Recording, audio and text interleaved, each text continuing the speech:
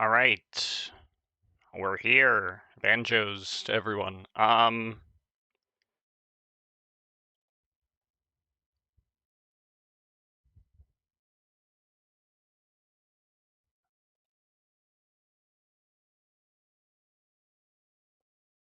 Today we got today we're done with this nonsensical side quest stuff, right? I think so. I think so. But I actually have no evidence of that. Other than the fact that I think we're done.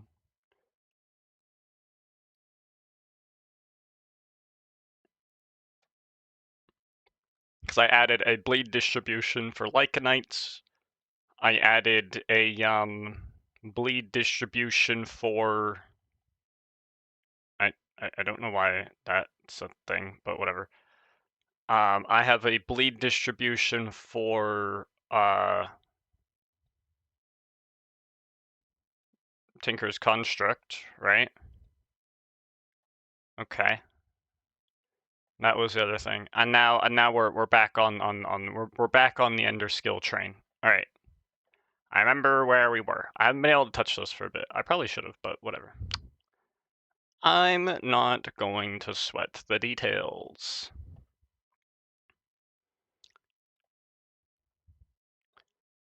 So we were in the process of adding configs for all this other stuff, which means I'm going to need to open up the EnderSkills thing.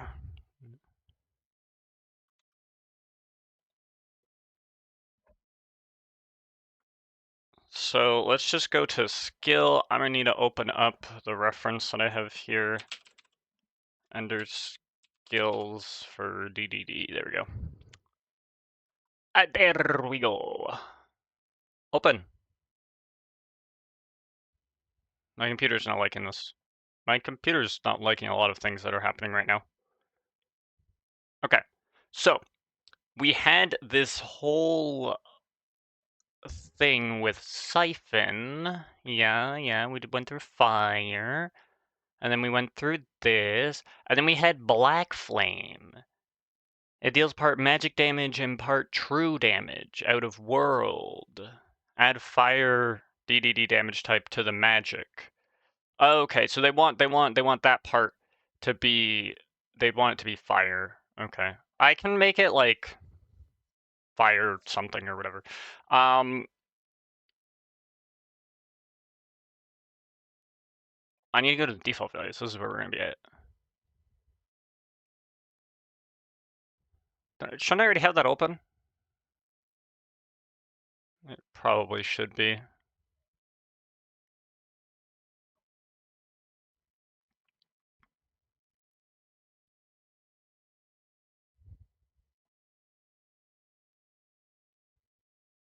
I want to go on record and say, while I don't think it really mattered, because I don't think anyone was necessarily upset or offended or whatever, I want to go on the record and say, although I poked some fun at the EnderSkills commit messages and all that other stuff, it's still, you know, the person poured a lot of effort, time, and love and care into the mod, and I appreciate the mod for what it is. I'm just poking fun at the commit messages because I thought they were a little funny. I have nothing against the mod. I don't think this necessarily needs to be said, but I decided just to really drive it home and make sure that no one's going to get confused and misinterpret it. I thought I'd say that here. I already have this. Do I want to account for the other ones? Because it can still count as out of world damage, but still be, I don't know. It's weird. Because the way I track this, right, in EnderSkills, I can account for that black flame damage. I actually can.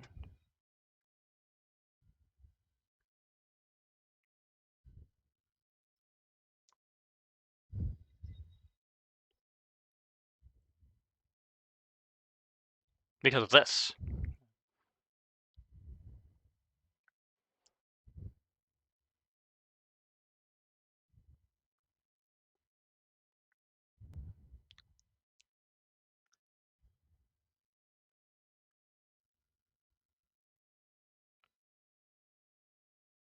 Right, let's take a look here. Maybe I can account for it, but maybe I do, maybe I don't.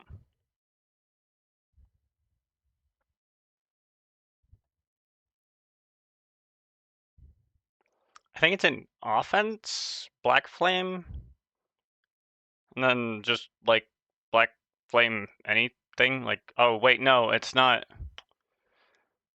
Um, it's like it's like the effect or something, right? Like skill effect Black Flame. This is what's doing all the work here. So it does fire a skill damage event. So I can isolate this very specific context of out of world damage. But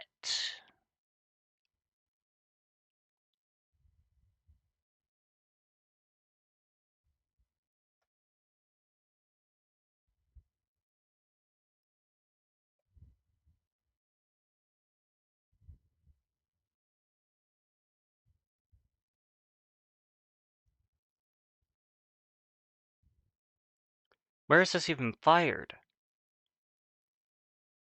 Black volley flame, black scouring flame, black flame ball, black raging flame ball. Wow.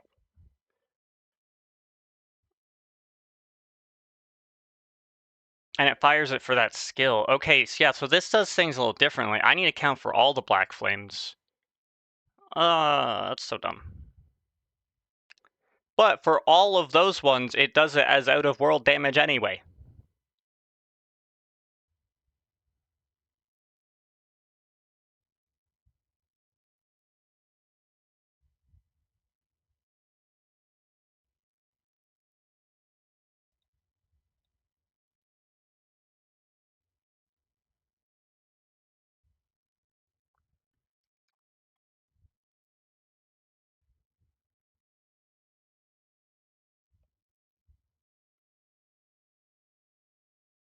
Okay, I'm gonna have to account for all the black flame stuff.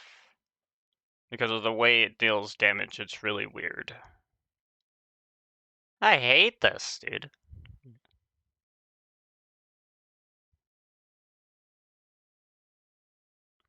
Okay, so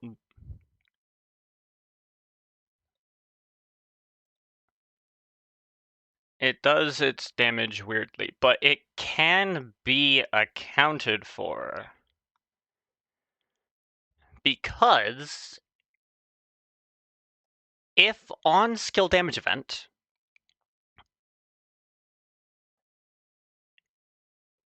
we store it,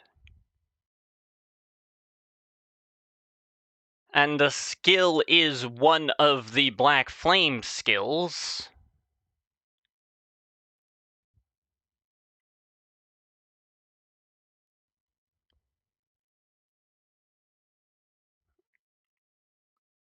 then I store that, right? Like,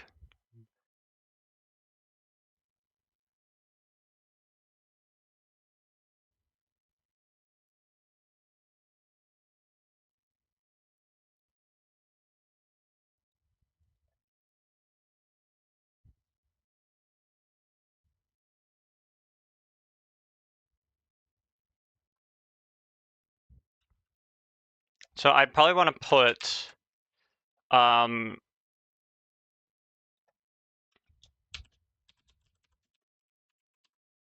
out of world dot damage type.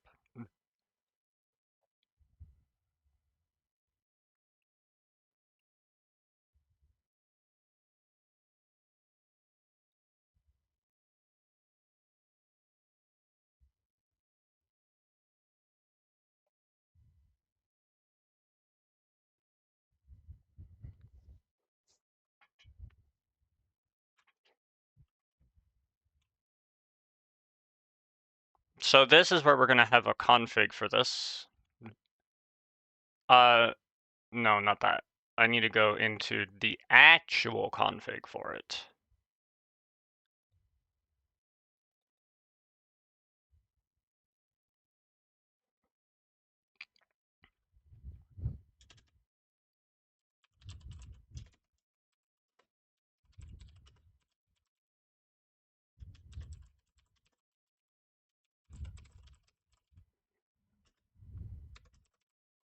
We can do this, and then we'll need to describe what this whole thing is.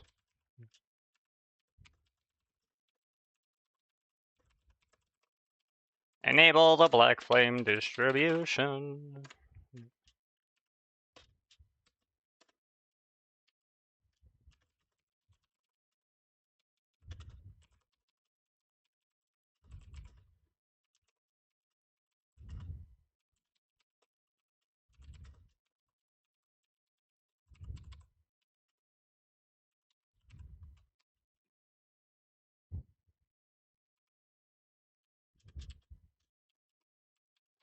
Normally, DDD tries to avoid classifying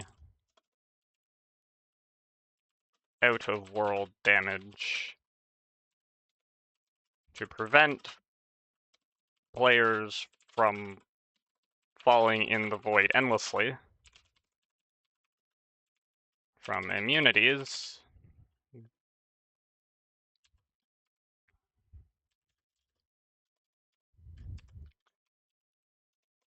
This context caused by Black Flame's skills, however, can be isolated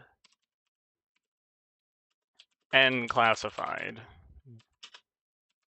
So mobs can have a resistance to this effect, to this damage.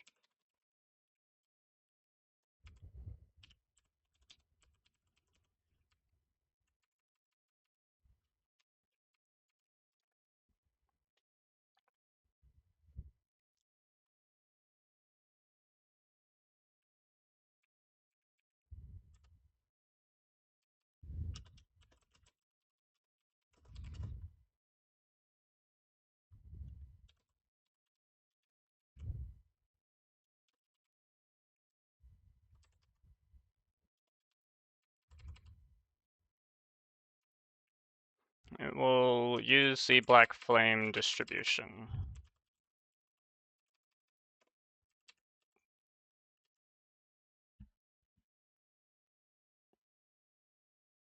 Okay.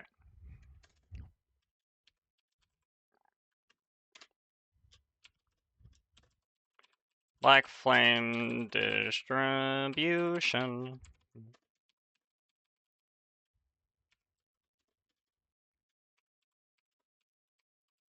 Distribution that Black Flame uses when causing out-of-world damage. This is a super niche weird thing, but whatever. A valid damage distribution as defined in the thingamajig. This doesn't need to be an array. Don't set that to insert.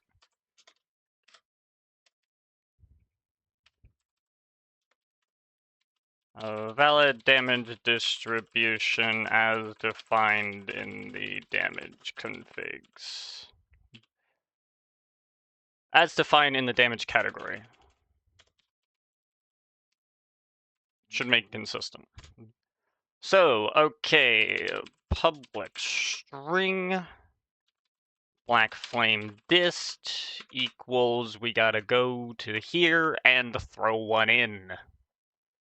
I also need to set a link up here.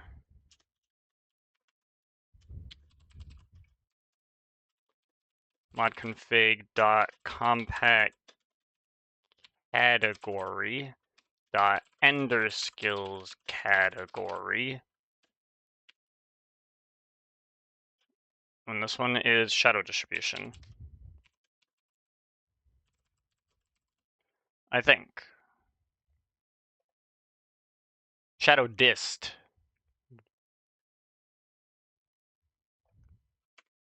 This is gonna be black flame dist, I'm guessing? Black flame dist, yeah, okay.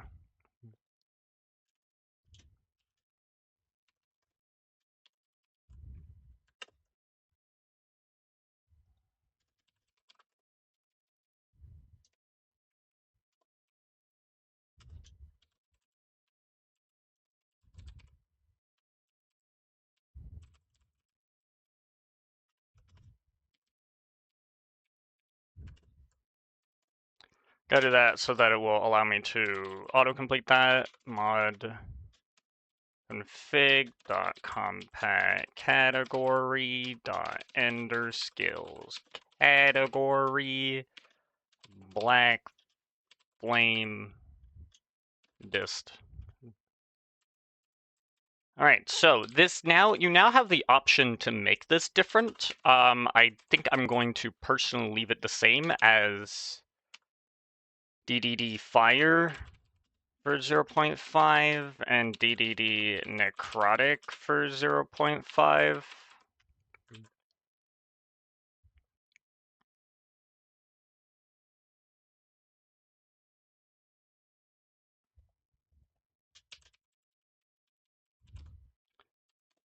Black flame distribution. Okay, there we go. Now this thing.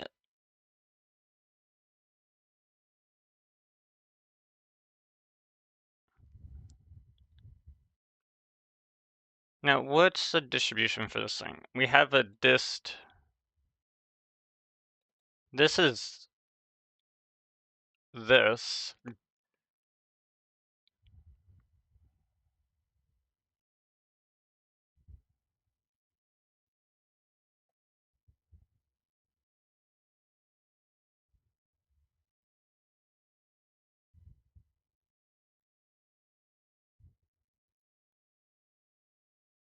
And then I need a whitelist, right? Like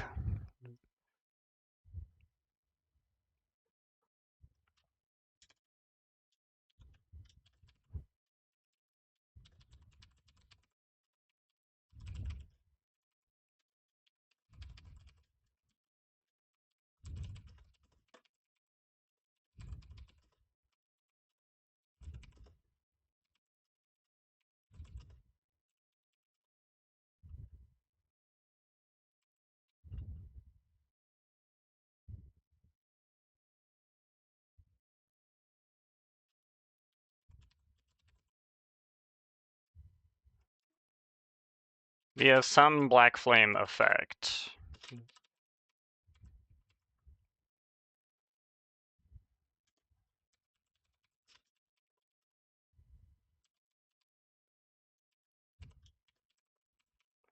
Black flame whitelist. I now need to do this.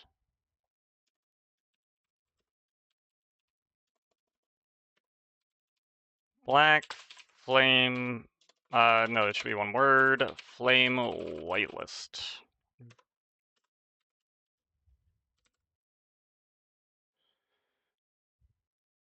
Oh wait, this needs to be an array, right?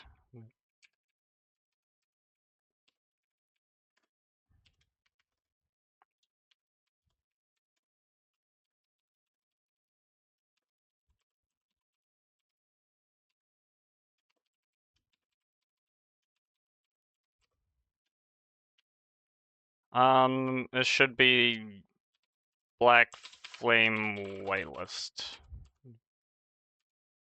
And we have a couple skills here, more importantly, so let's just dupe that, go to here. No, go. I want you to go to this.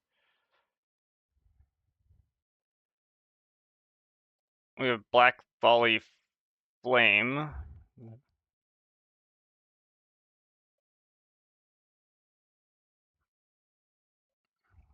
And it's gonna be okay, so it's gonna be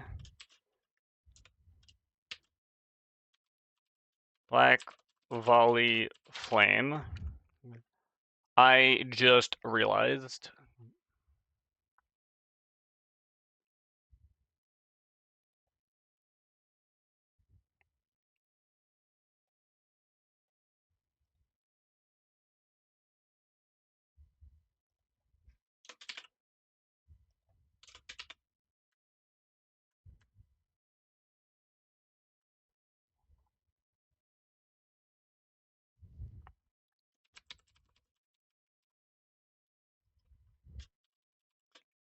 Black flame whitelist. Okay.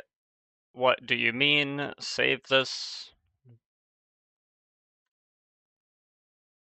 Oh, that's because this needs to be a list. Alright, whatever.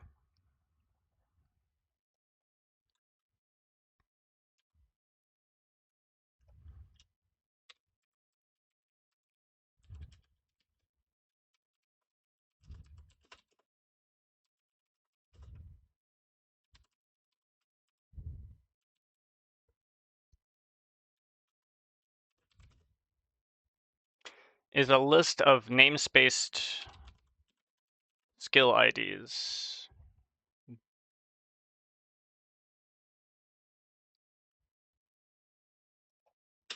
Mod ID of the skill can be omitted. I don't know if EnderSkills has any. I'm gonna check this. Does EnderSkills have any like add-on mods? I feel like it might.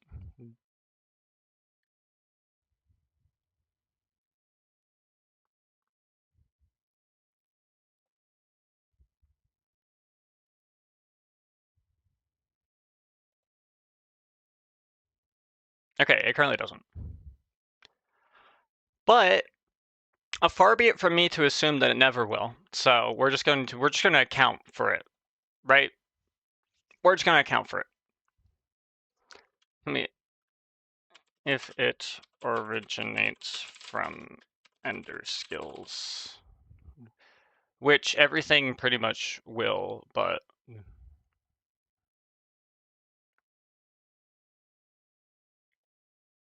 if the skill belongs to EnderSkills, the mod ID can be omitted. The mod ID of the skill can be omitted if it originates from EnderSkills. Everyone's gonna be like, what the heck? What do you mean, like, the mod ID needs to be omitted? Like, why have this as a thing? And I'm gonna say, oh, because of add-on mods. And they're gonna be like, there are none. I'm gonna be like, there are none yet. Or there are none right now. It's probably more if how I would say that.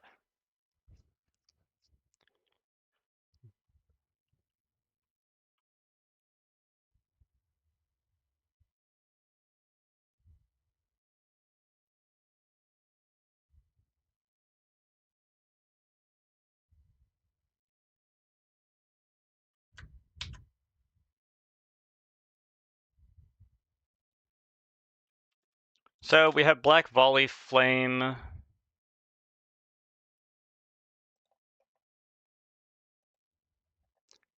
Black Blessing Flame. I don't know if this does damage.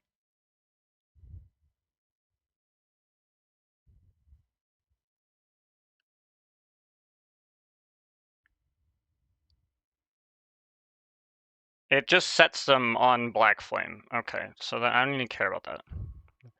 Black Flame Ball, that should cause Black Flame, some sort of Black Flame damage. I think. Yes. It does that. Okay. Black Flame Ball. Which I presume is probably Black Flame Ball. Wow. Black Flame Ball. But we have Black Volley Flame. That's different. That's really dumb. Yeah, sure. Whatever, buddy. Black Flare Flame. You gonna do... You gonna do your ha-ha-ha damage?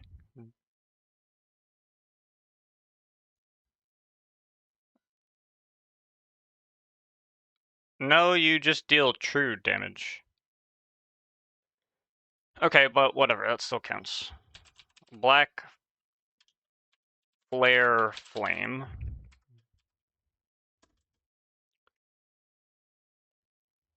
And then we have Black Raging Flame Ball.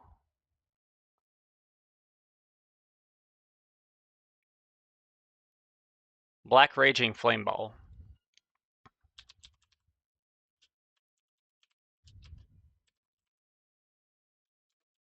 I assume it's that, right?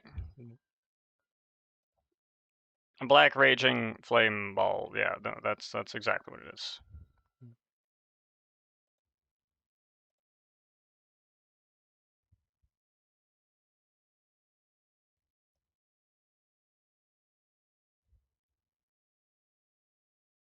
Yep. Black raging flame ball. Black flame ball, black raging flame ball, black volley flame, black flare flame. Black blessing flame is not. That seems to be like a like retaliatory thing. And we have black scouring flame, which I believe also does black flame. Yeah, it does. Black scouring flame. Black scouring flame. Now, I don't think that this is going to need to be changed at all, but again, just for maximum configuration, we're just going to account for that.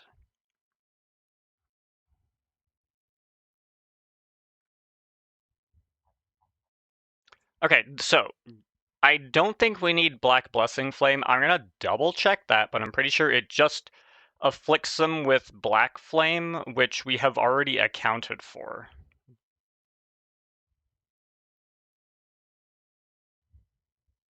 Which means I probably also need to just put Black Flame here. Black Flame.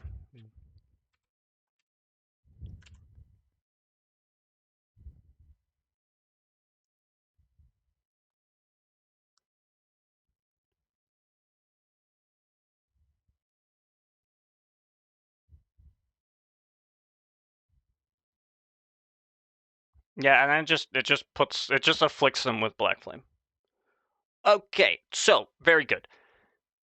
Now, the reason why we're doing this is we're gonna go to the EnderSkills configuration.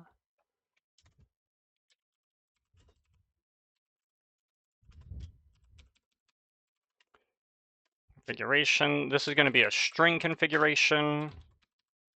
Black flame whitelist.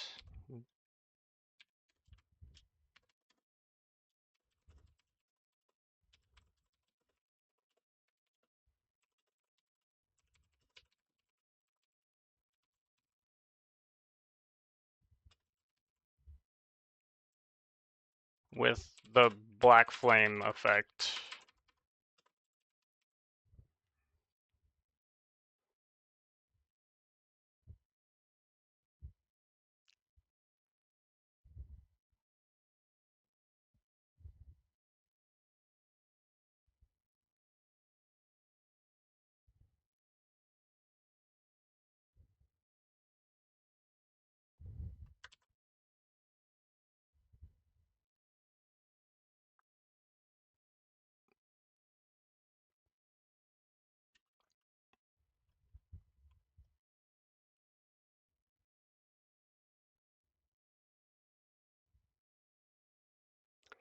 We'll leave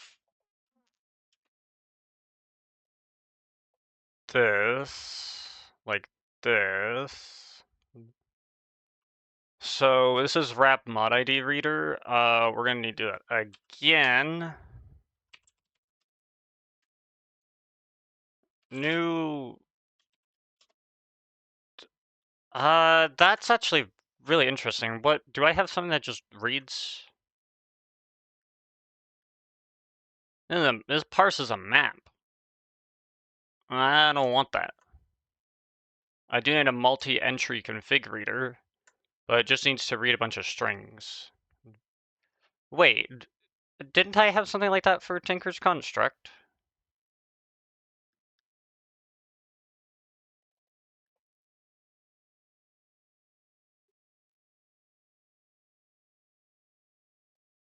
Mod ID per pending config reader float. American entry config reader float.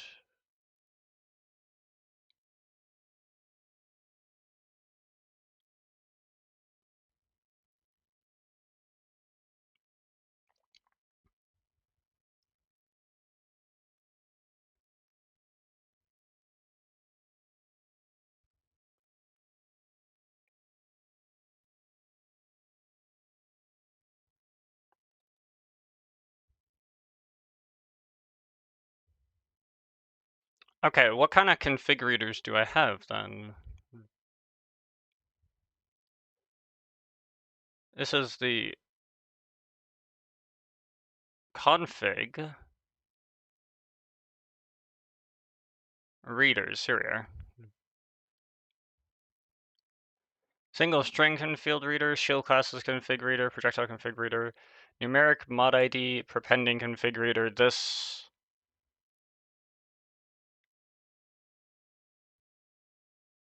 does that. Numeric entry, multi-entry, mod ID, prepending config reader.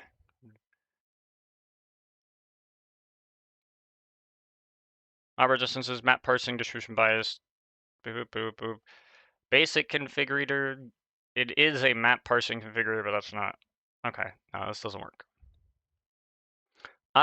Maybe it does for. I think Electroblobs had a config reader. Readers, yeah.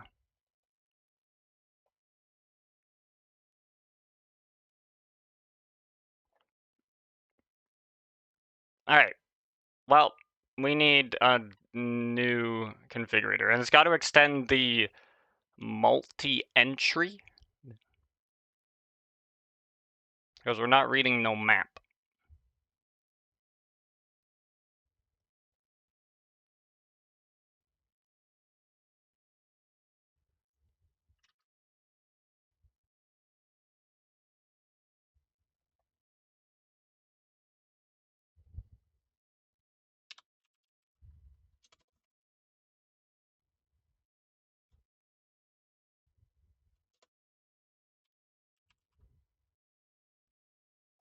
Actually, hold on. Before we make that, how does Electroblob's wizardry go about it? It just says readers. Okay.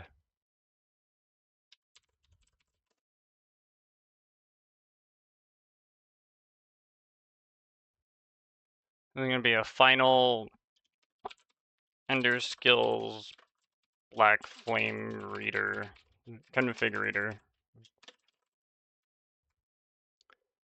And this will extend DDD multi-entry configurator.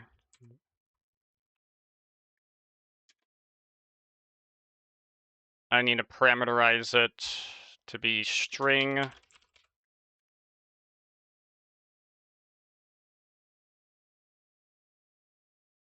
And this is going to be string.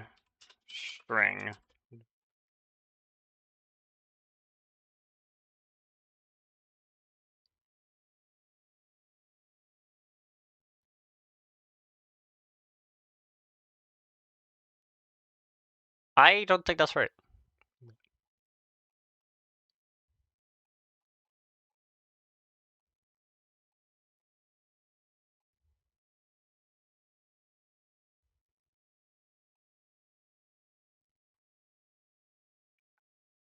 Everything here is some sort of list that gets split.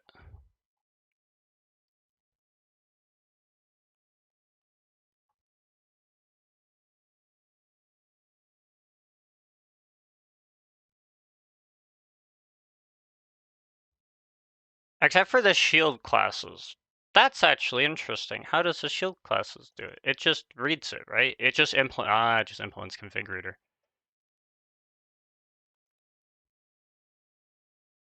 All right, well, pop, pop, pop.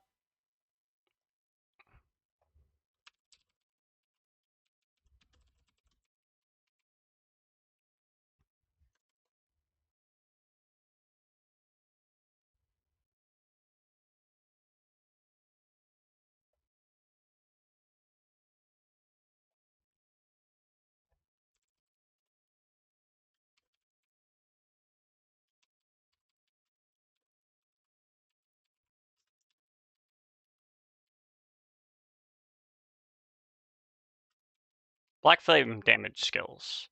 We don't need a time end.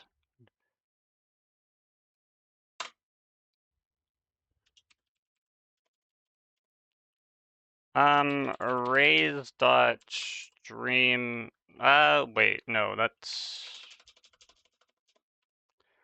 I can just do for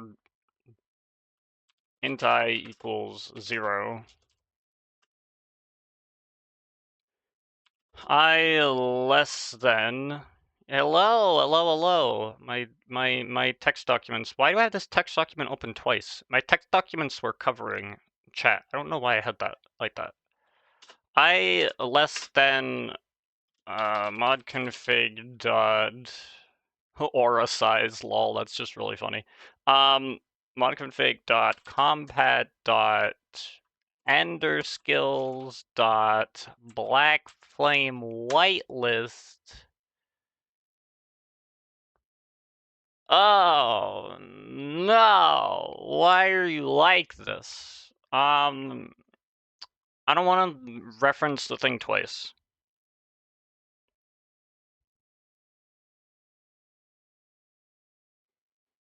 Nah, I ain't doing that.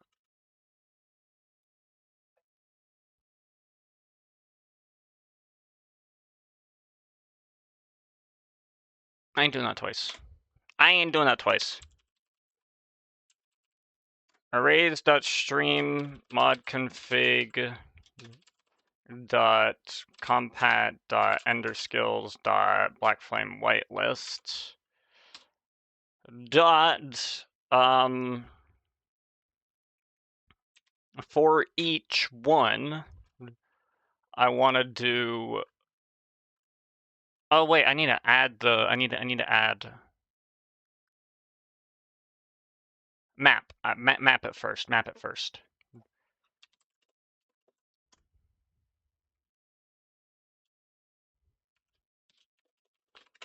So how goes it? How goes it? If S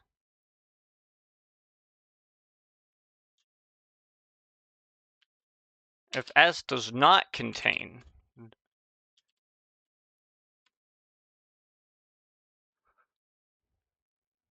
And that's how I did it for all the other mod ID perpending stuff. I just check if it contains this. If it does,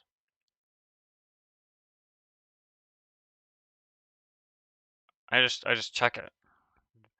So if this contains, if it doesn't contain, I map it to S. Otherwise, I map it to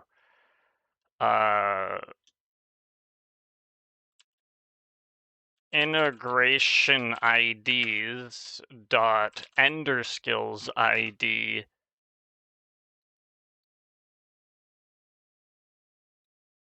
plus this plus S. And then for each, I do EnderSkills configurations dot black flame whitelist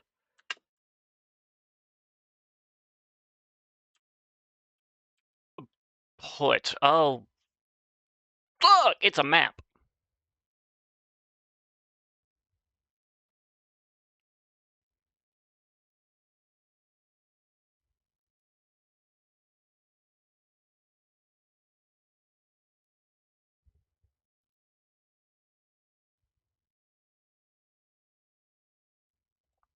That's a problem. This is not supposed to. I can't have this be a map.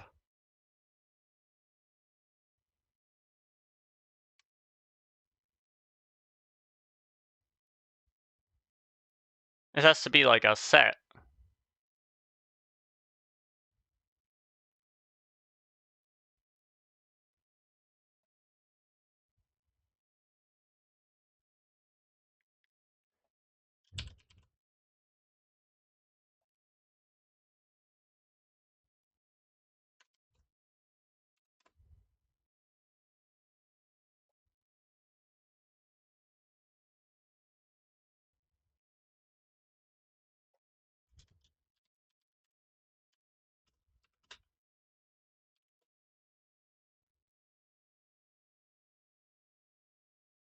What the fuck is this? Hold on. Am I making this way more complicated than I need to make it?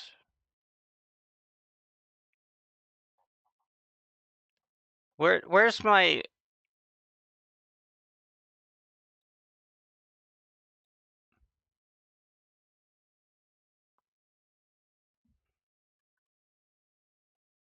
Yeah, so where's my trackers.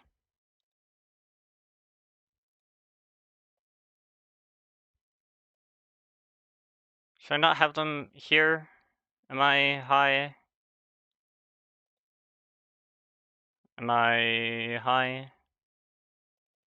DDD trackers, daylight tracker. I don't know what package you're in. You're in handlers. This makes sense.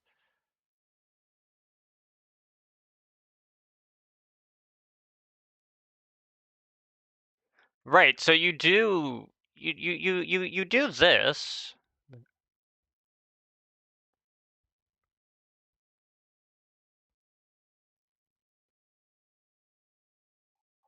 Reader.read. Okay. What does this get called? Can I look at the implementation of this?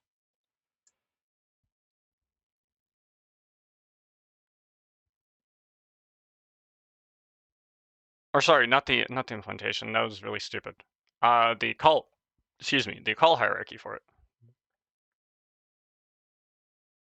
Where is this getting updated? On config change. Duh.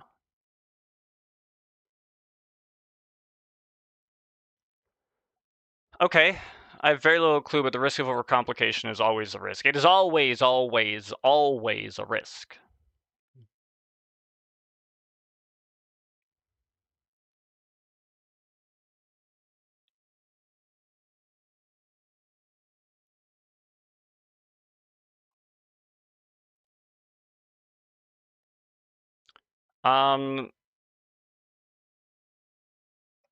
And this has a set of resource locations for the whitelist. It's a set. But it keeps track of it here.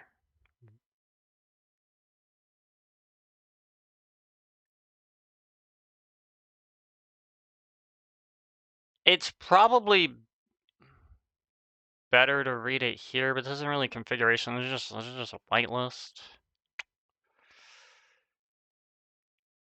In which case, I feel like it would be better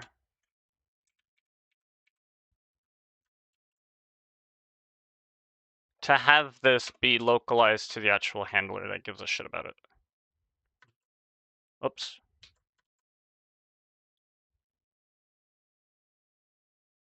Are you okay?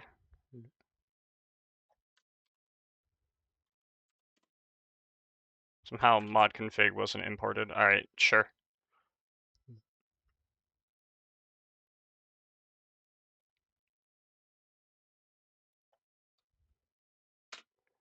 So for each, we're gonna do something with that.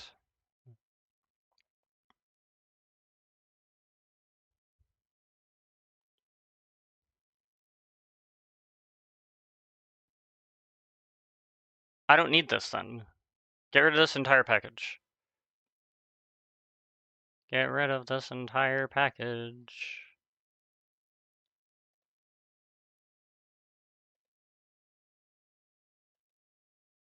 Because I just put this in here.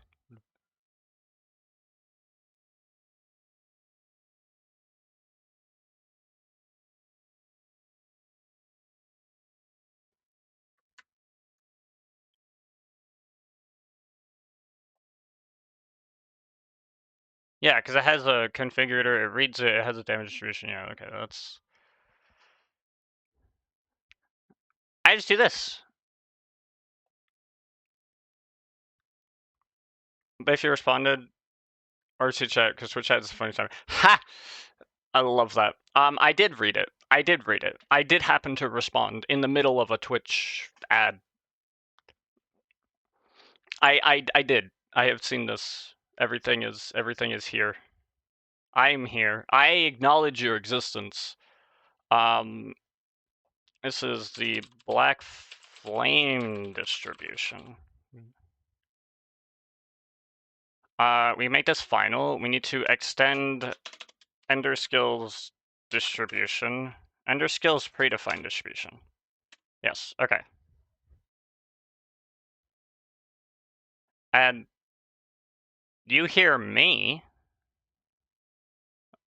At least everything on my fine, my FIDE. Everything on my FIDE is signed.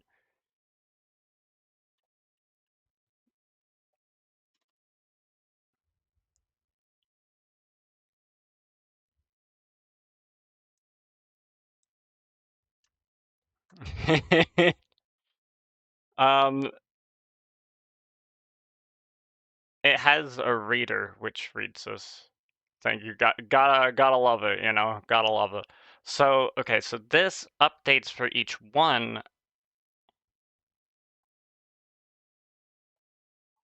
And it gets the config reader and then does it. I then need to have this reader. Oh, but I can't subclass it.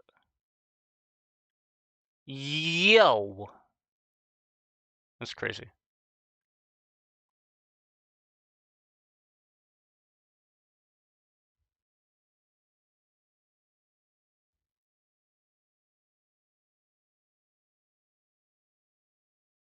Okay, here's what we're going to do. We're going to have a protected void update, right? And what this is going to do is this is just going to do this dot reader dot read, right? And then here, this is just going to do EnderSkills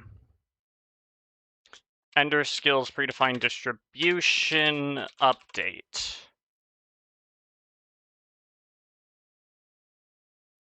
No.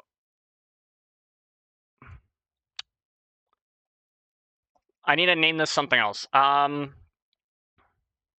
Read from config.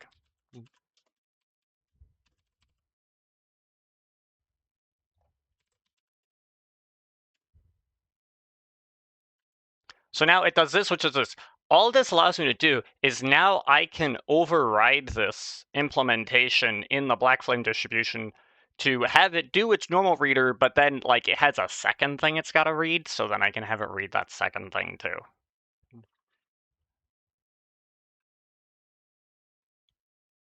Okay, so the name is going to be Black Flame True Damage. The config is going to be mod config.compat.enderskills.blackflamedist, and the fallback is going to be, this is a supplier though, is it not? Am I pretty sure this is a supplier?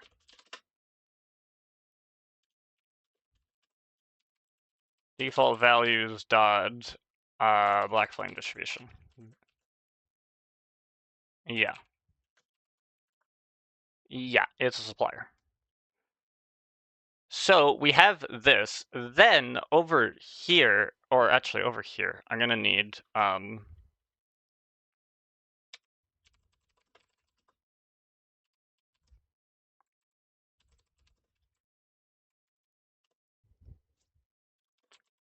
Black Flame whitelist reader. This needs to implement DDD config reader.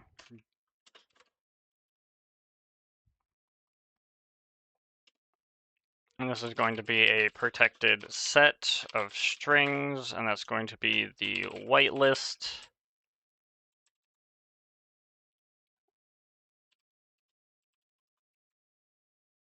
This can be static final.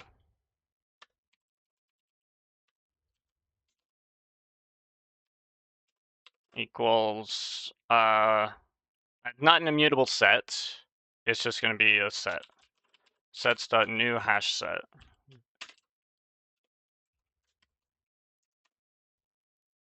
Boink, right? Butte.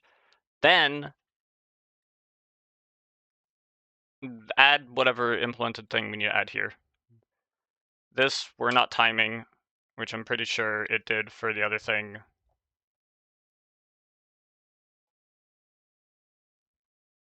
Oh, wait, no, because it extends a single string configurator, so it's different. But this does need to just straight up implement this. So this is going to be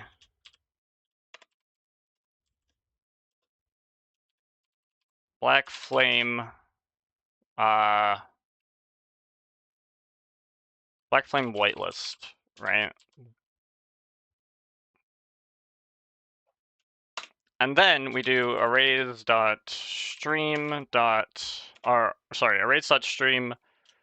mod config .compat black flame whitelist dot map it. We're going to map it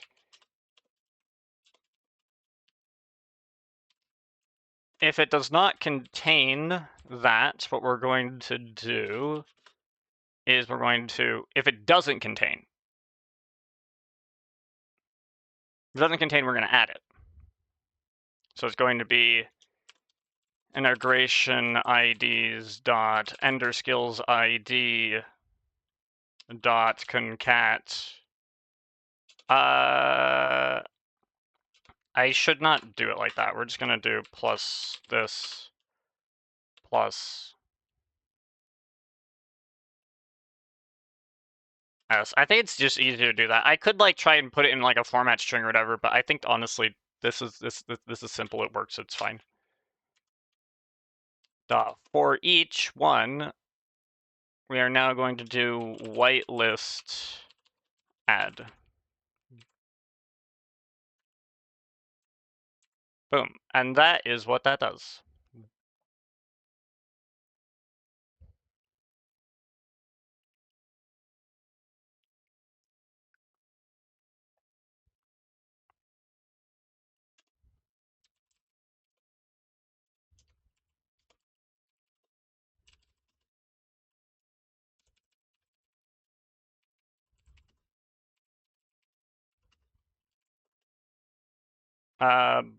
Black flame whitelist reader.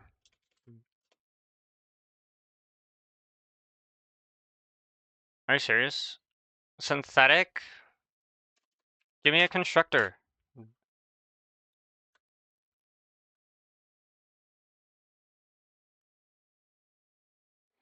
But I'm not doing anything with this constructor. Whatever. I don't give a fuck.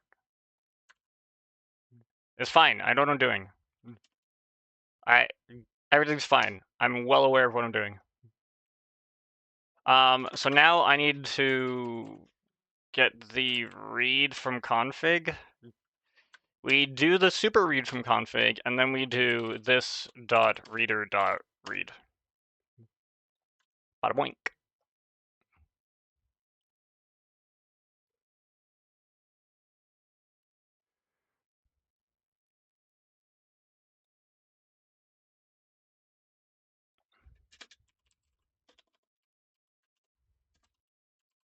Clear.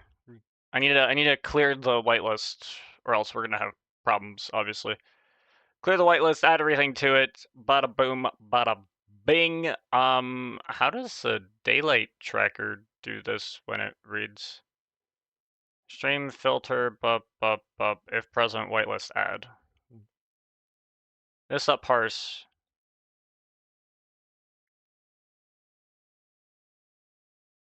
Shouldn't we clear the whitelist here when we read as well? Because presume I have like zombies husk, right? It reads it, it filters it, whatever, right? Like no one cares. I actually should probably add this as well, right? And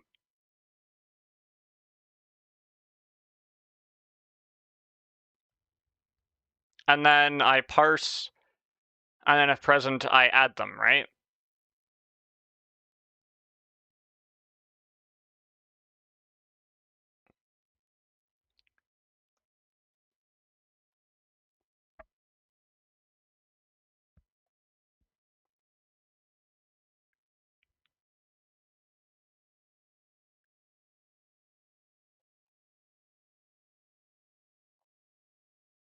Those self-report errors. I should also add that as well.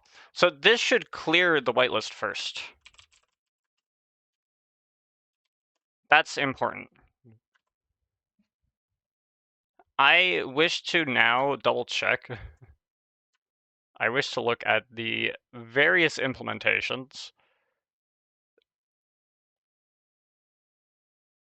What is this configurator? Immunities. What is this? It's an iterable. Immunity traits. But it does that, so that's fine. Okay.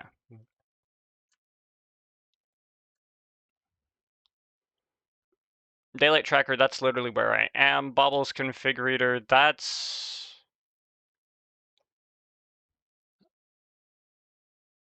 literally doing its own thing.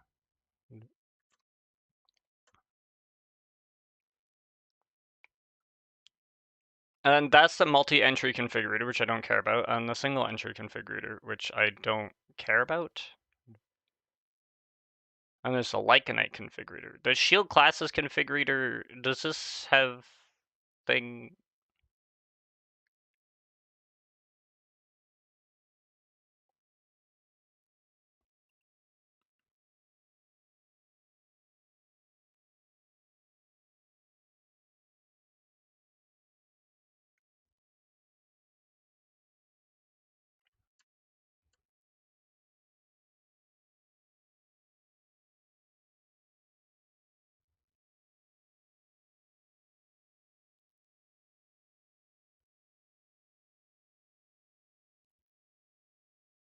See, this is where I need to wipe it, right?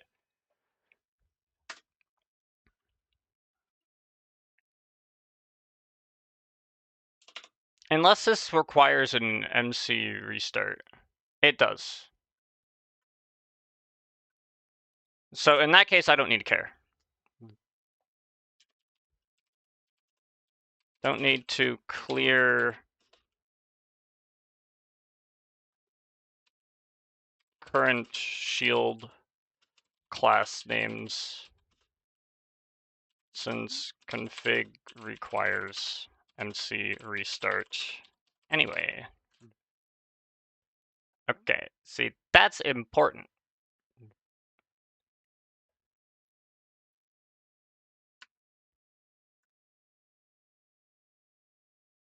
This is reading, that's reading other stuff, that's fine. That's numeric entry, whatever. Single string configurator, it's just reading distributions. Okay, I think for the most part I'm fine. I just need to do that for that.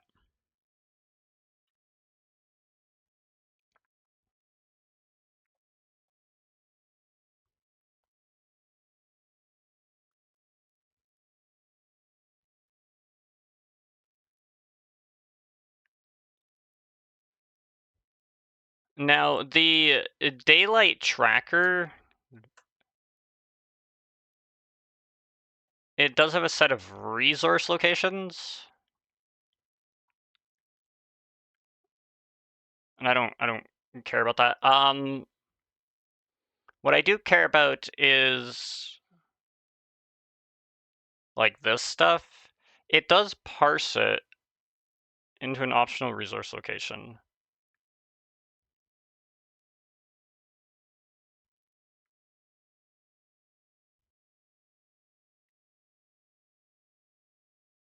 I have no way of knowing if it's a valid entity ID or not.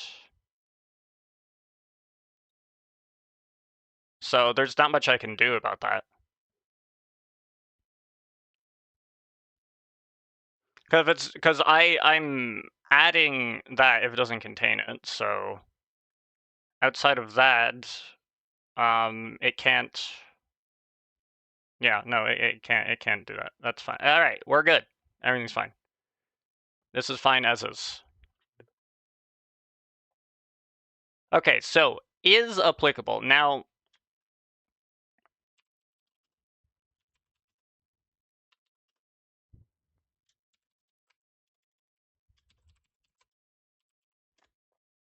it's out of world. And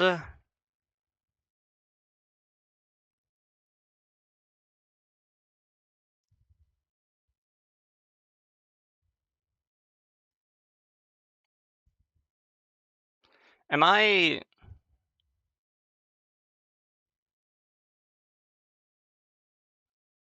I hope I'm not crazy. I hope I didn't like completely fuck all this up. Did I overlook something like kind of huge here that's gonna ruin everything?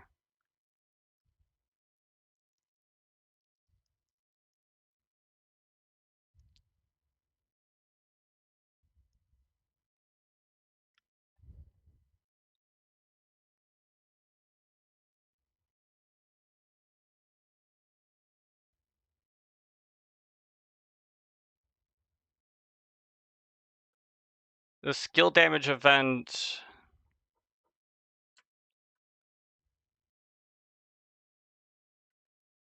This is the entity, the source, the skill, the amount.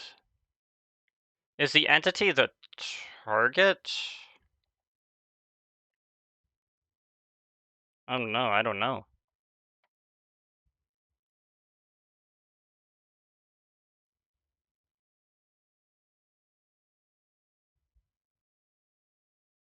This is the owner. This is the skill, this is the damage source, and this is the amount. There's no reference to the target.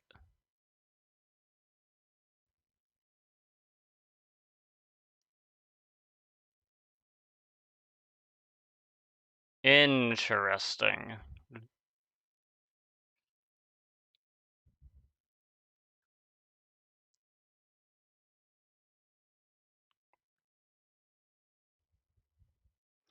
I think we're still okay.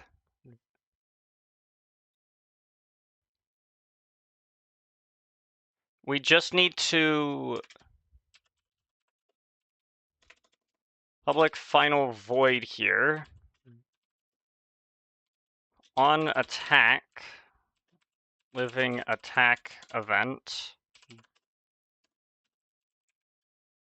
and then we subscribe to this with the priority. Well, maybe it would help if I did this.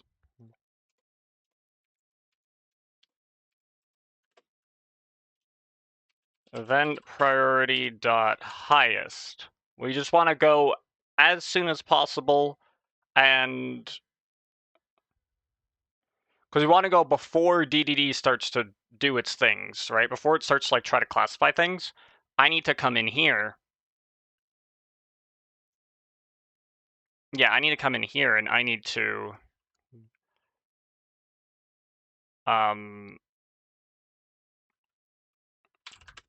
if event dot get source equals damage source dot out of world,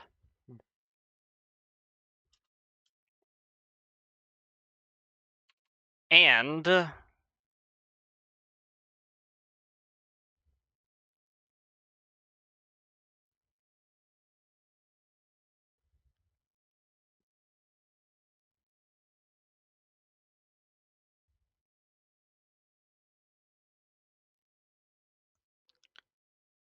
oh, that's so annoying.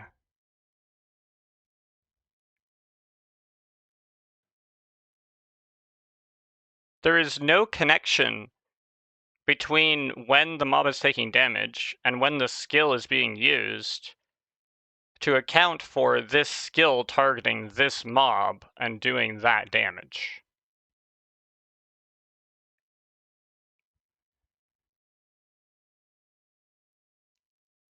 Can I actually even account for this context?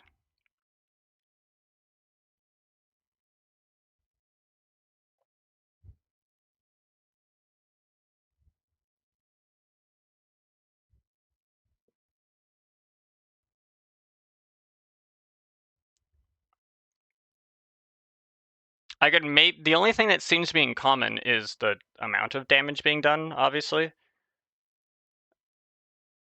However, that's not even true,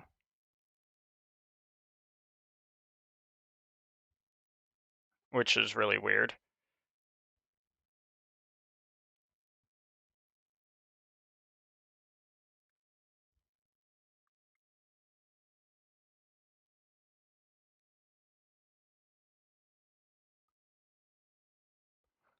I know when the skill is used.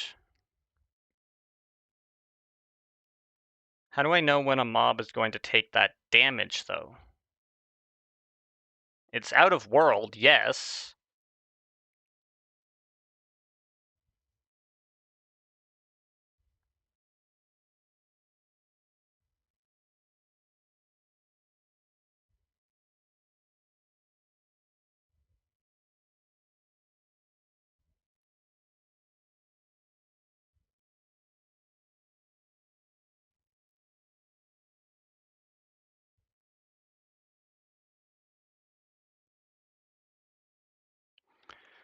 Well, see, here's the thing. In dealing damage, it's going to have to deal the damage, and then it's going to fire the skill damage event, post that, and then it's going to attack the entity. And it's doing all of that in the same tick.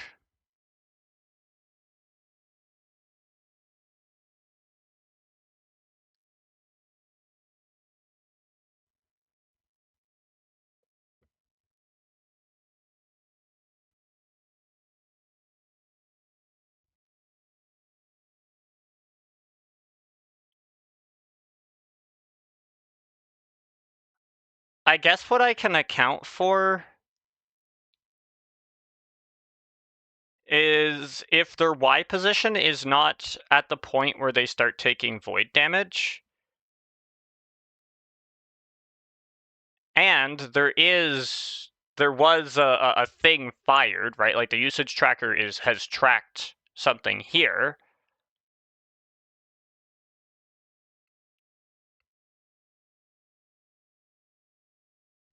Then what I can do is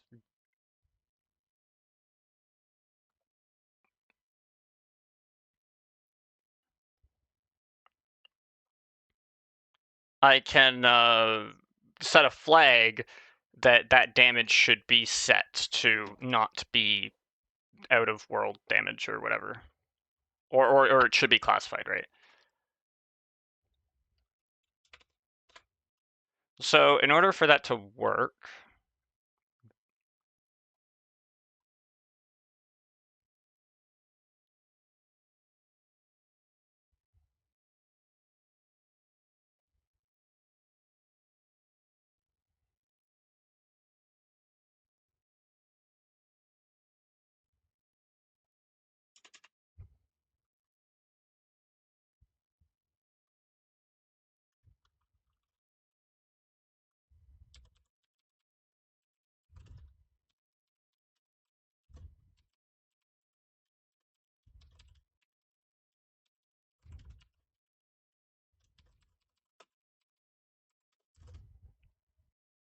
do I want a skill or probably?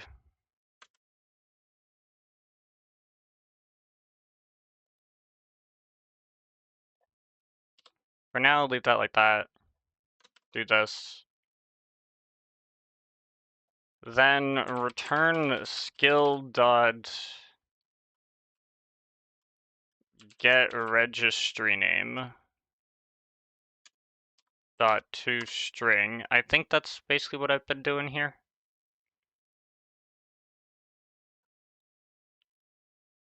Yeah, registry name dot toString.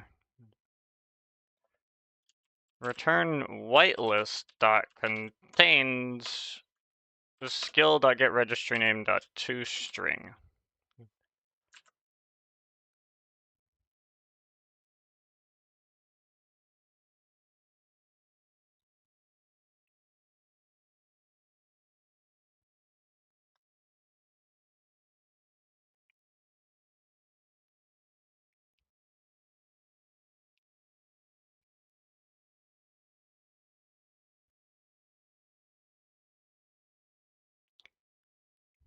So on the skill use, we get that, and then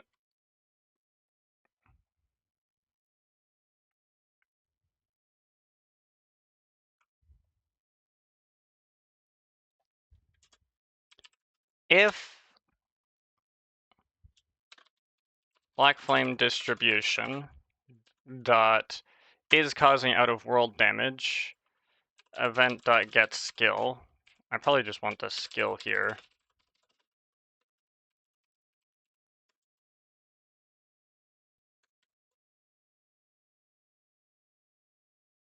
And just put the skill here.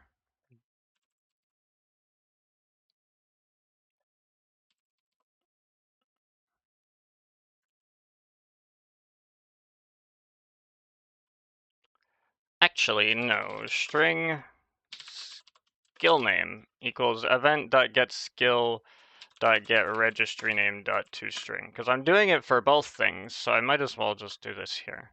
This might as well just take the string. Skill name. That way I don't have to make the calls twice, because that's basically what I was about to be doing there. Don't want that. So, skill name, boop, good stuff. Go over here, skill name. And then this is just going to be skill name.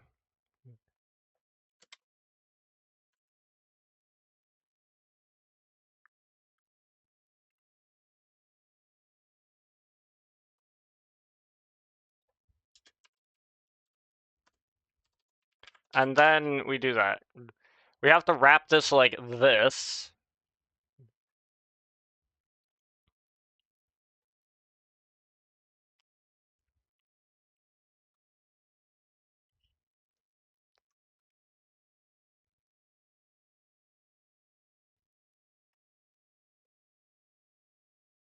So if it's causing out-of-world damage, I need to do usage tracker dot get damage source dot out of world dot damage type dot put.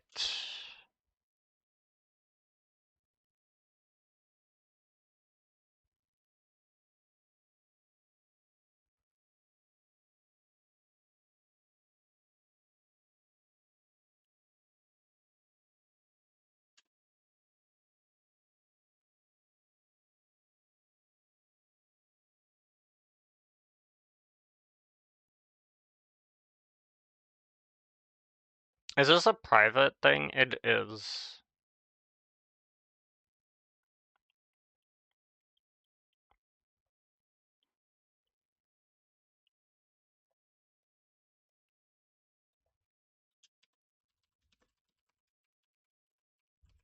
I need this. Because what I need to do is I need to actually do this check here.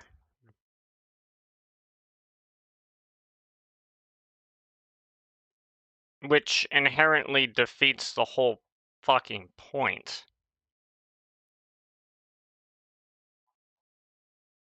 Because I have to get that skill name there, at which point I might as well just do that. That's so fucking stupid, dude.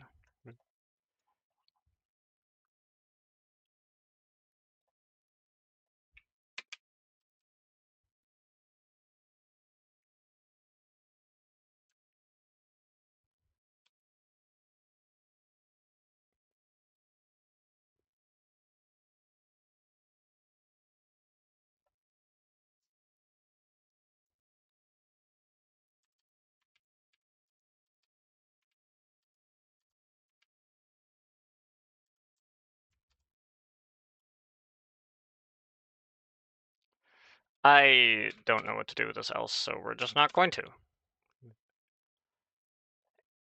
If it's causing out-of-world damage, then the map that we're gonna be using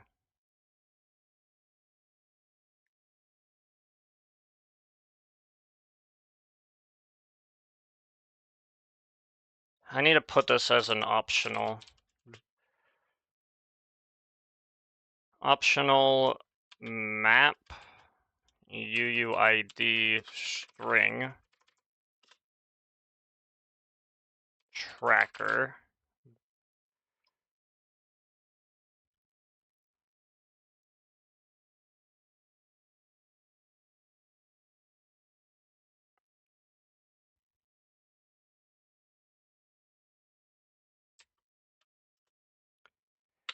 It's gonna be if black flame distribution is causing out of world damage for the skill name, then optional dot of damage blah, blah, blah, usage tracker dot get damage source dot out of world dot damage type.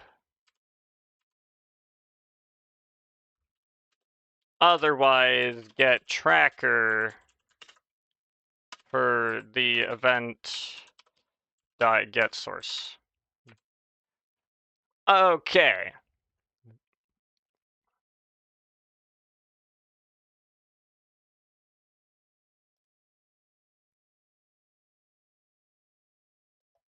And then slap the if present on that. I need to wrap this whole thing like that.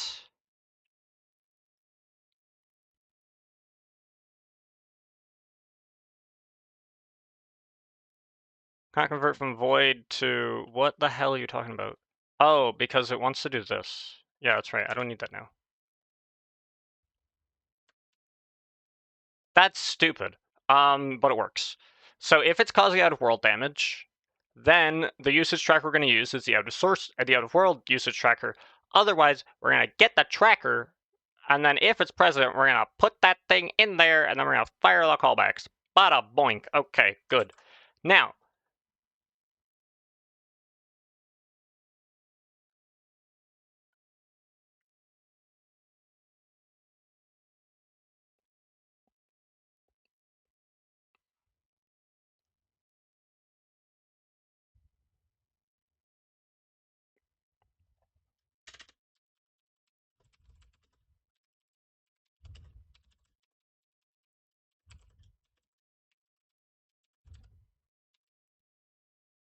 has tracked out of world damage.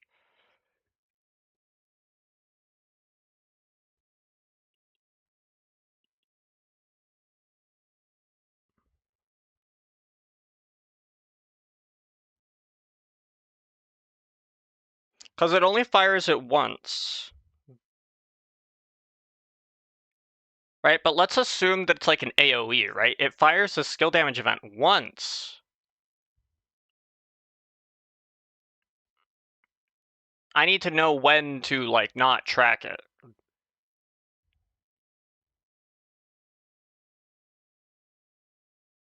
In fact, I might need to not do this either. Because this assumes only one target, but if there's two targets, one target is gonna process their damage. We're gonna get to here, and then we're going to remove it from that map, right? Which we don't want to do.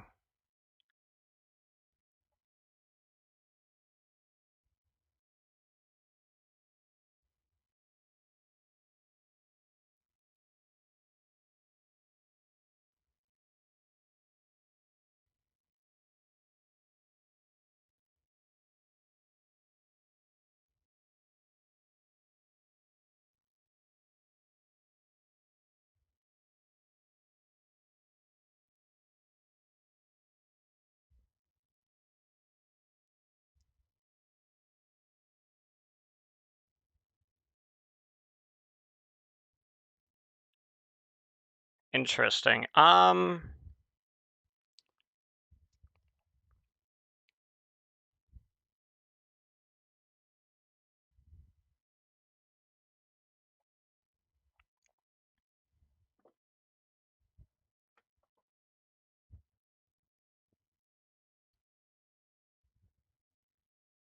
UUID string, which is the skill.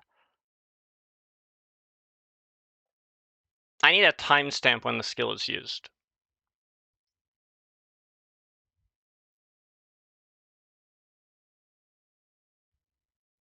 No, I can't timestamp it.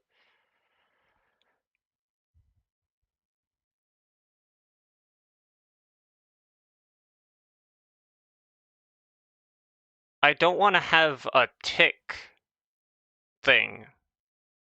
That seems like a really bad idea. I want to be able to clean up at the end.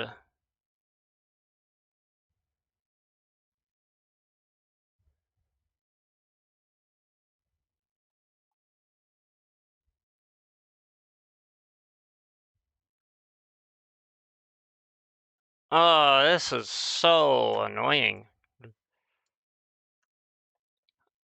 Give me a type hierarchy for event. What can I listen to here that can be useful? There's got to be something. Action apply event envelope update.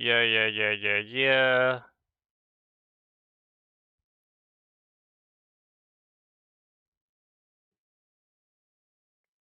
Custom network event. Don't know what that is.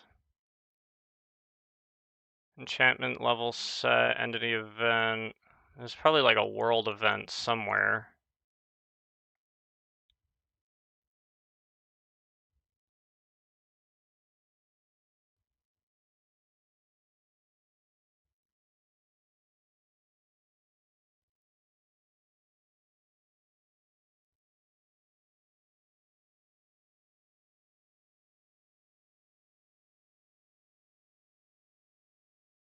Where is this? Hold on. I might be...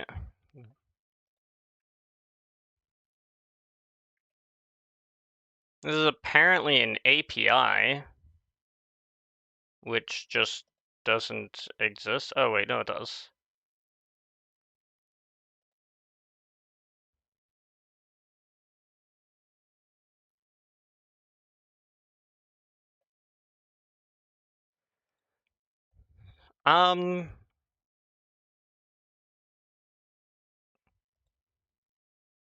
Skill actionable event, skill range event, skill upgrade sync event, skill duration event, skill damage source. Like that's... I know what the skill damage source... Wait, skill damage source? Yeah, I know what the skill damage source is. And there's a skill activate event. I don't know when that gets fired. And skill actionable event. I'm not sure when these get fired, but I haven't seen it in any of the things that I've looked at, so I'm imagining it's probably not going to be that useful.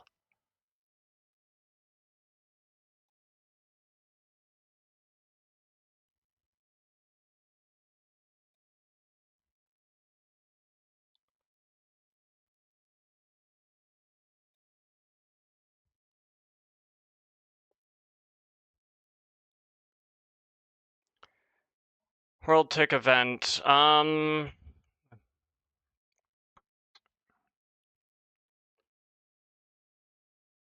So we have World Tick.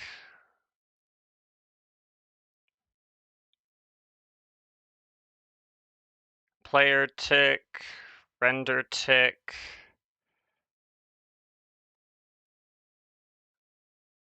And there's a couple world events. I want to listen to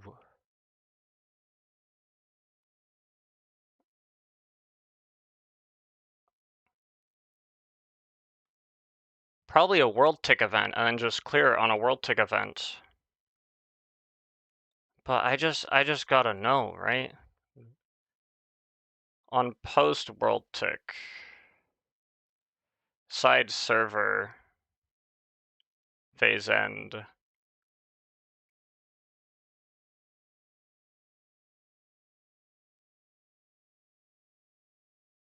And then there's on pre-World Tick, which is side server phase start. It's always side server.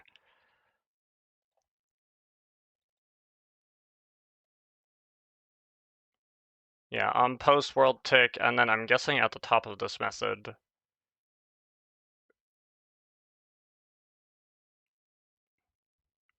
On pre-World Tick. And it does all that, and it does on post World Tick. I gotta do it on post World Tick. I don't see any other way that works.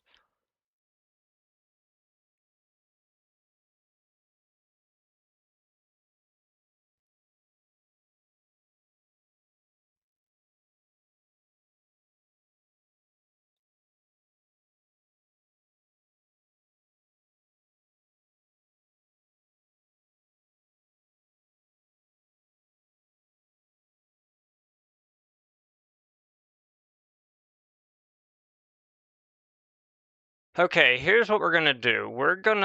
I'm gonna see if maybe I don't need to make another thing.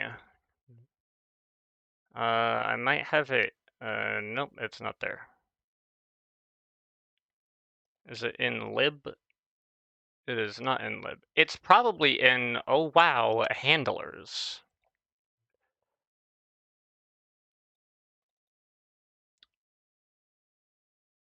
I'm gonna have to open a type hierarchy for this.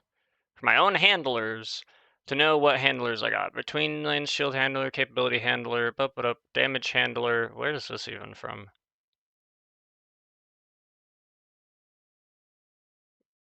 Where is this? Oh, the immunity trait. Oh, okay. I don't care about that.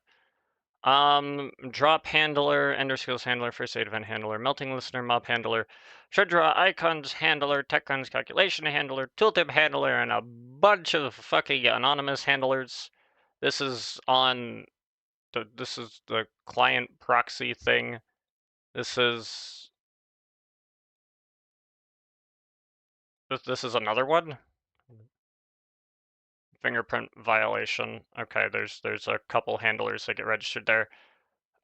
This one is on config change. This is on spellcast post. This one is on join world. Config change on join world on config change. Interesting. Linear attack, linear hurt, tooltip handler, should draw icons handler, mob handler, melting listener, first aid event handler, EnderSkills handler.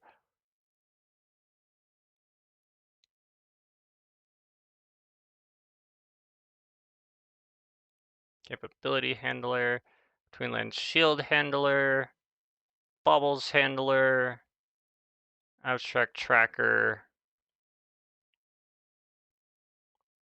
is on living update.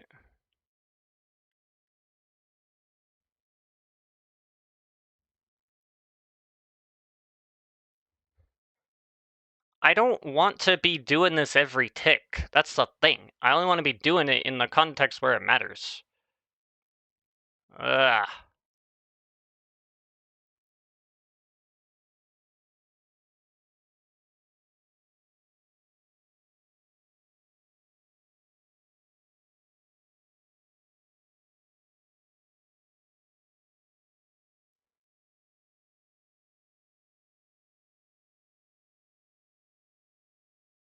I could timestamp it, right?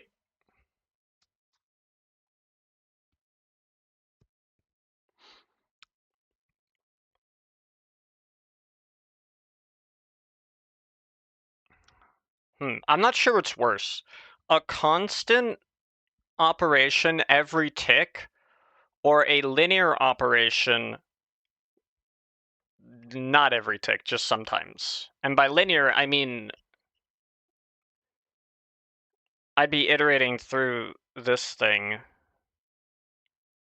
the out-of-world map thing.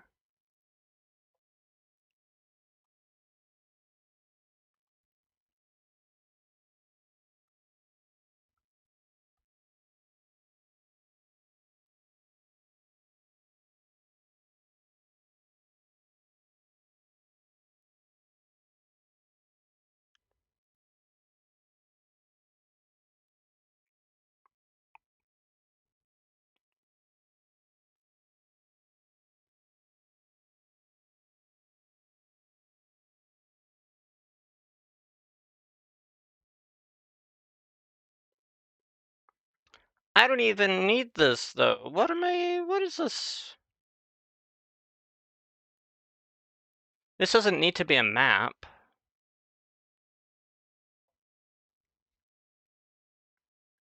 But I'd still need to timestamp it.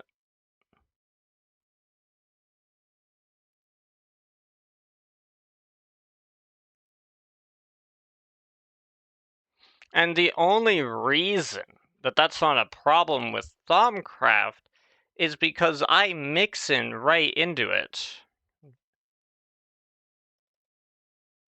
I mix in right into it.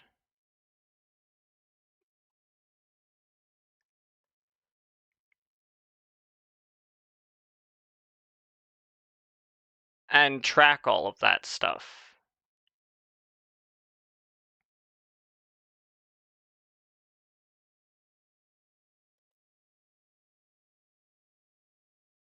And I only needed to mix into the focus engine and mix in this one thing. But if I want to do that with EnderSkills, I'd have to mix into multiple locations. In fact, I'd have to mix into like 5 locations. That's stupid.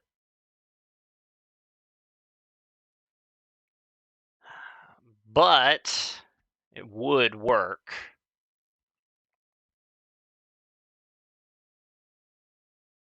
I'm mad. I think I need to mix it into it. I think that's the only way to reliably capture it. Or I once again decide that it's not worth it.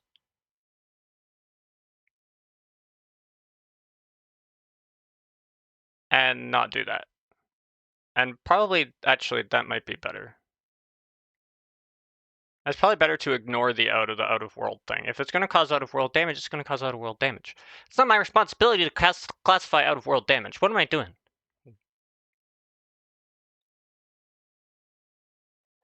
It's not my responsibility. All right?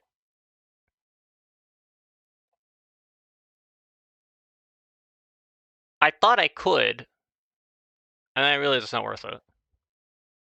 So,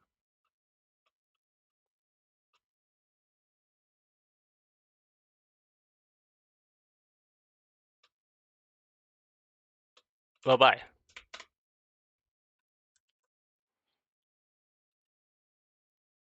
And now this is the black flame distribution, which straight up we're just going to get rid of.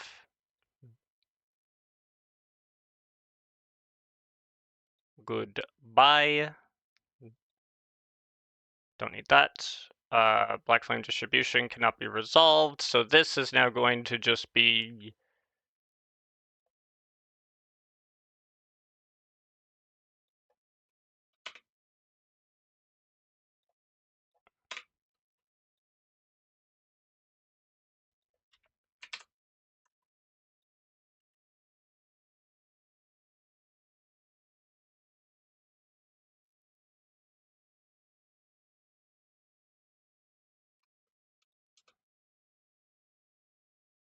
we're going to put this back here. We're going to get rid of this. We're just going to have that. It's going to attempt to get the tracker on skill damage and do that. And we're not going to need that.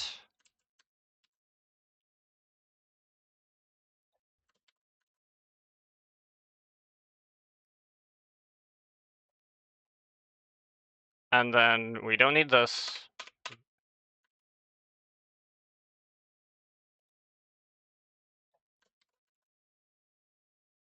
And we're going to go back to the default values.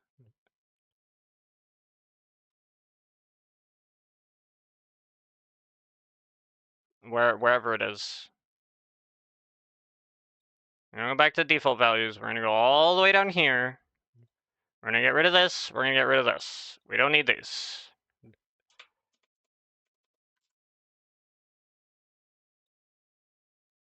Boom. None of that matters. Not my responsibility to classify out-of-world damage.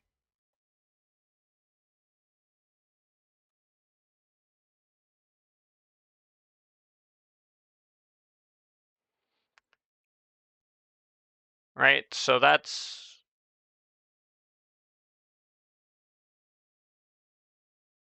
I don't need to care about that.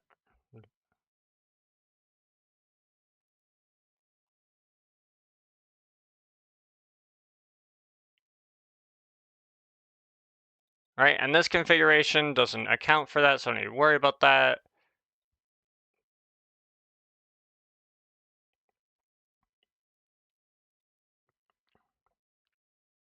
And this integration only does those things, so I don't need to worry about that either.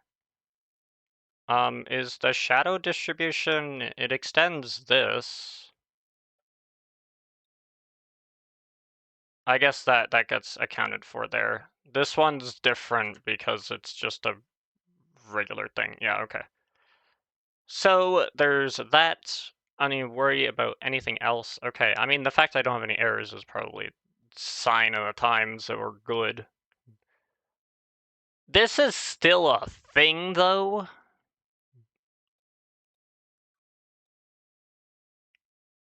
Absolutely. Where this is only going to account for the one guy. If you hit multiple targets, it's not gonna classify it.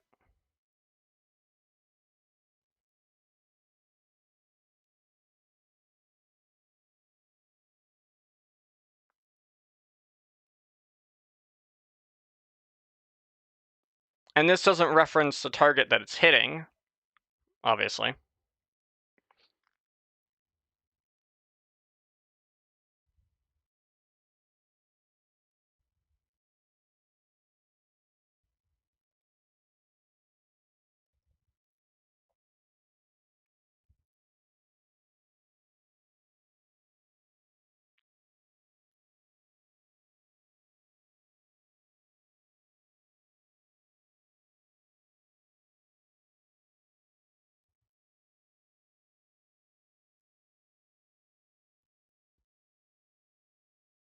This makes multiple different distributions, right? So, whereas this does things differently. If I had this make multiple distributions, it would be making a lot of distributions, granted. But that's still not even the problem.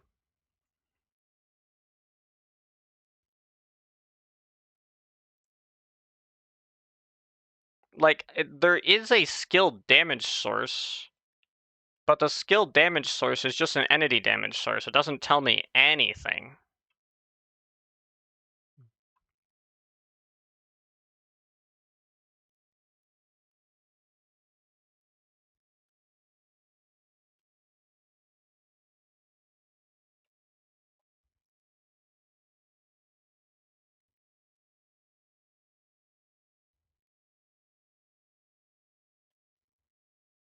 I could have it be so that on attack, if it's not a skill damage source, I clean it out. That might be a good idea. Clean it out on attack.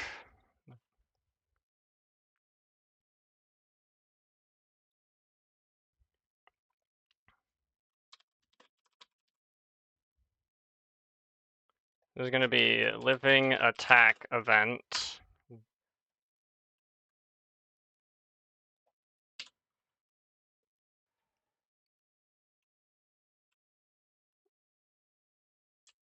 You get source dot get true source. If the attacker is null, we return. Otherwise, we're going to get the tracker.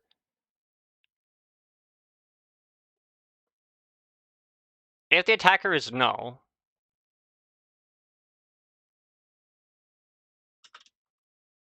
or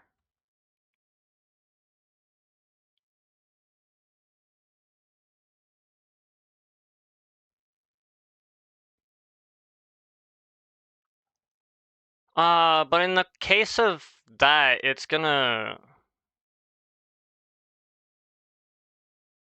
Yeah, they're going plan and finish moving. Yeah, no worries. You do what you need to do. Have a good best of luck with the move. You take care. See you later. So if the attacker's null, then obviously I don't want to do anything. But if in the context of like the Black Flame stuff, it still fires a skill damage event, and then it no longer fires and then it does damage via out of world. And because it does it like that, what ends up happening is I no longer have a reference to the attacker there, which was the whole thing. But this means it will fire this. It'll store all of that. And then that'll end up sticking around.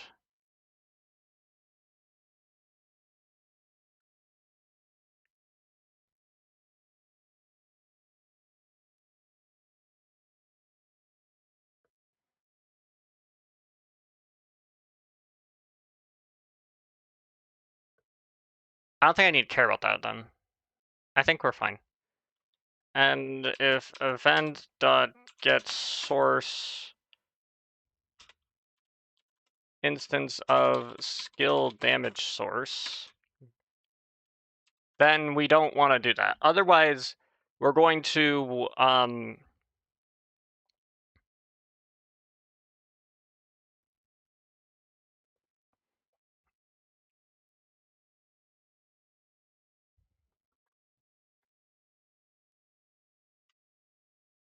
otherwise, I think what we're going to do is we're going to do usage tracker dot for each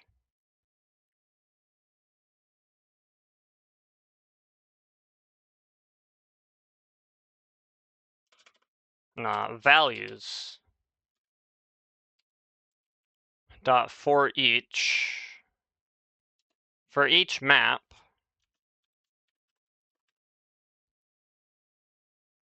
and do m dot remove attacker dot get unique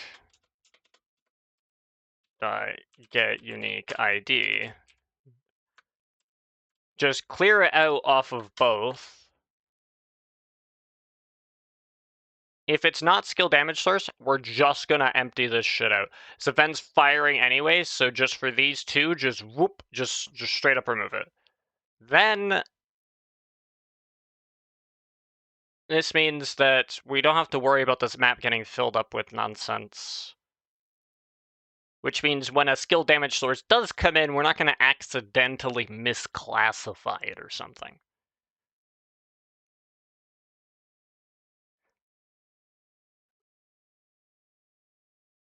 Right, because this shadow distribution, it still wants to... Oh, the damage type needs to equal shadow. In which case, you know, in that case, it's not going to use this anyway.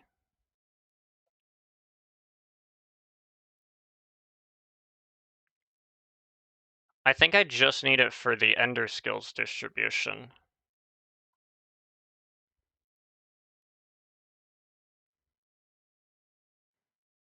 We get the last known skill used.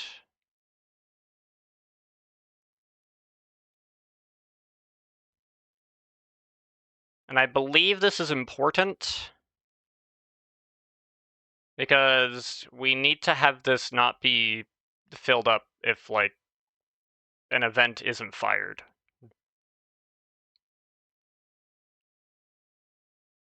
Oh wait, but that's gonna ruin this. No skill damage event, still has skill damage source, can account for it if no other skill behaves like this. Problem, no skill damage event. It still has a skill damage source. So something will be fired. So like if you use a different attack and then you use Siphon, this doesn't get fired, it doesn't get updated, but it is a skill damage source, so this doesn't get cleared.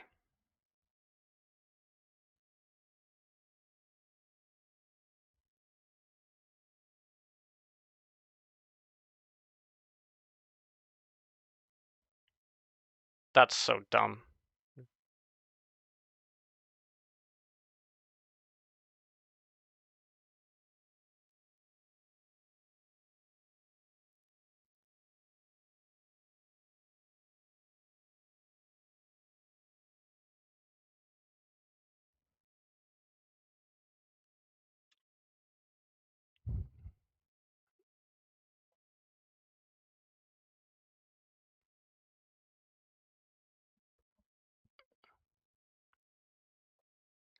So the skill activate event, though, I don't know when this gets fired.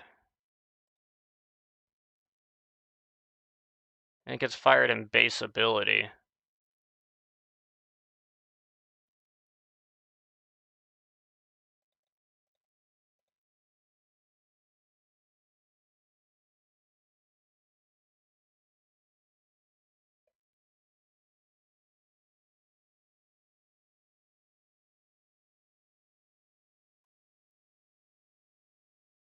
And when does can activate get fired?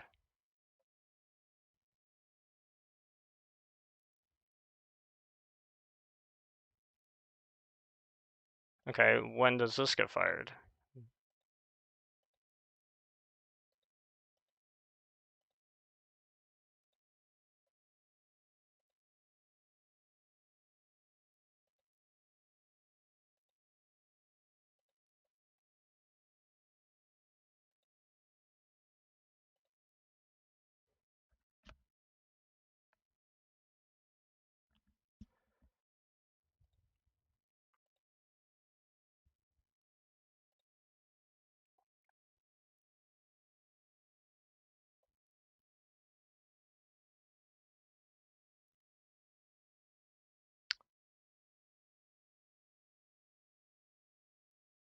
I am confused. Okay, this checks if it can activate, not when it activates, which is stupid. Oh my gosh, this is not as simple.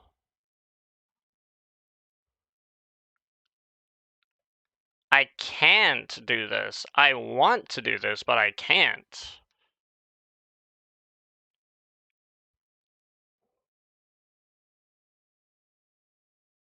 Hmm.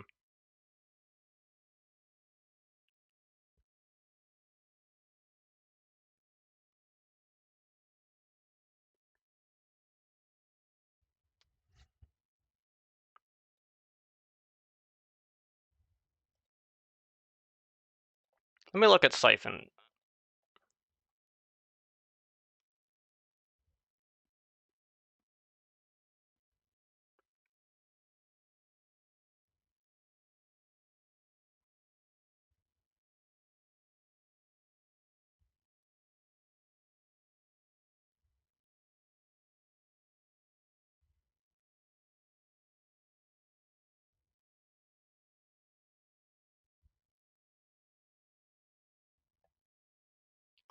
Okay, here's what we gotta do. I gotta look at this.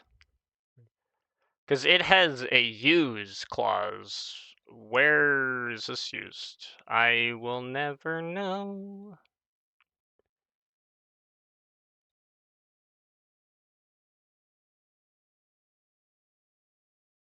This is probably gonna return nothing.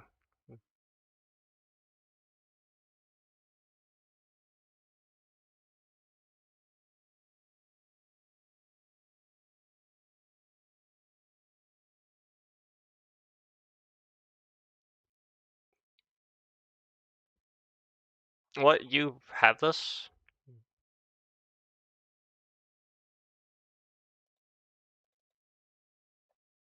Tick.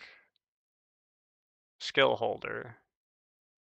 Skill begin, skill update, skill end.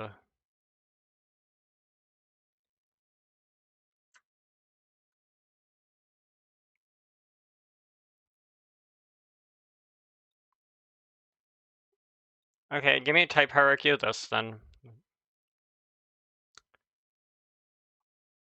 Give me Siphon? Because that's this, right?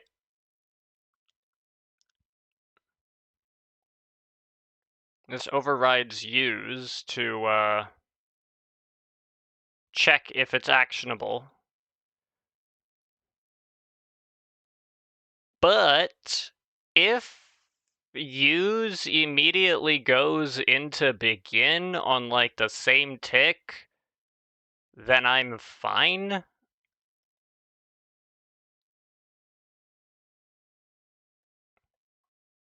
but I need to know that.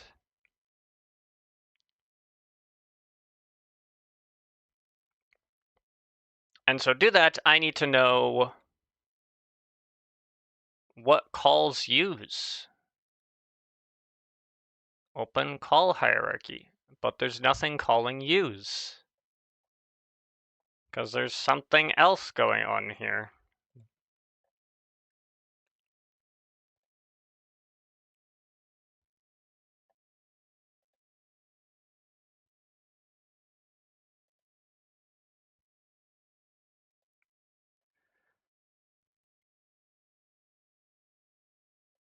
Common events, is there anything here? Register configuration, register skills, register all of this nonsense. That's just registering stuff. Okay, yeah, not important.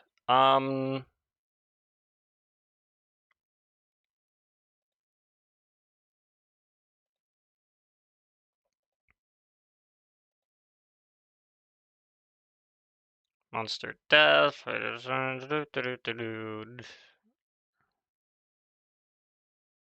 On next tick, execute.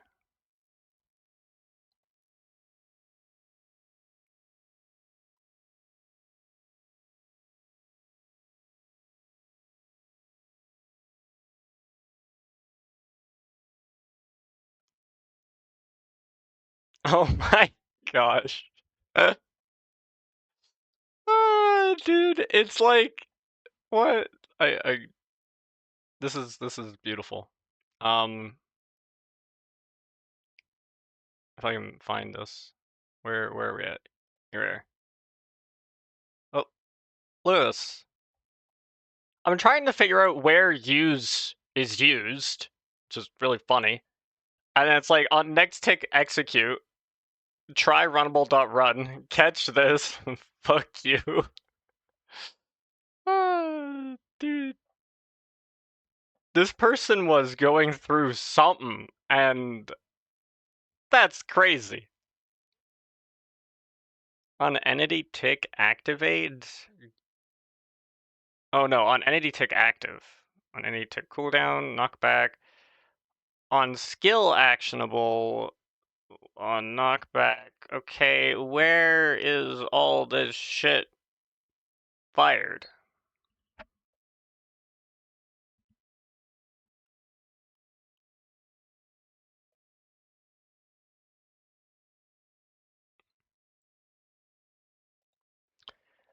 So it's not there. Hmm. I don't think it's in the GUI handler because it's set this. I want to know like where you press the button and it like uses the skill because that's probably where all this shit happens.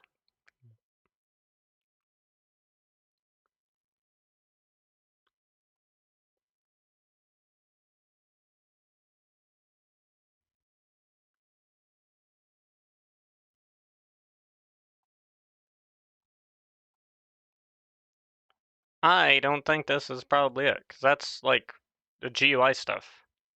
Enable tech recipes, interesting.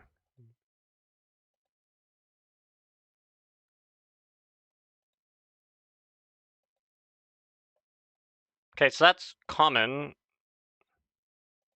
Client probably? Yeah, client keybind, I guess.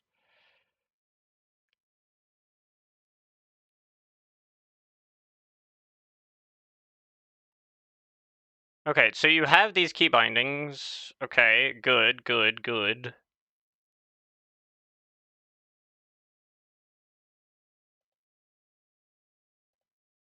Advanced? Can we listen to on key press? There we go. That rotates the skill group. Alright, sure.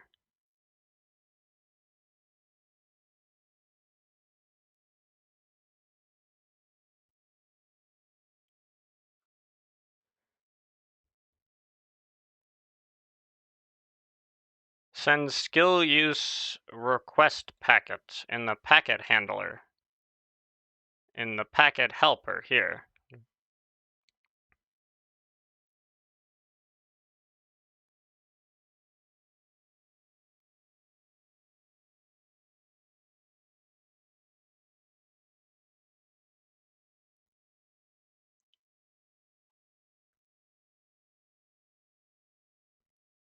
Send skill sync, blah blah blah, send weight sync. Send skill upgrade, yes, send skill use, okay.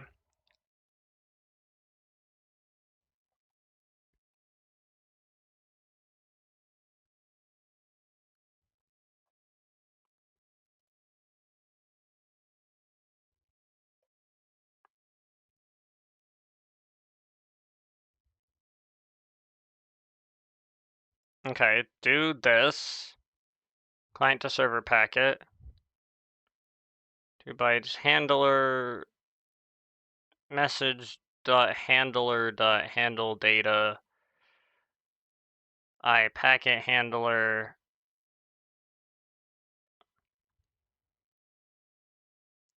Right, but that's just that, the I packet handler.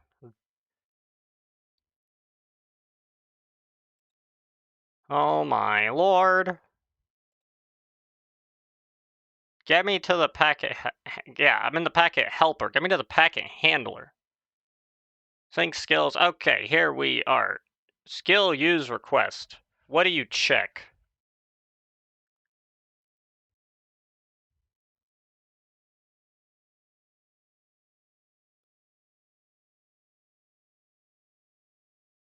And then you just use skill.use right here. Oh my lord, you don't even check if it can be used. You just use it. Which makes sense because now you're checking this. But wait, you're not firing an event for this. When do you fire the event?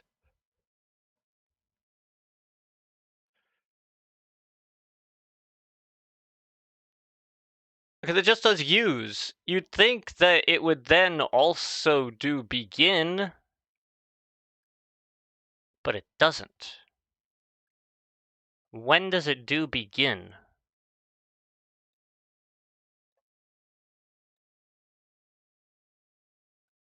When does it do begin?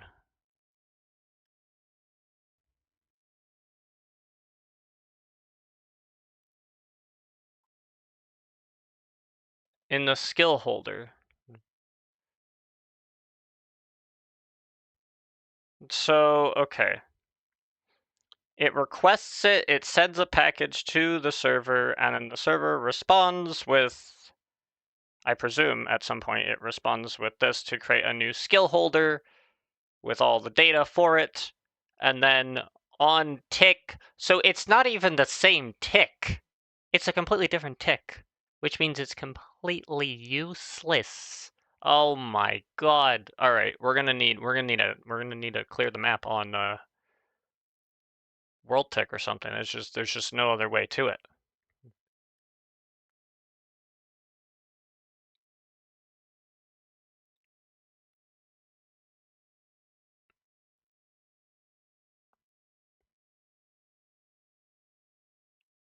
Because it all has to be the same tick. Which means I can't do this.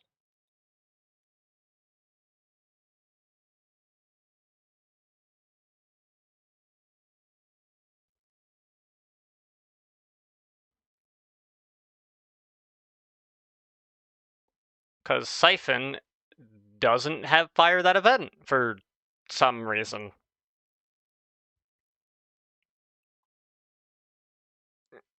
God knows why, but it just doesn't.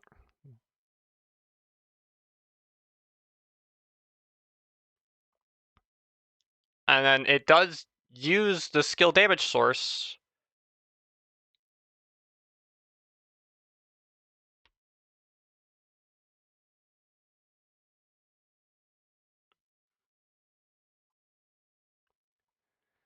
The only thing I can think of, actually, is, so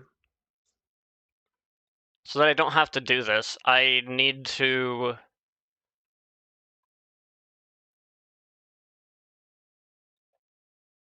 I need a record.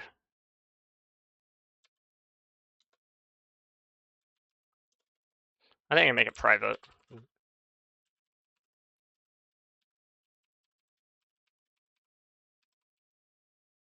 Skill use record, and because this is Java 8, I can't actually use a record type, so we're gonna have to make it like this. This is fine.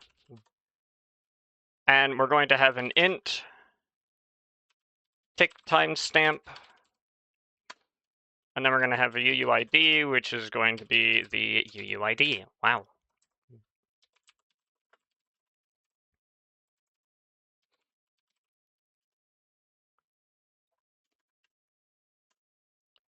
Skill use record, int.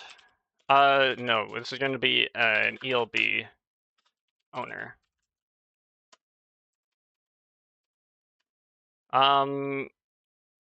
This dot tick timestamp equals owner dot ticks existed, and this dot UUID equals UUID, or owner dot get unique ID. Now we're going to override equals to check if they're equal. If obj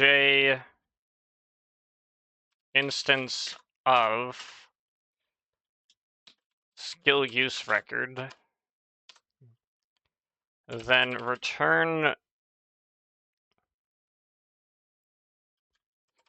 I have to cast it separately. Skill use record equals, maybe don't call that. That's not going to be very forward thinking if I port it forward. Skill use is going to be skill use record casting this, and then we're going to return this dot tick timestamps equals skill use dot tick timestamp. I guess this should be like other. This makes more sense. This, I'm gonna call it that. This dot tick use timestamp equals that tick time. This tick timestamp equals that tick timestamp, and this UUID dot equals that UUID. Otherwise, we return false.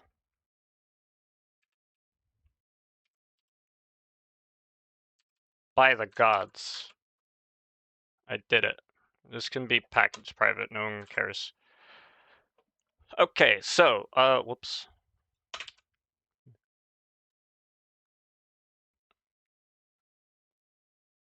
So now this map is going to instead map a skill use record.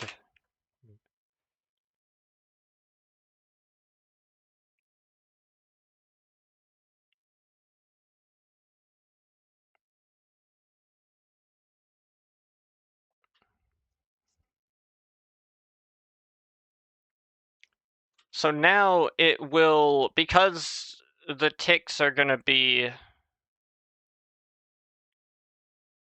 or maybe I should map the UUID to the tick timestamp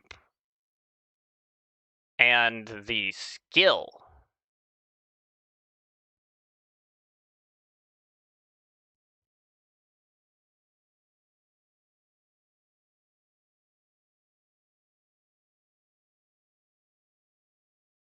I might be able to do it like this. We'll see.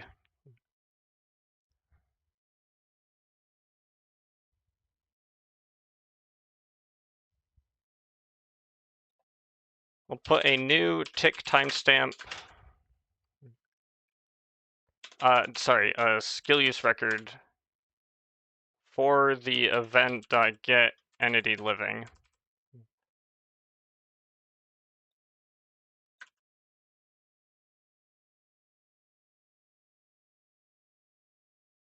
What do you mean? But it's not what it is.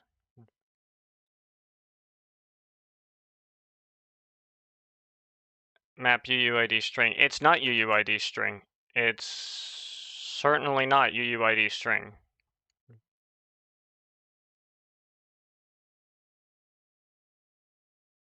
Yeah, it's a skill use record. Oh, this is why. Skill use record.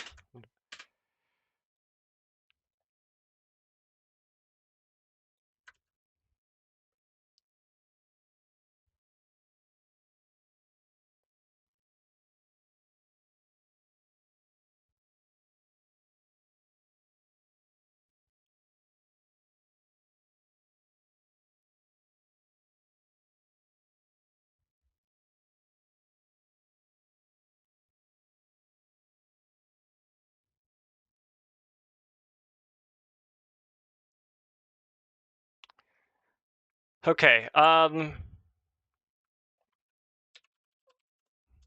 this is wrong. I don't want to take this. This is going to be private final string skill used.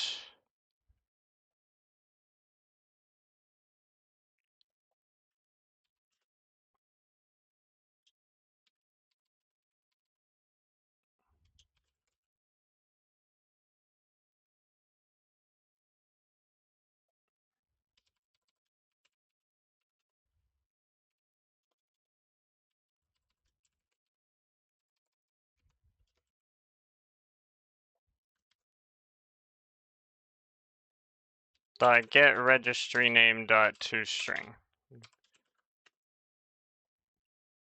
Boom.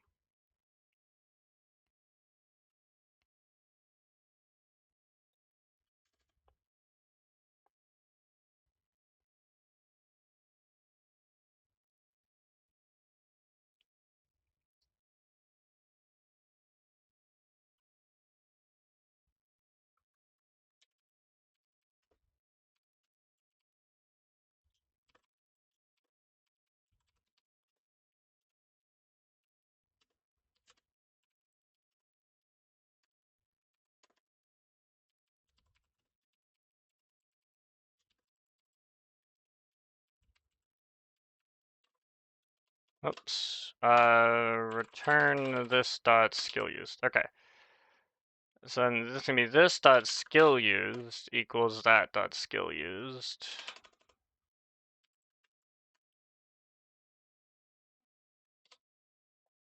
Instead, we're going to map UUIDs to skill use records.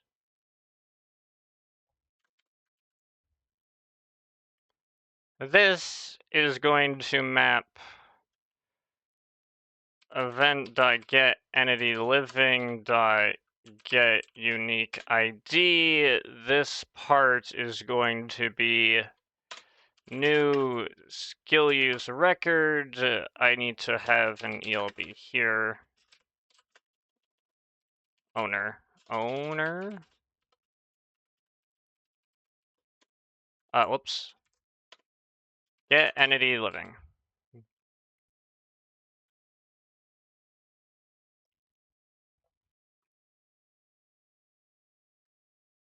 Event.get skill.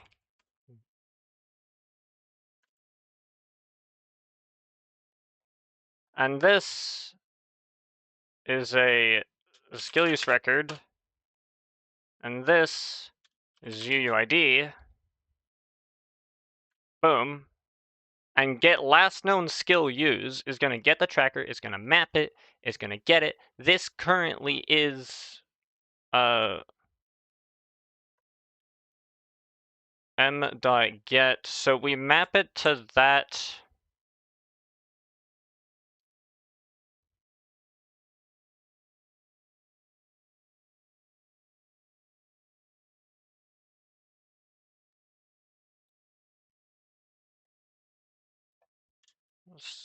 Skill use record.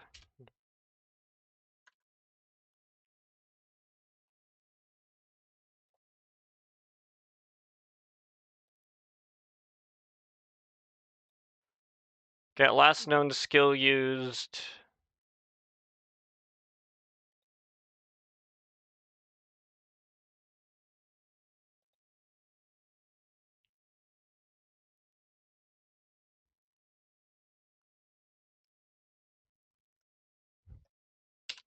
Dot filter.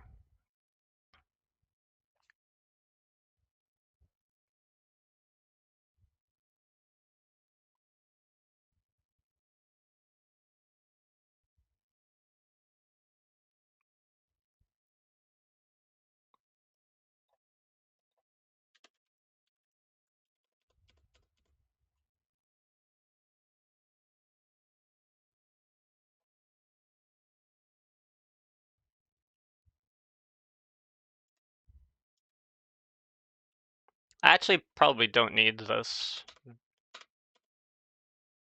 Maybe. I don't need it right now, that's for sure.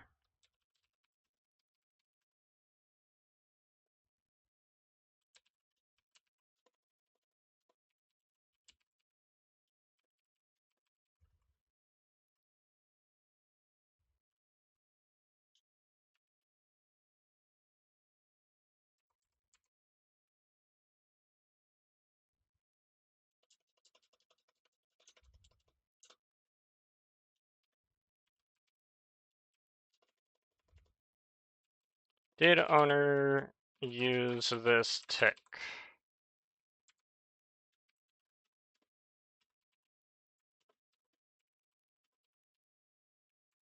Tick timestamp equals owner.ticks existed. Because in theory now, so I timestamp this, right? And then we have this. So that's very reasonable.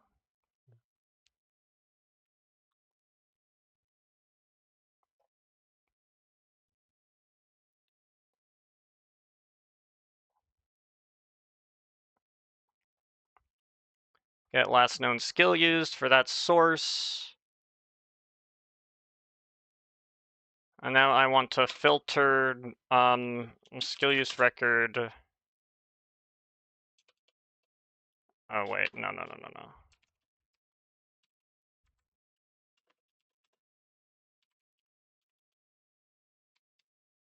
Did owner use this tick? I need to pass in this now. So now this is where I need the owner, which is going to be event.get true source. True source. Source.get true source. What am I doing? Now that we've cast that, I can put the owner in here. It's going to get the last known skill used for their UUID. We're going to check to see if they used it this tick by filtering it. And then if it is, we're going to map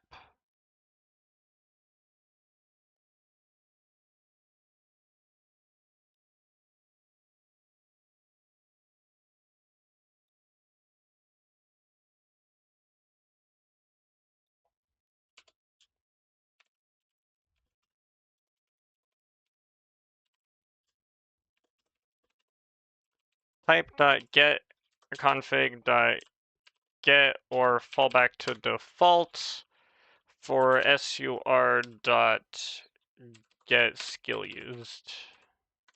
There we go. So now that we have timestamped it, I don't need to worry about anything.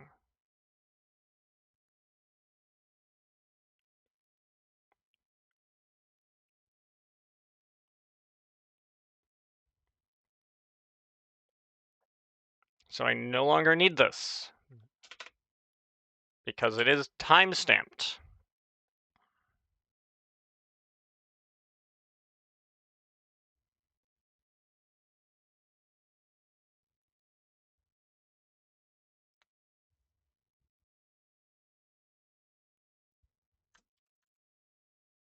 Okay, everything's fine now.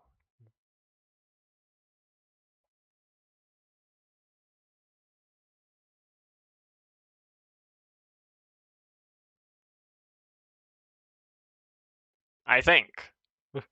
I think everything's fine now.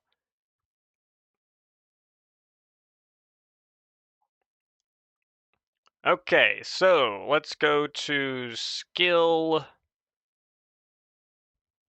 ability, offense, wind. Oh no, it's mobility. Mobility, wind, smash.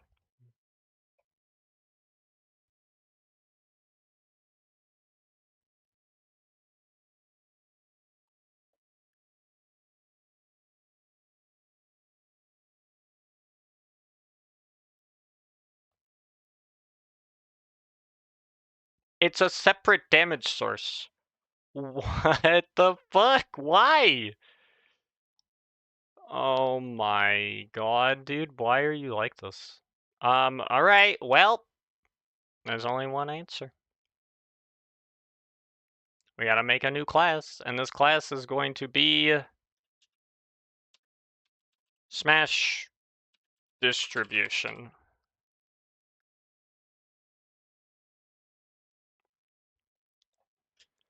EnderSkills predefined distribution, bada boink.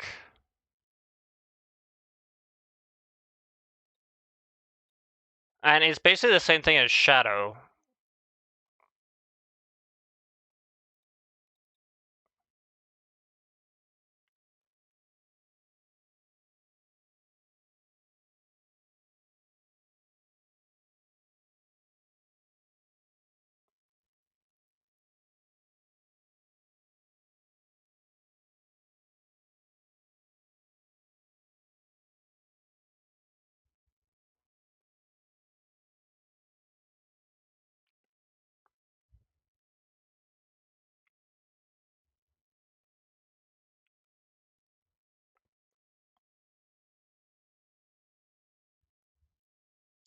So I'm gonna make an abstract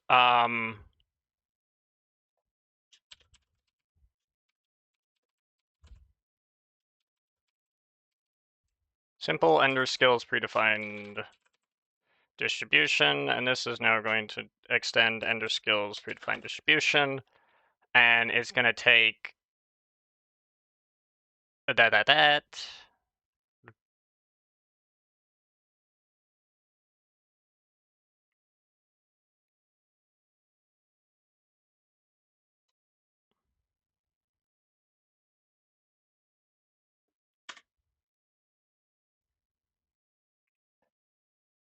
Actually, I don't think it needs to be abstract. I think it'd be this. Add the constructor.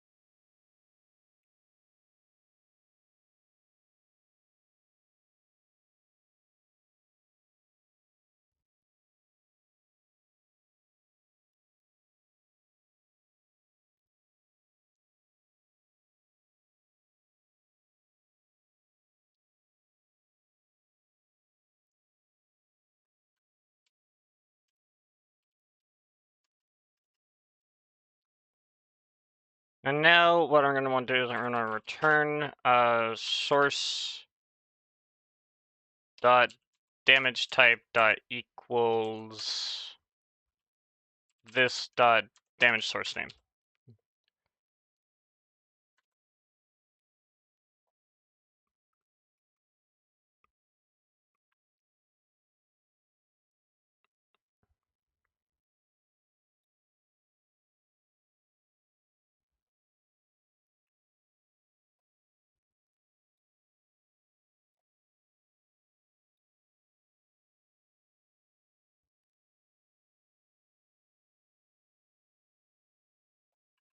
Alright, fine, save it. I don't give a shit. Just get rid of it.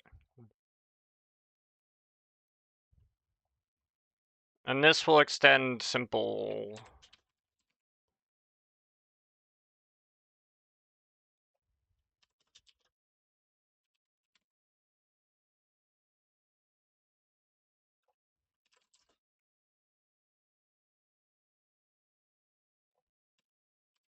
Super dot is applicable and that.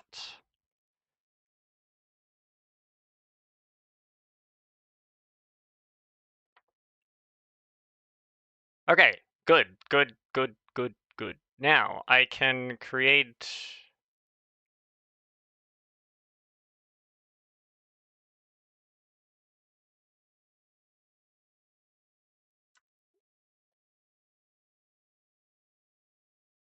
EnderSkills shadow distribution, new simple EnderSkills distribution.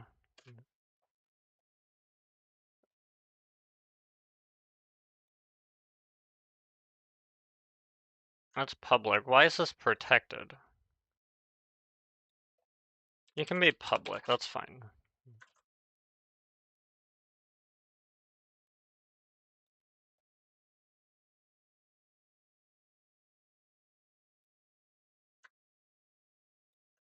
That's EnderSkills Shadow, okay.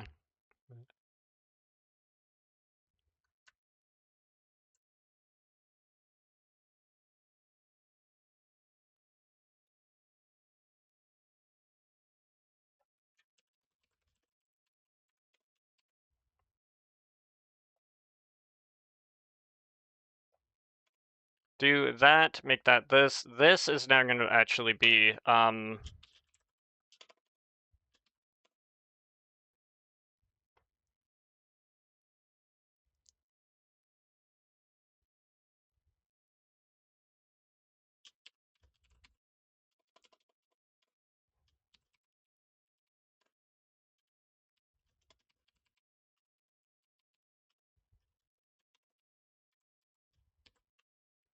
this is going to be the damage source name.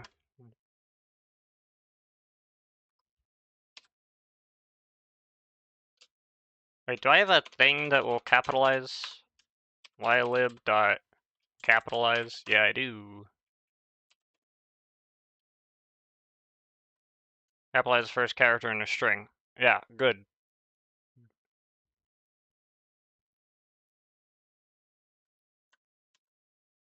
So now go back to this one and then just make this shadow and get rid of this. And now it will handle that for me. Good. Don't need that now. Don't need this now. This is just going to be smash.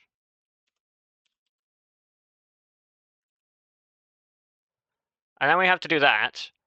But in order to do that, I need to go to EnderSkills and I need to define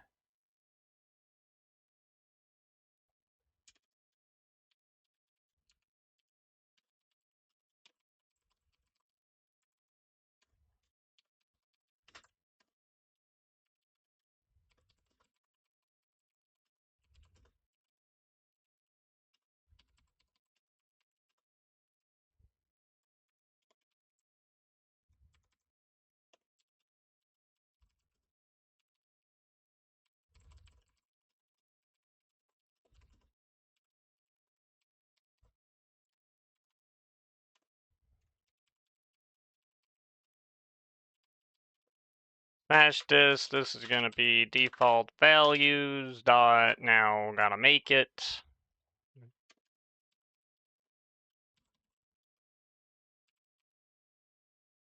Distribution.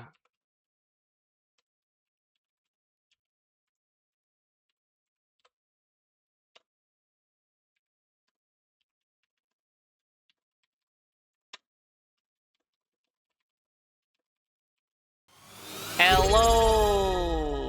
Thank you for the resub. Thanks for tuning in. Hope you've been having a good time.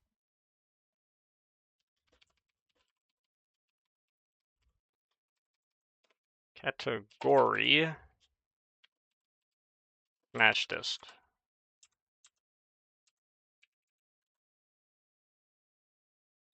Okay. Now this needs modconfig dot compat dot EnderSkills dot smash dist, and it's going to be default values dot smash distribution. That should be valid. What do you mean? Import the mod config, dude. What the fuck are you doing? There we go. There we go. Wait, what do you mean you have a problem now? What the hell's your problem? Supplier string, supplier string. Nuh-uh. Supplier string, supplier string. You're valid.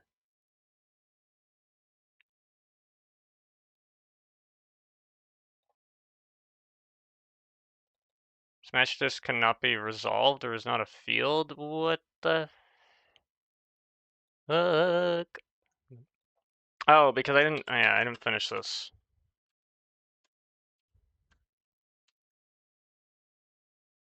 There we go.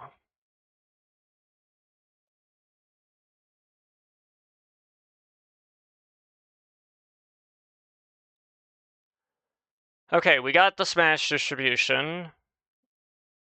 And the shadow is just a bit of an extension with just an extra check. And then... Okay, so we got the smash. We got the thorny. And then there's a couple other defense ones. And allegedly, these last four are all of them. But I will be the judge of that.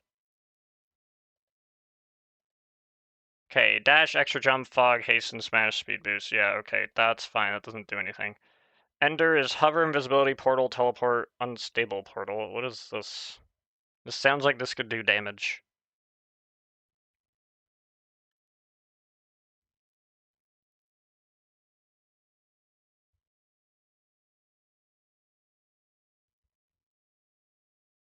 I guess doesn't. Okay. Fine by me. All right. Works. Let's go to defense. Earth head. Dome shockwave. Are we sure this isn't gonna do damage? This sounds like this does damage. Oh, it just stuns them. Okay, that's fair. Taunt, thorny wall. Yeah, okay. Electric pulse, energized magnetic pull, power drain, shocking aura. Are we sure this isn't? This is just gonna stun them, probably, right? Or it propagates an electrified effect. Which is fine. Okay, now fire. We have a blazing aura, which,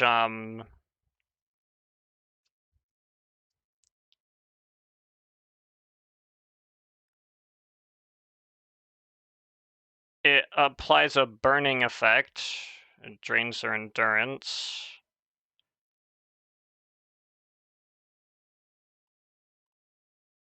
Don't need to worry about that, I guess. Flares.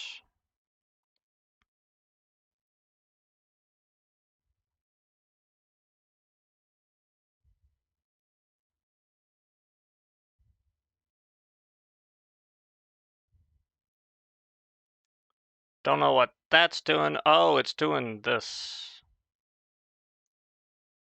Wow, are you actually for realsies, dude? You are totally for realsies. Did I miss something with the blazing aura? I gotta double check. I feel like I might have. It does that. It just burns you, right? Okay, yeah. So flares actually is something. It's actually something.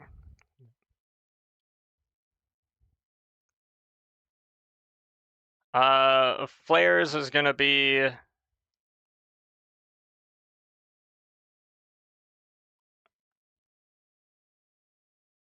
hit damage type.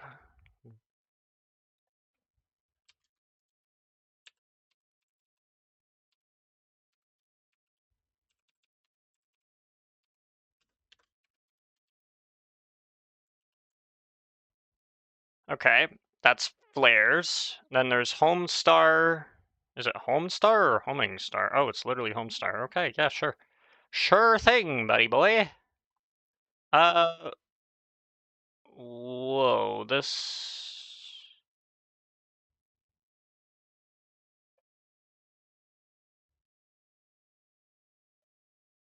is a thing.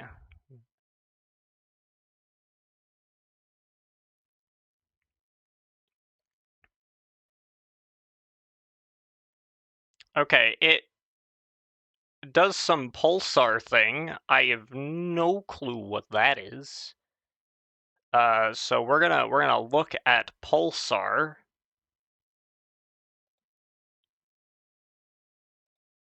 What does pulsar do? Probably messes them up in some way.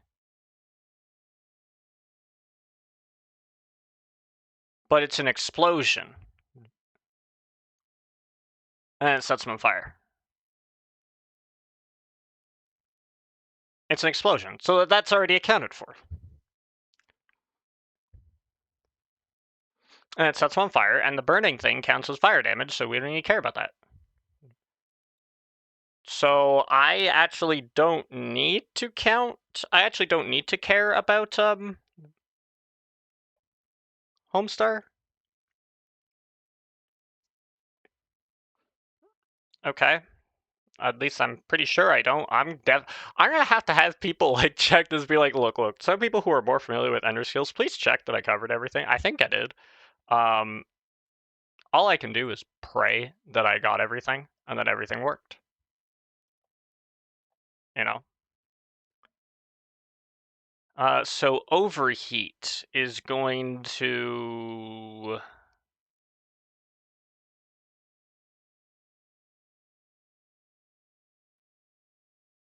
on skill damage.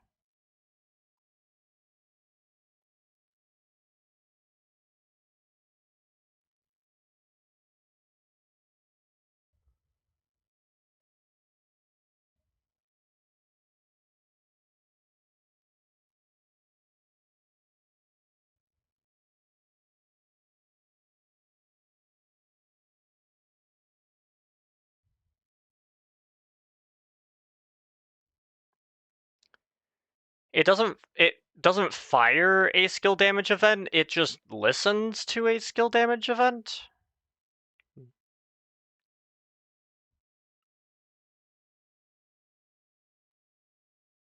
I have no idea what this skill is doing here.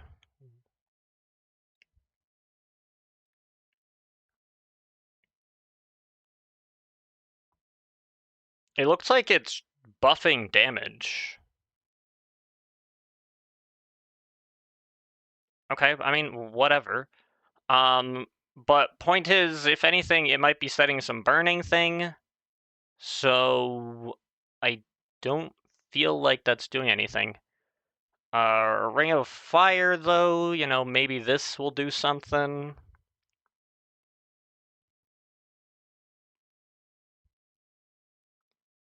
On scan, there's probably something on found. It just sets them on fire. Whatever. Whatever. And Warm Heart. What does Warm Heart do?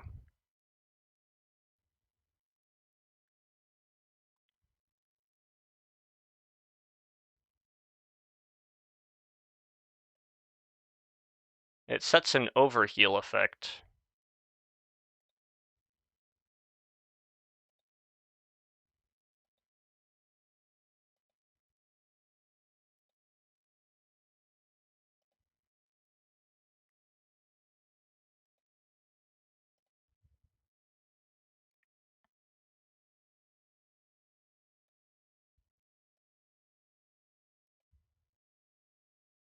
I've looked at Black Flame, Bleeding, Blinded, Burning. Well, Blinded just blinds them?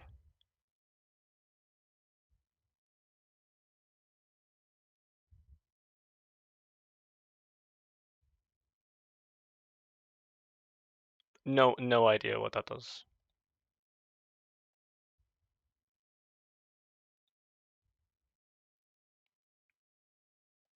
Burning just sets them on fire.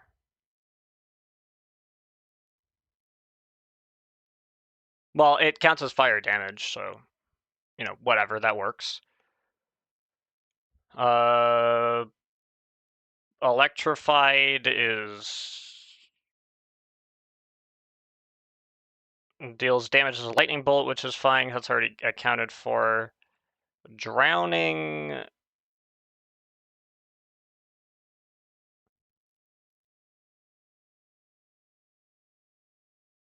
is drowning.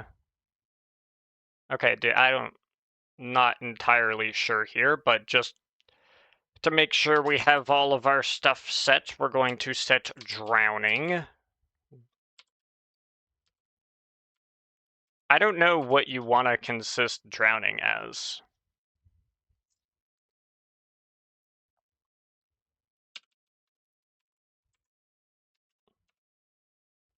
Maybe just this. Maybe just have it count as force damage.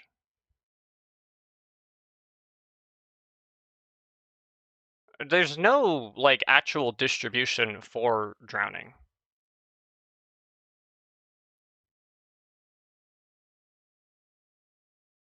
Or is it bludgeoning?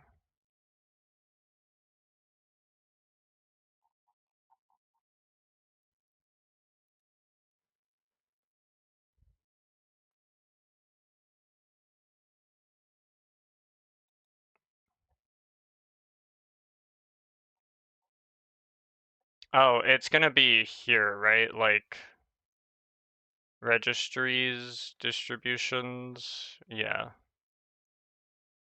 Simple built-in dist. Suffocation.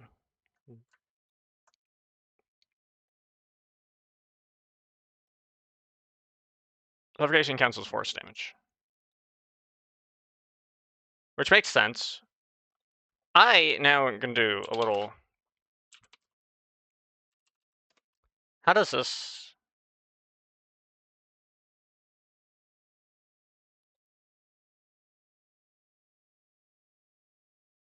How does this work? I got to do some research. On tabletop games, how do you typically count this?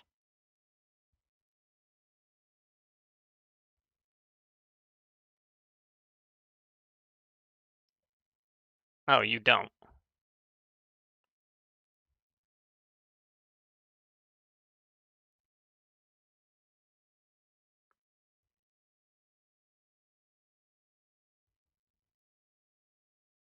Okay. Then...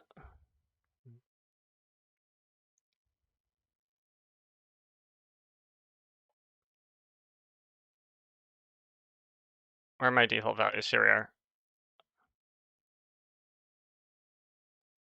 Yeah, we're going to just leave it like that.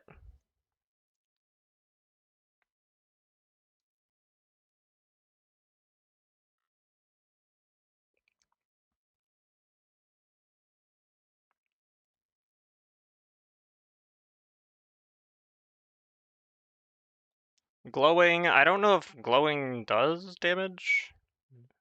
Oh, it does. But I already accounted for that. Invulnerable, I bet invulnerable probably just makes it so that you don't take damage. Wow, who would have thought? So that's not something we need to worry about. What about overcharge? Overcharge, overcharge, overcharge, overcharge.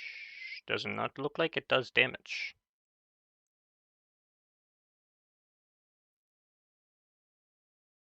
Does not look like it causes damage.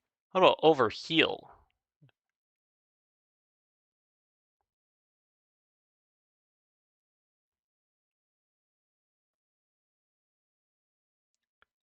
Probably not anything I need to worry about for there either. And then there's Pulsar, which I don't need to worry about because Pulsar does damage directly, but it does damage directly as an explosion and sets you on fire, which means I don't need to worry about it.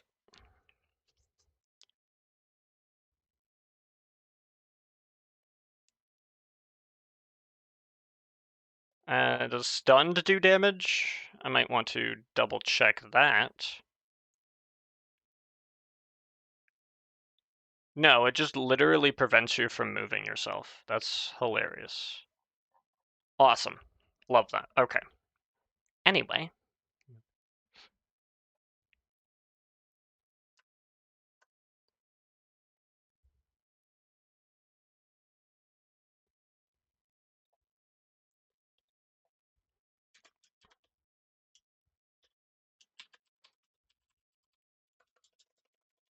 So some skills do damage via fire or explosions or the like.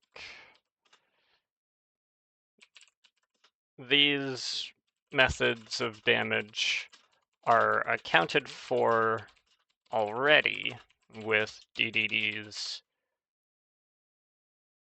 fire and explosion distributions.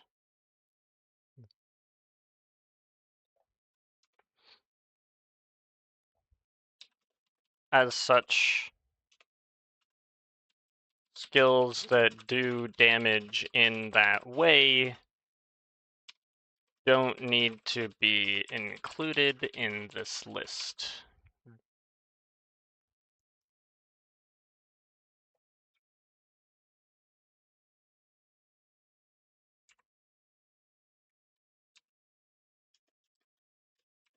If they are included, they take precedence. Holy crap, I spelt precedence correctly. Over. Actually, I'm not actually sure about that. I don't think this will actually type check me. Precedence. Precedent. No, I did spell it correctly. Type check me, spell check me. If they're included, they take precedence over DDD's fire and explosion distributions.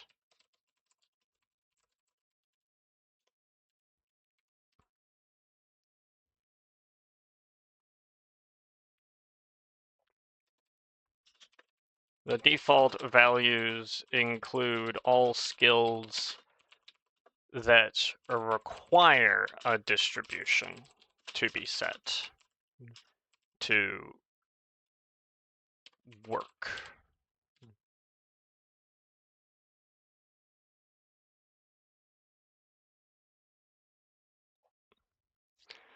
Some skills from EnderSkills apply damage over time effects. So what damage these damage over time effects deal here?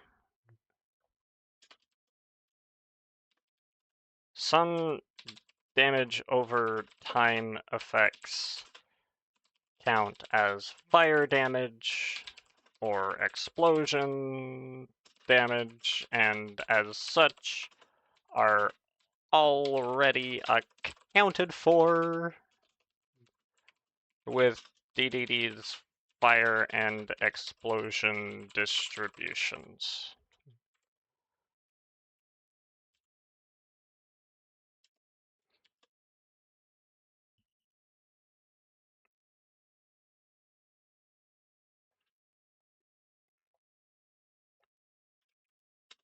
As such, they aren't included here.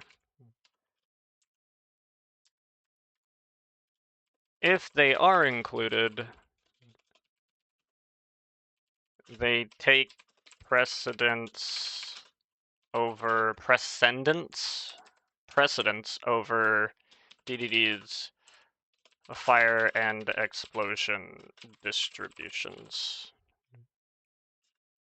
The default values here include all damage over time effects that require a distribution to work.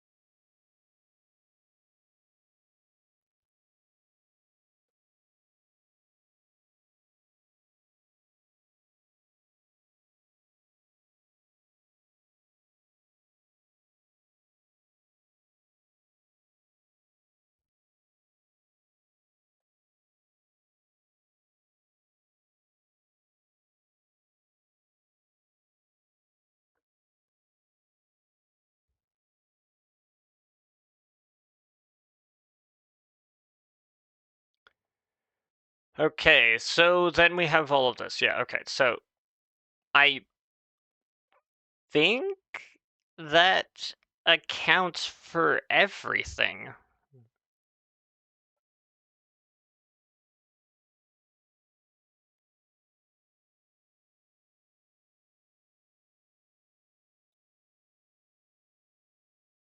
Skills that only do damage in that way don't need to be included in this list.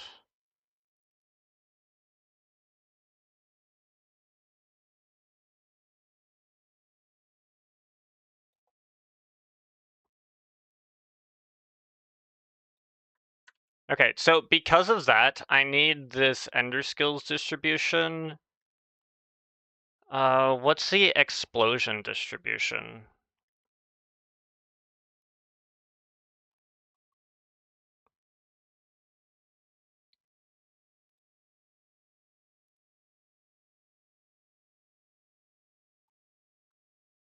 It has priority 0.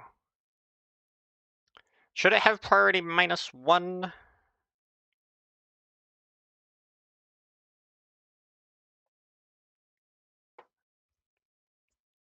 Yeah, we can have priority -1.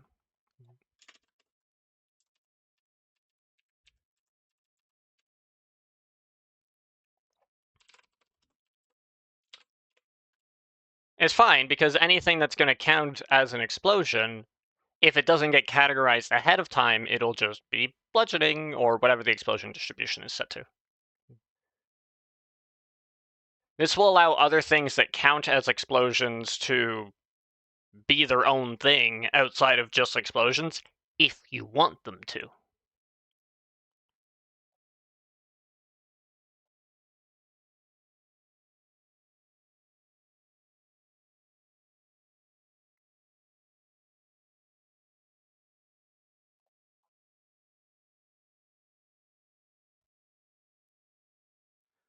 So there's only a handful of skills that actually do damage,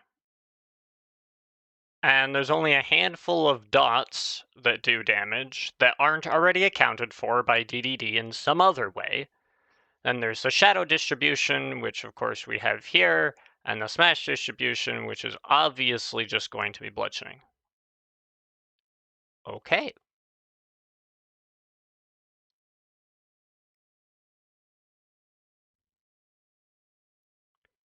This looks good so far, I'd say. One thing I need to check for is, okay, so the mod integration kernel, they recognize this, that's right, okay, and then it's just you, the EnderSkills distribution.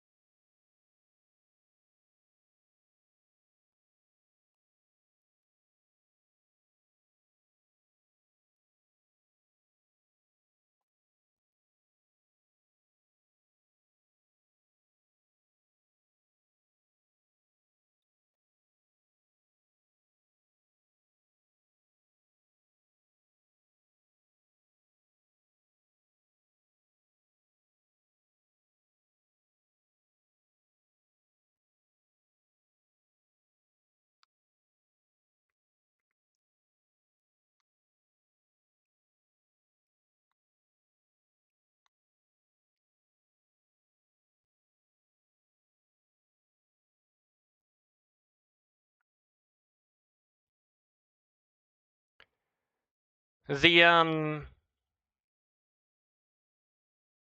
Electroblobs thing. Electroblobs. This integration, we have that, that's fine. Mod config.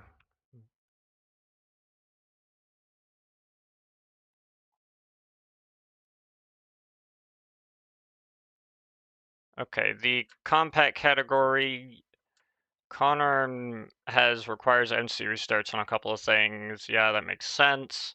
Tinkers is gonna requires MC restart on those things. but not for the bleed distribution.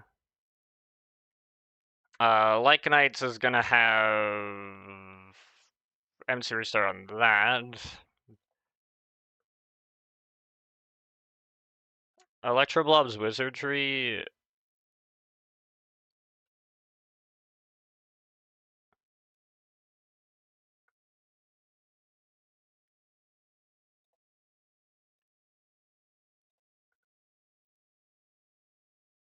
I might have forgotten to. Yeah.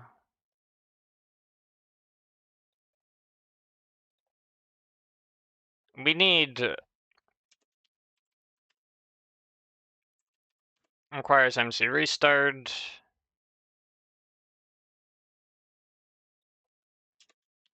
Requires MC restart.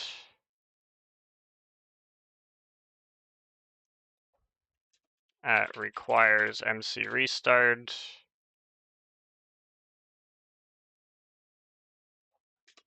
Requires MC restart. Boom. Okay. I need to have those. Tetra is already covered, so Tetra is fine. Huela, fine. Bobbles. I think Bobbles I have. No, I don't. Lovely. That requires MC restart. Because I'm almost positive that it will not be reading that on its own. I'm pretty sure, but I'm no longer confident. No,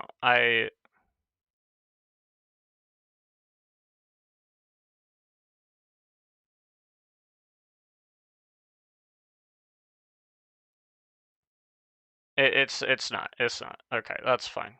I just forgot to include these on these things. So that's that. Electrolyze Wizardry I've done. Thumbcraft, are there some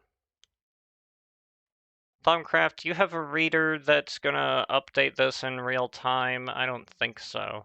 I'm pretty sure there isn't.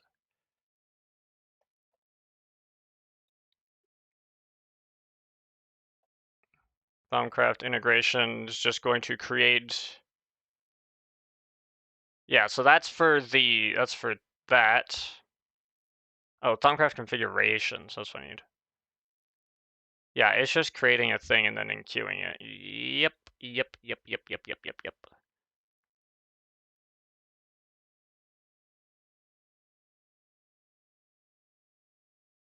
So this is going to require MC restart for that. Basically, any list thing is going to just straight up require MC restart, almost certainly. So we're going to need MC restart for this. We're going to need MC restart for this. And that's it.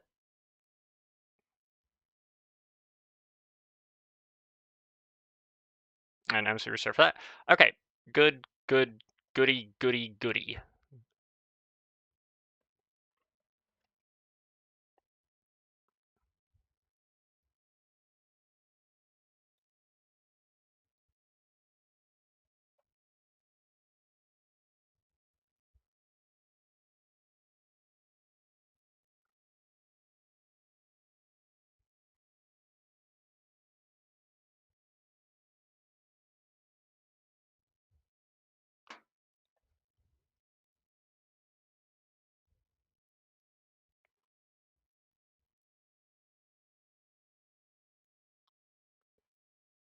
Okay, so the integration, we've accounted for all the distributions, of which there are 2 of them.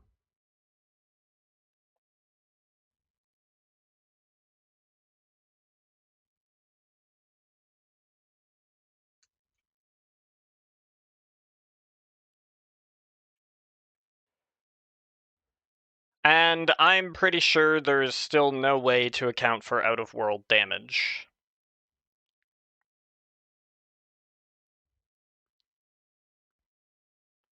At least not from any way that I can recognize off the top of my head. You don't know who caused it, so you don't know what the skill is, so you don't know if it's actually caused by Black Flame or not. When Black Flame is dealing out-of-world damage, and the recipient is receiving that damage, the recipient doesn't know that it was caused by Black Flame. They just think they're in the void, and that they're taking that damage, right? So it doesn't work.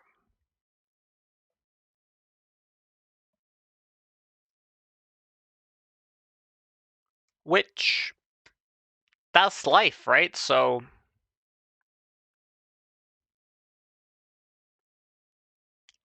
let's build this bad boy and see if we can get this going.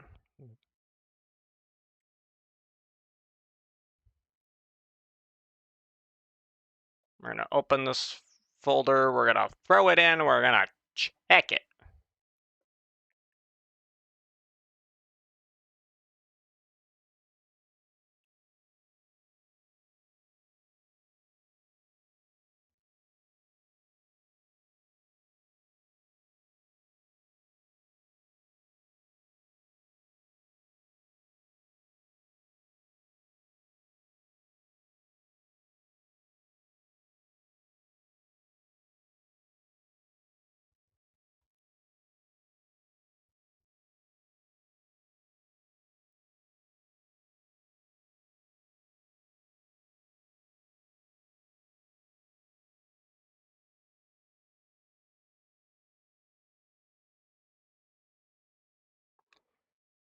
Alright, I think we're finally good here. I think we're finally good.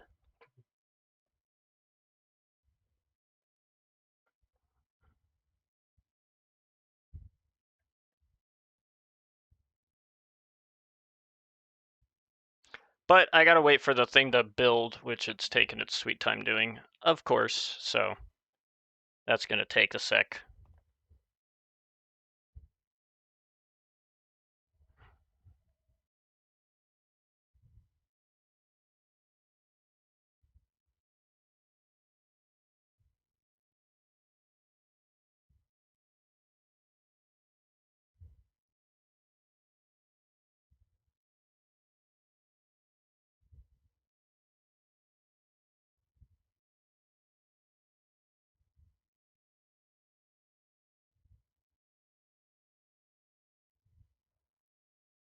It's still going? My gosh.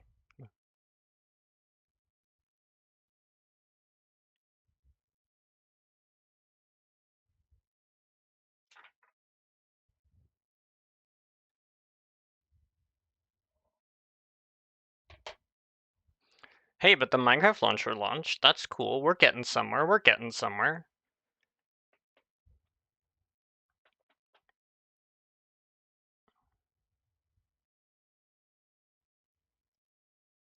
Okay, but so there's that, but also I do need to open the folder for the build folder here. Once it's done, it might be done. The launcher's covering the thing for me right now, so one moment while I open the DDD build folder. This is the wrong thing. Okay, we need this one, this DDD build folder. I don't know why I have to have two, but apparently this one only works when you have two. Okay, it is built. That's what I like to see. So, let's get rid of DDD. Bye-bye.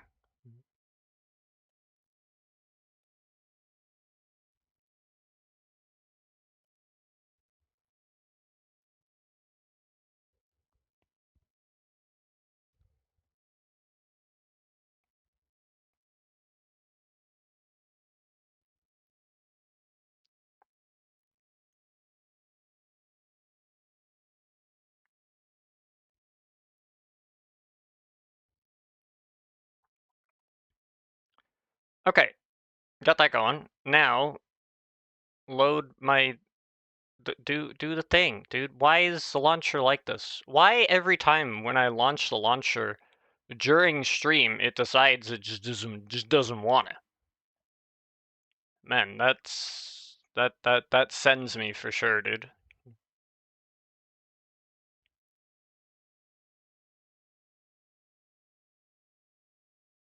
We have a little bit more now. Okay, now we're getting places. Now we're getting places. I wanna have this work so bad so that I can just fucking ship it. And then rest easy. That's what I want to do. I don't know if I'm gonna get the chance, but we're gonna try. This is like the last thing that I think DDD like can integrate with. Well, okay, that's obviously not true, but it's the last thing I've gotten requests about integrating or difficulties getting DDD to work with. Everything else DDD works with. So, you know,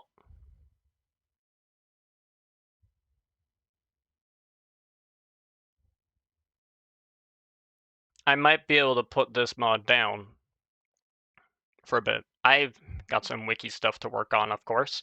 Got some wiki stuff to work on for DDD and scaling fees. I might do scaling fees first just because it might be easier to finish. Because DDD's got a lot, and I would like a comprehensive wiki. I really would. But that's a lot of stuff to write. But, you know, if I write up about one article a week or whatever, I could be done soon. Maybe I write like 2 articles a week for Scaling Feast, and then we move on to DDD. I don't know.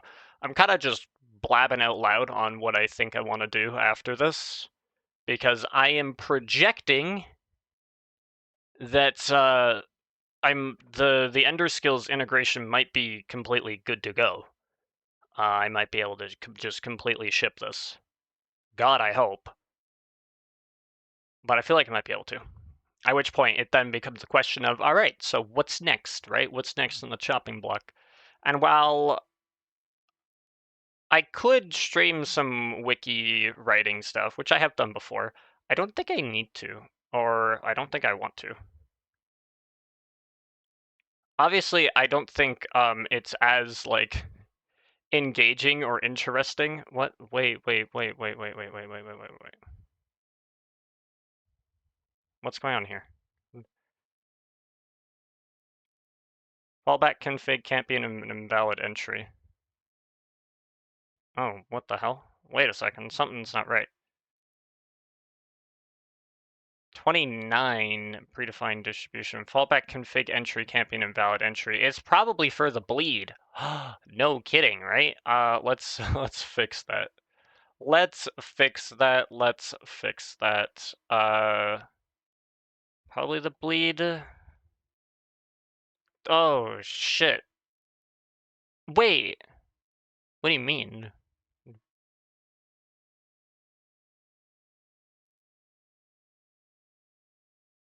How is that not invalid? How is that invalid? Excuse me. So there's a config reader. It makes the config reader dist regex. Oh, dist regex. That's what you're checking. Dist regex. I could do dist regex allow empty.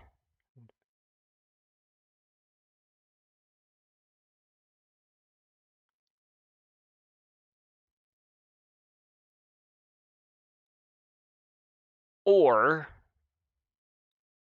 I just set it to be unknown damage. Or normal damage. Probably just normal.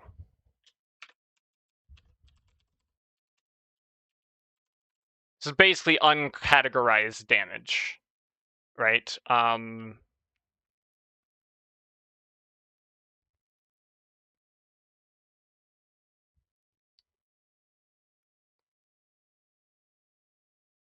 Otherwise, damage will be unclassified and not use DDD's damage calculations. This still does, though.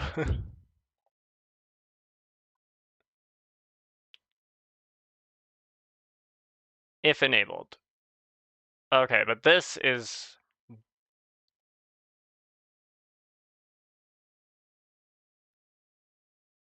Okay, if you have it enabled, but you've messed it up, just make it necrotic, dude. What are we doing?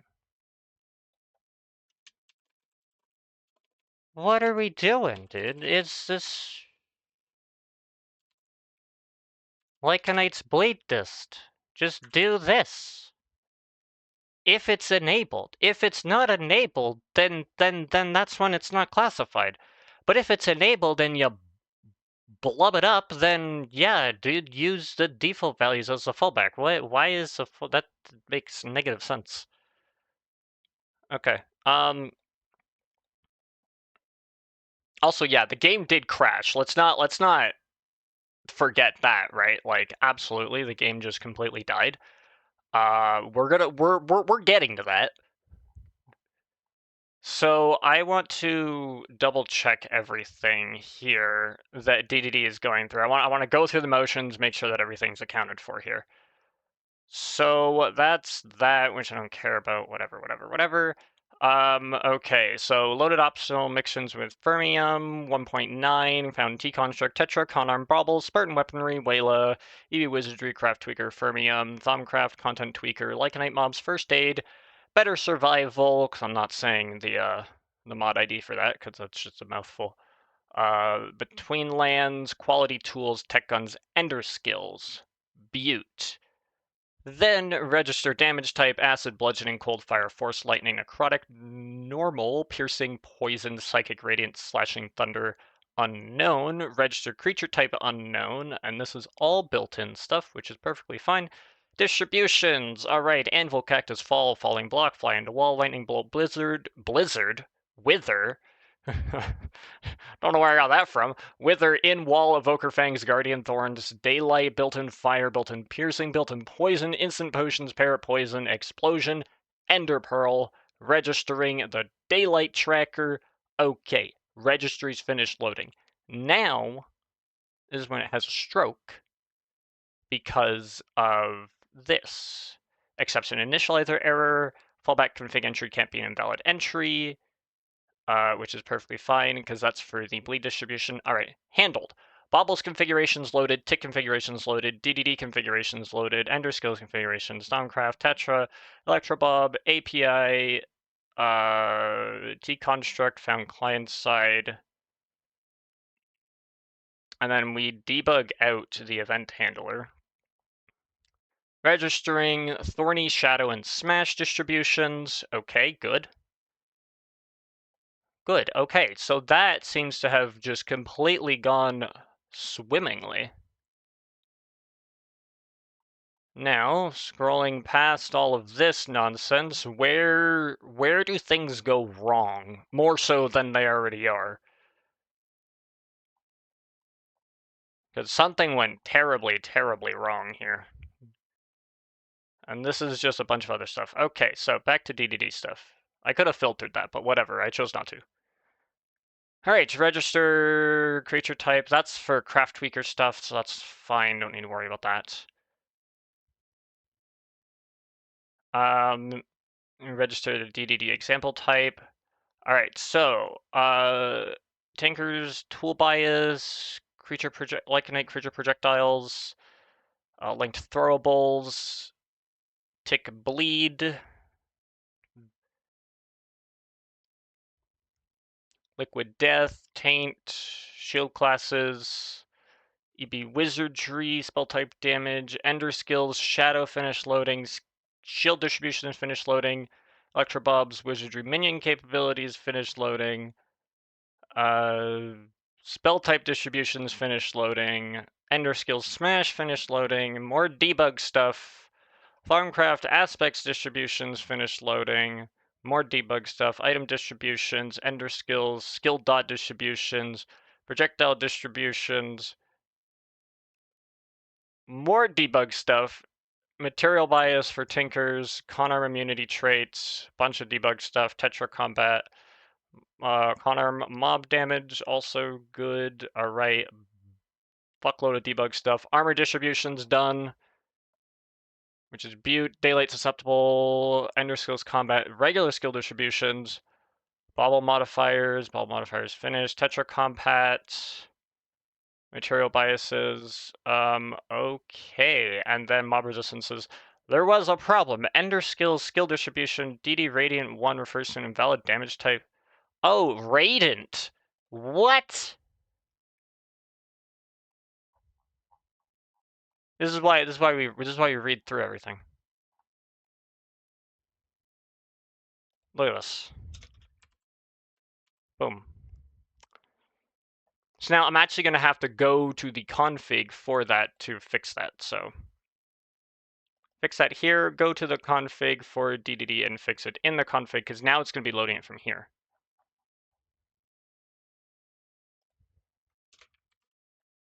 Okay, perfect.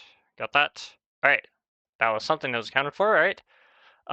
Registering distribution, registering tracker, distribution modifiers. Do. And then something dies. Could not initialize class Lycanite's predefined distribution. Is that because...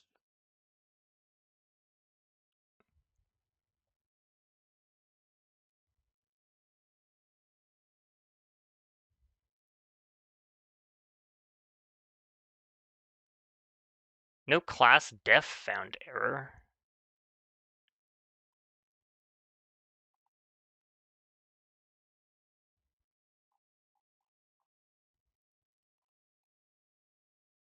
Okay, but that's because the fallback was invalid. I have fixed that. So that should work now.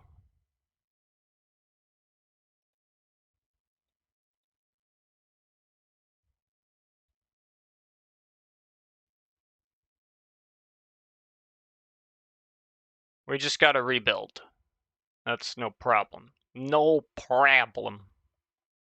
Alright, get this shit out of here, you. Shouldn't take too long to build it. I'm hoping. Yeah. It's just the first build that takes a while. Alright. Now, this should work swimmingly.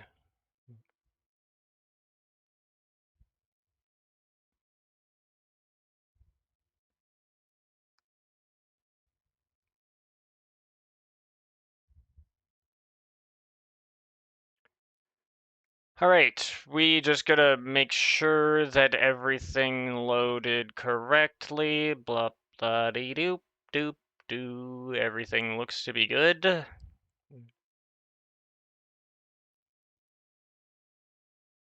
Not seeing any problems so far, which is good.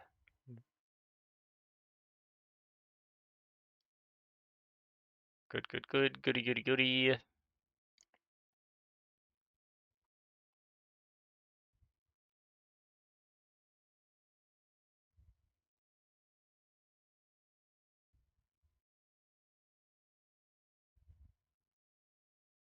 Yeah, bunch of whatever the hex, that's fine, don't care about that.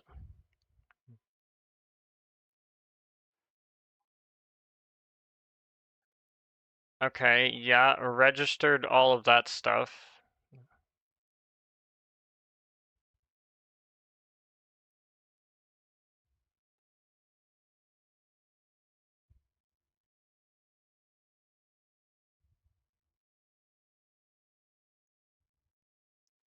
Okay, so we definitely made it to that. All right, do all this stuff.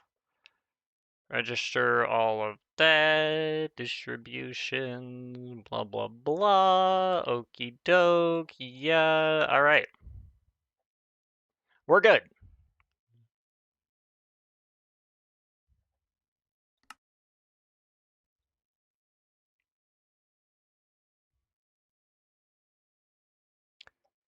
Now we can test EnderSkills stuff. Test a couple skills, make sure that they get categorized, make sure that using different skills categorizes them correctly. There is one skill that I have not classified, and that was Siphon. I forgot I need to add that. Okay, yeah, we're gonna need to do that.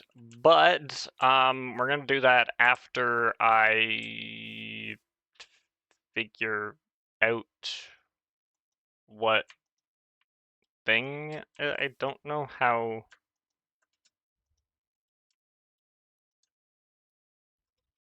I don't remember the keybinds.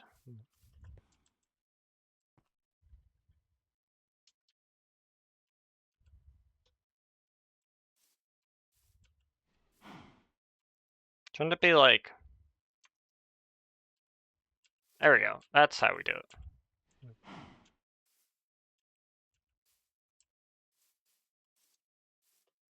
Okay, so let's...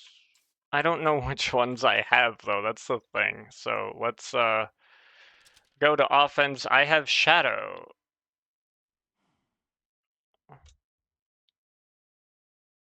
Okay, so this is actually something that I really do wish to account for, so, or like check. So I now have this Shadow. Is it gonna...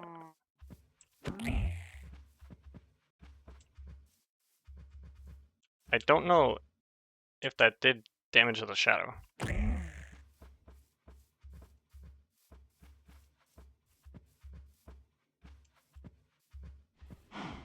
Okay, I now need to check for that.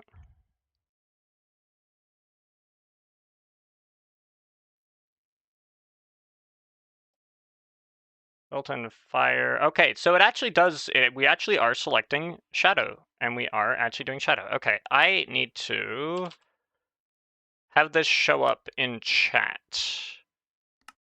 Dev tools enabled in chat. Okay, and then, wait, I need to go to compatibility and integration, and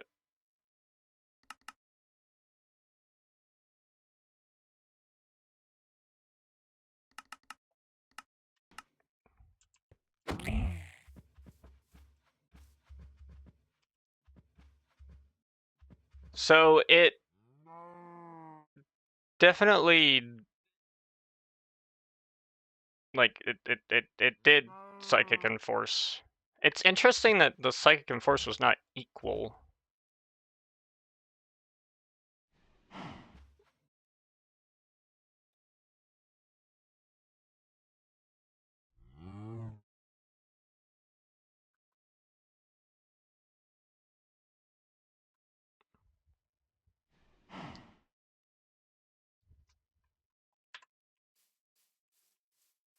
But then it says the damage got reduced, so I don't really understand.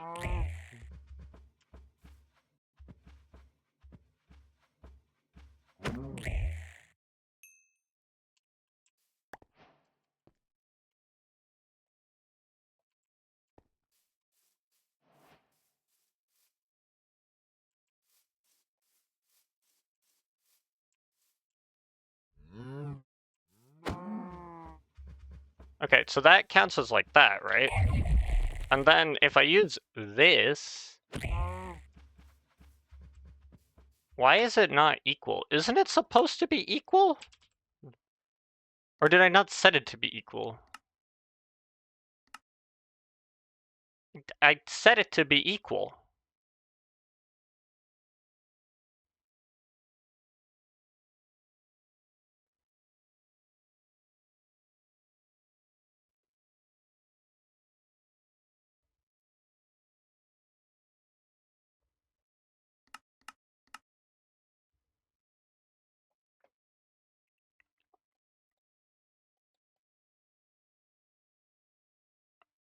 It uses that distribution.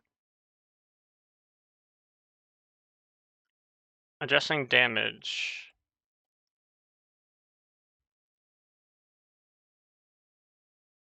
It adjusts the damage. That's so weird.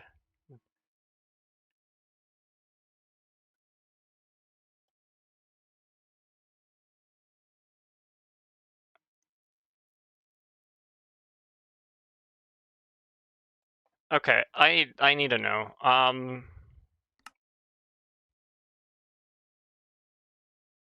Show the attack info. Why are you being weird?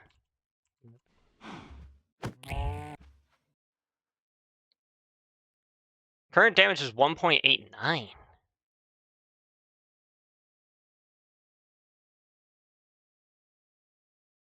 Why does it start as 1.89?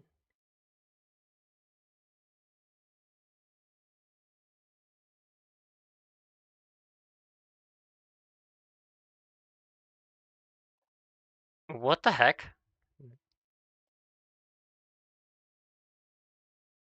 So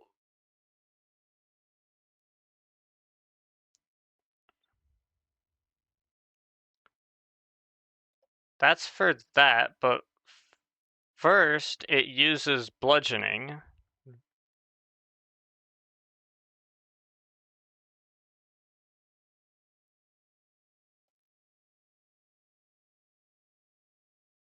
Current damage is 1, representative type bludgeoning, and then it does that, right? Okay, cool.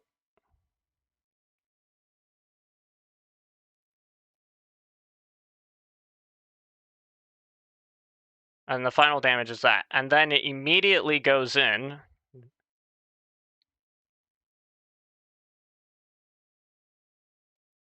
And it classifies it as this. And the damage is 1.89. But it doesn't split it evenly. Like, not even... It's like, off by a decent amount.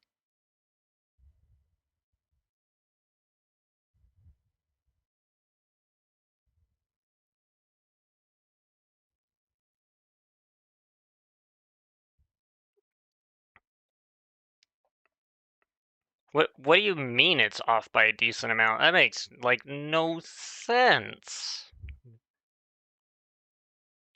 Damage calculation, damage classifier, classified damage distribution. It puts the disc to string, and then it distributes the damage. How is it distributing the damage? Clearly it's not distributing the damage correctly.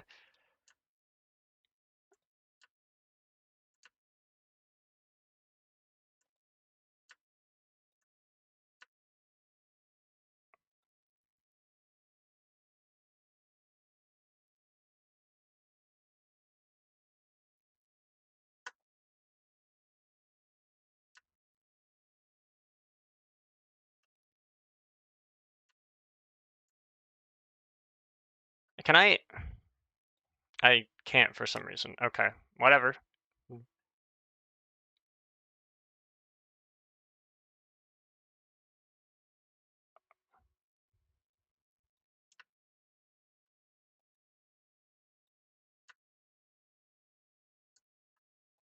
Okay, it does not like me trying to find the implementation of this.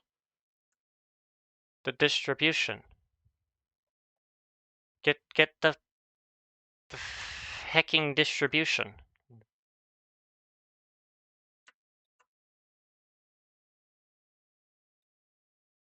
Distribute damage, right? Because that's what it's doing, right? It's doing distribute damage. Yeah, it's doing distribute damage. Okay, so this is just going to be a regular damage distribution.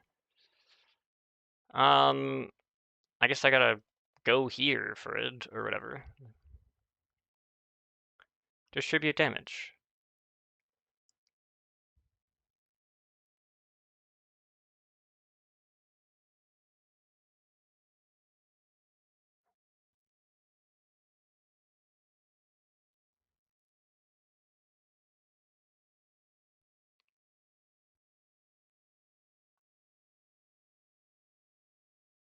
So, okay, we filter if it's usable. How do we know if it's usable?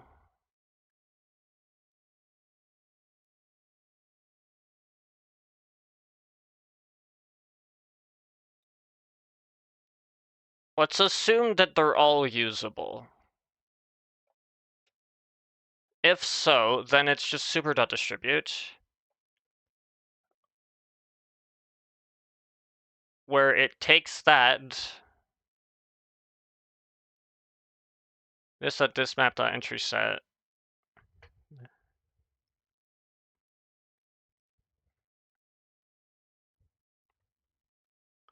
It creates a new damage map, and it's going to put that and the value func, which is going to be F goes to F times damage, which is the weight, which is going to be 0.5 times damage, 0.5 times damage. There's no reason it should be different. Unless this doesn't happen like that, in which case then if for some reason it's not counting one of them as being usable, then it's going to go here, and then it's going to figure out the lost weight.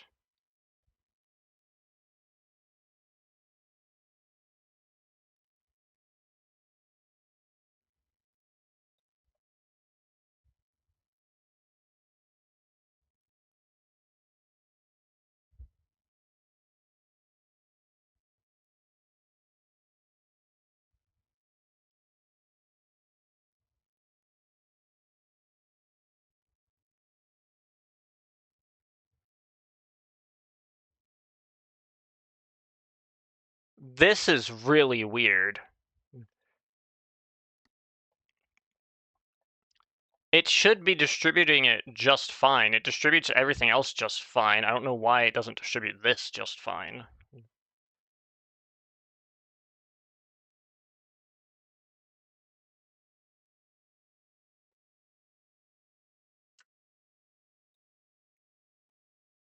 I also don't know why this can't figure out what it's doing. Like, everything else is fine, but that one thing, it did not know what it was doing.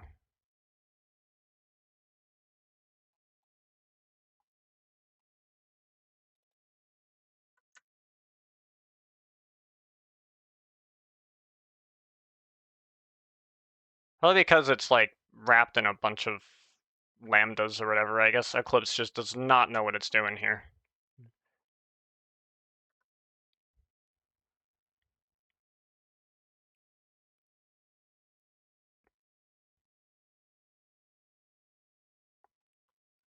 It uses it, and then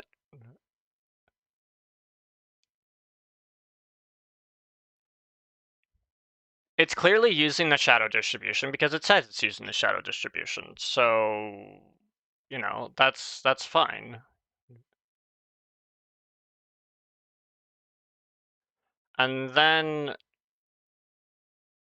that's an or else get, so it doesn't need to get that. So then it's gonna map the optional to output the distribution that it has, which is that.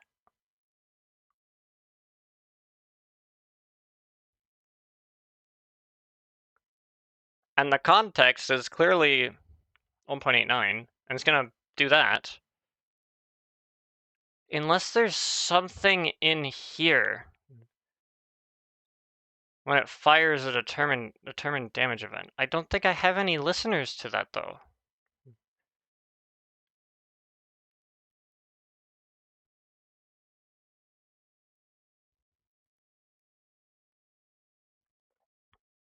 Do I? Because if I do, then that would change things. I now need to know if I do.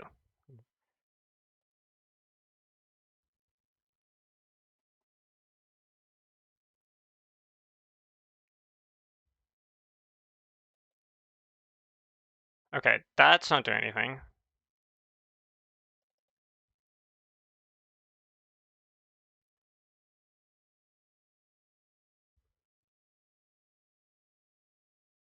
That's not doing anything.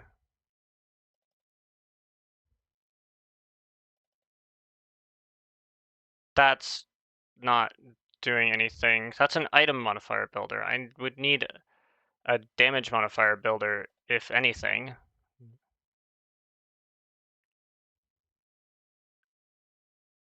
This is a resistances modifier builder, which, whatever.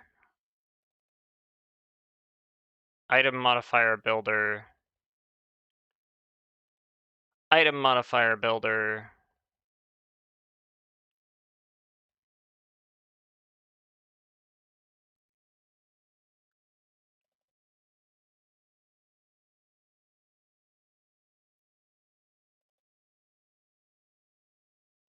Item modifier builder. This shield mod.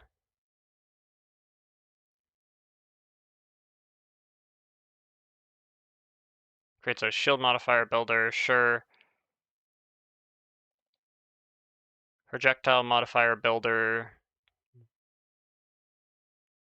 That's for that, which is doing nothing.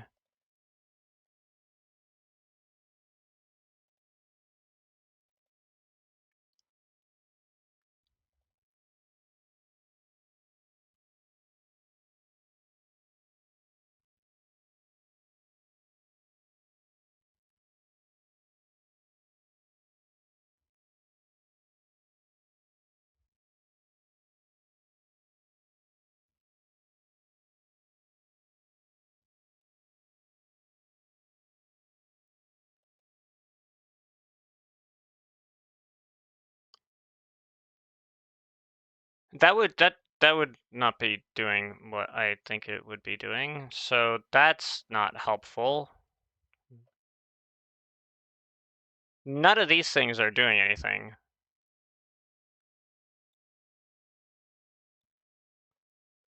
I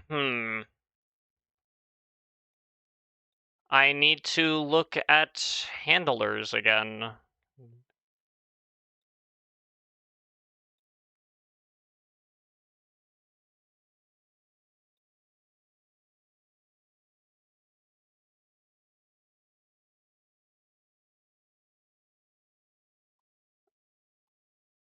Where are they?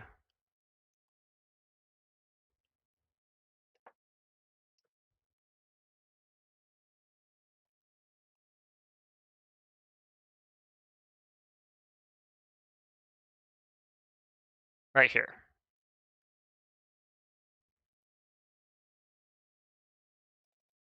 Handler, give me a type hierarchy for this. All right.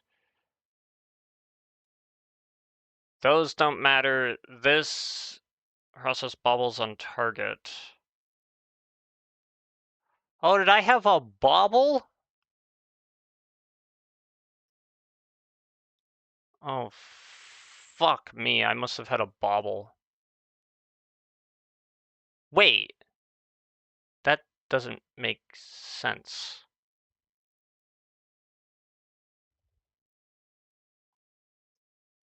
Like, A, I'm pretty sure that doesn't make sense. But we're gonna check anyway.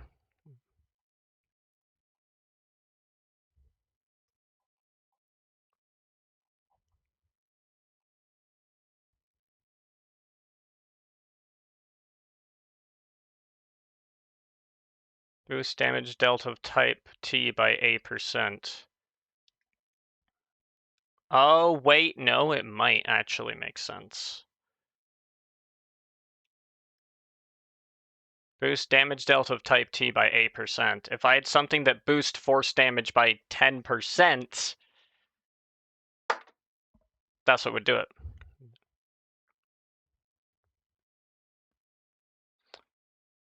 Oh my god. Cool interaction. I'm beyond pissed. I need to, like, get everything off of me. Because clearly that messed everything up.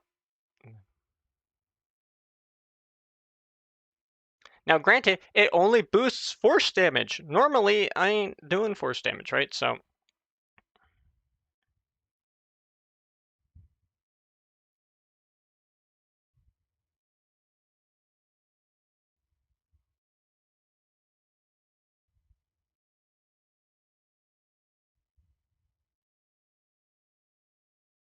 I probably have the ring on, and that's probably doing it.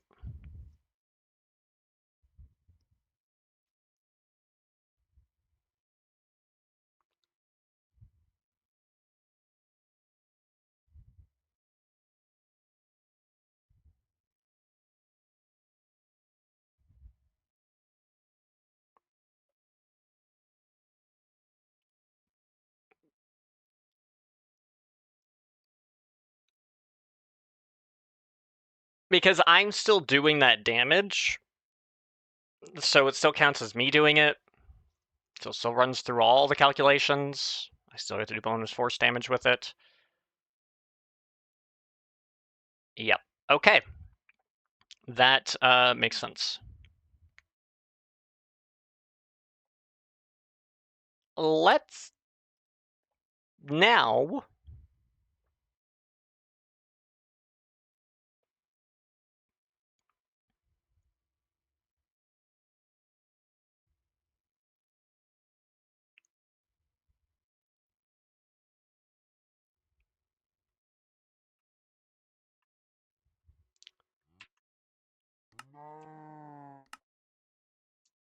Yep. It was boosting my force damage by 20%. So now I should still have it active. Oh, I guess not. I guess it doesn't save between reloads. That's interesting.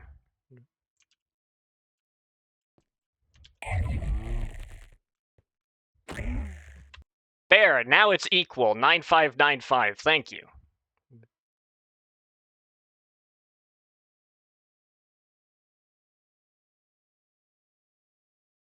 But there is something else going on here.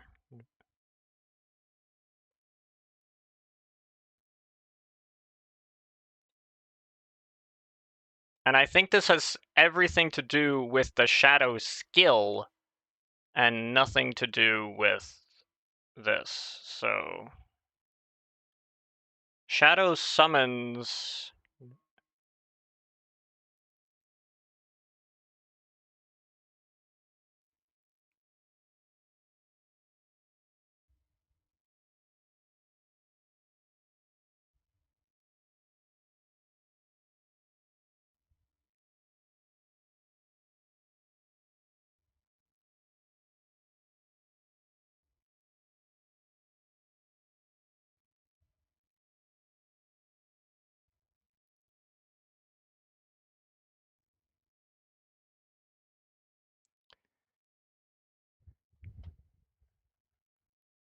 Because it says 0.89 damage is the amount they're taking, which is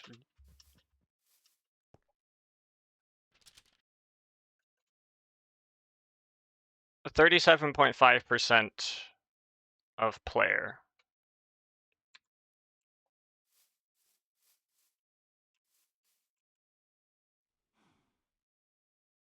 Wait, that makes like negative sense.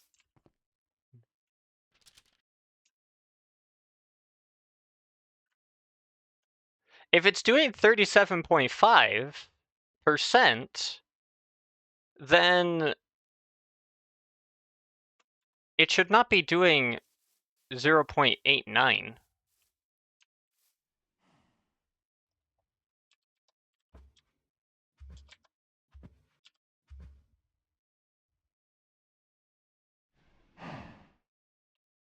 But if it decides it's doing 1.89 for some unknown reason,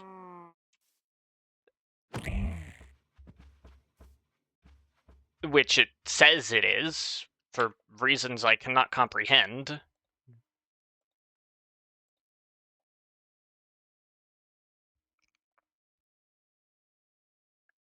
Add attack, that amount plus that amount. Yeah, it does 1 plus the amount times the mirror.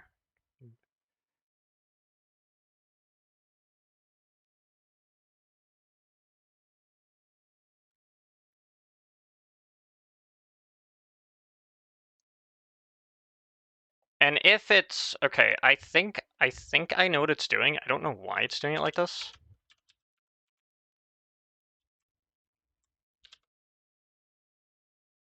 No, actually, I have no idea how it's coming out with that damage, but it's coming up with that damage. Look, like, I haven't even changed anything at that point, so that's just the damage it's deciding it's gonna do.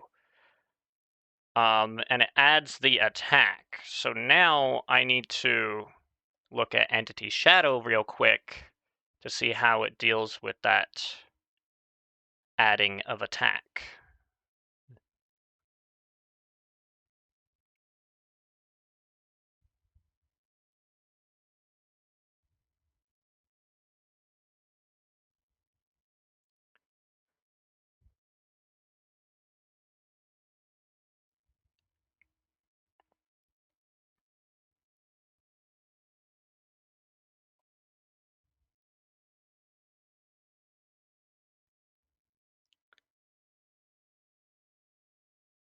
Are you joking? Is it doing something stupid? I think it is. Go back. No. Go. Okay, this is shadow. Right. Yeah, shadow goes down here. On entity damage,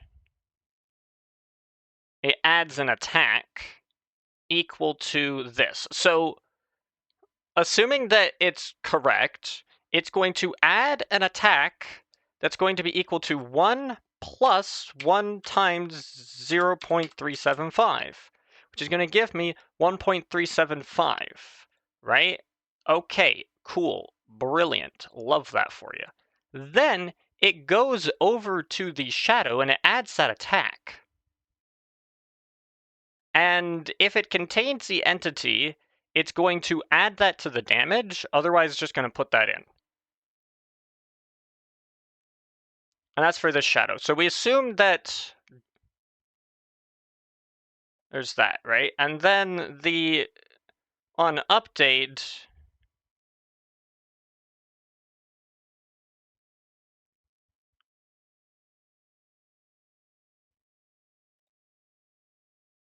where is the attack map? Weak hash map. Is there a point where you clear this map?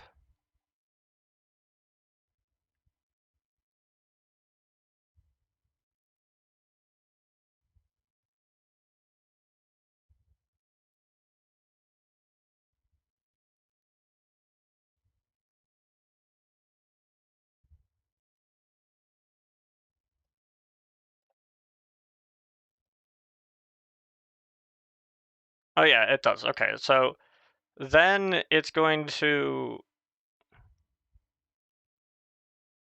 get the damage, which is going to be the set.get value plus, so the value is going to be, see, this is what just makes like negative sense.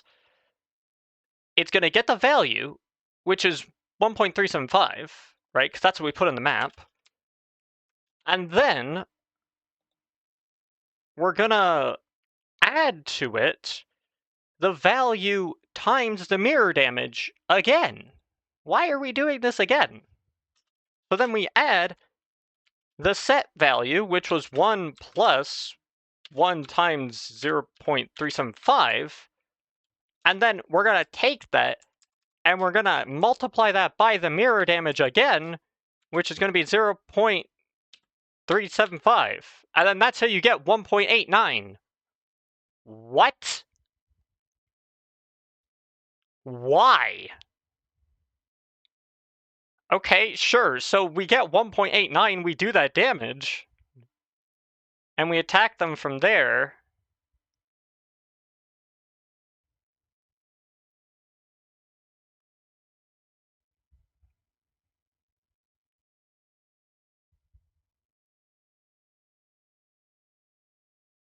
I don't know how it manages to go back down to 0.89, which is also still not even right. But I'm under the sinking suspicion that on entity damage, it adds the, okay, yeah, it adds the attack, sure, yeah, to that.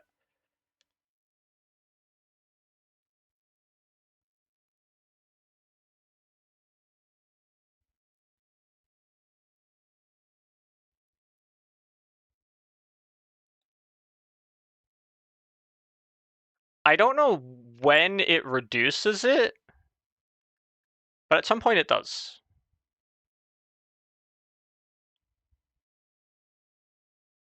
And I am not sure how it does that. I know how it got the 1.89, but at some point it changes it.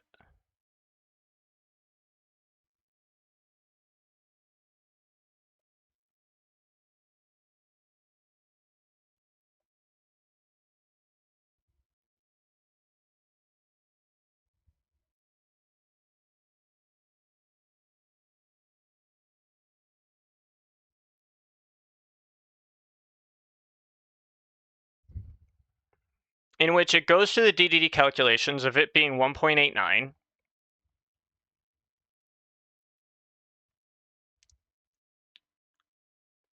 And I can only imagine it, like, kind of works backwards and subtracts the damage caused by the attack map here. I can only imagine that that's how it does it. Especially because it is public. So at some point...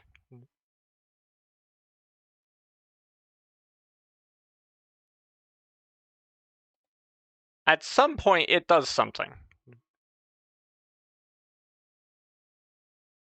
But it doesn't. I have no idea.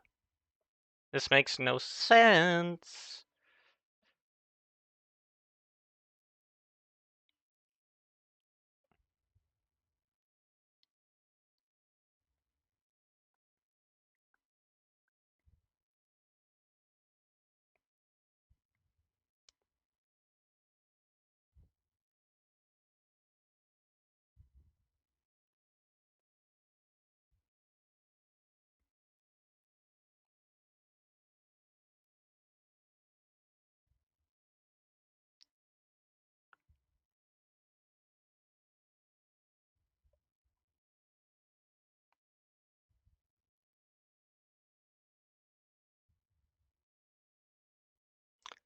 Okay, but because it's...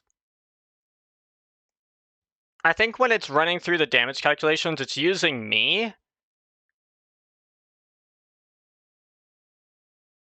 And then at some other point, it's like using the shadow or something. I have no idea.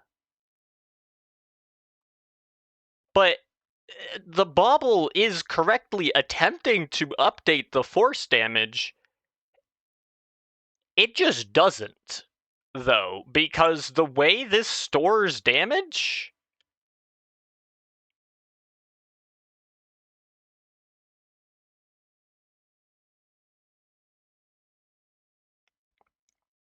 is that it's storing the damage before the changes are being made.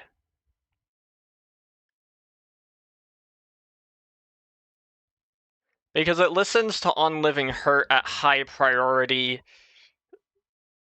Determined damage is done on attack, though. That's the weird thing. So you'd think it would account for it, but I suppose it just doesn't somehow. I don't know. This is a really weird interaction. That, for starters, is completely broken just out of the gate. Yet somehow ends up dealing 0.89.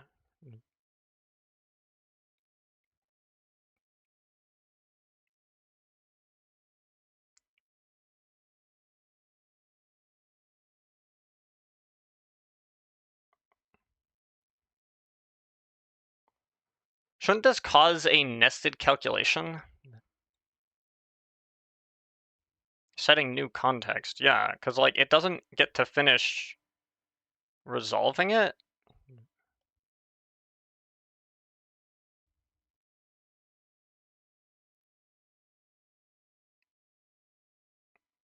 Oh, wait, no, it does. It does.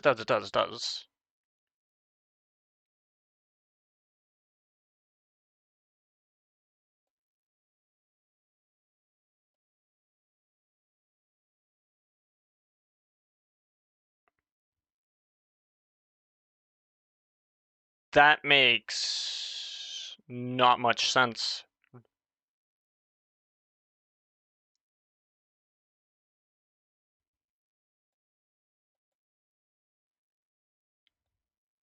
It is splitting the damage off of the 1.89. I don't know how it gets to 0.89 at that point.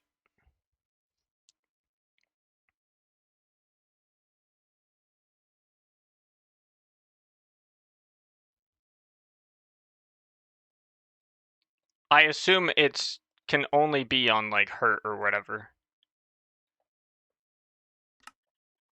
I think I need a larger picture, perchance.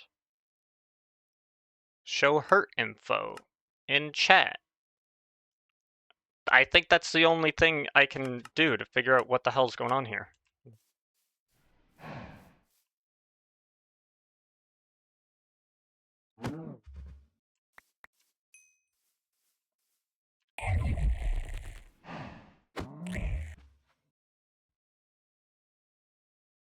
Okay, so where's my hurt info?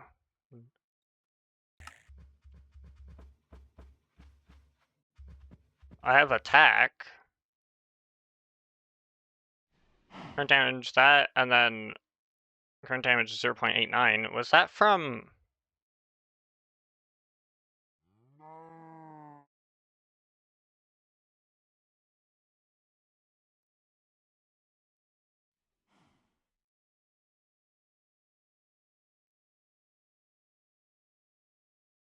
Yeah, no, that right there, that's the current damage. The hurt info, on hurt, it's getting reduced somehow.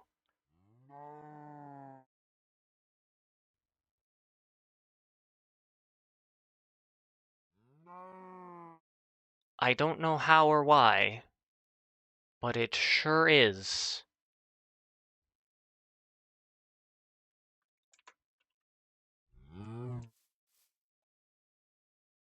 Well, that's weird. Anyway, the damage distribution does work, I believe?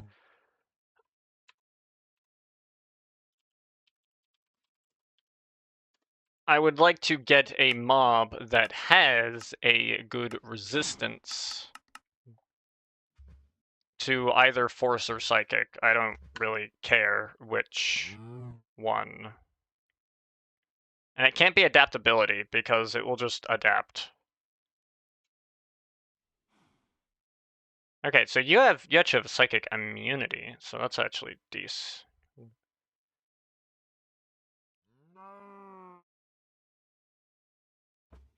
And the shulker actually has a force immunity.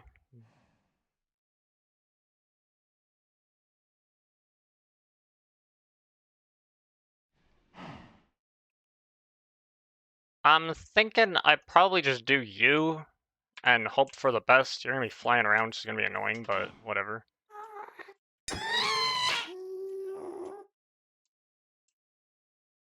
Okay, so that got reduced. Come back here.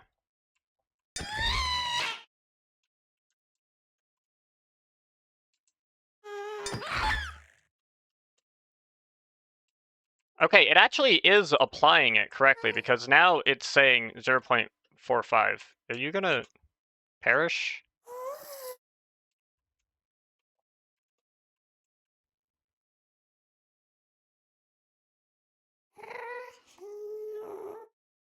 You're pretty far down.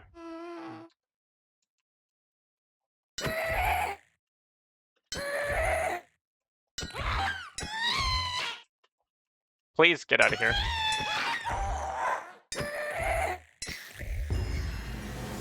Okay, good. That worked. It works. It is actually applying the damage distribution. It's just changing damage in a way I don't even know. It's you know what? It's not my problem. As far as I'm concerned.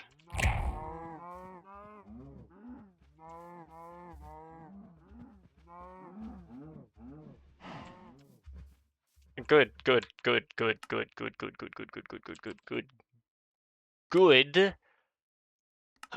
Let's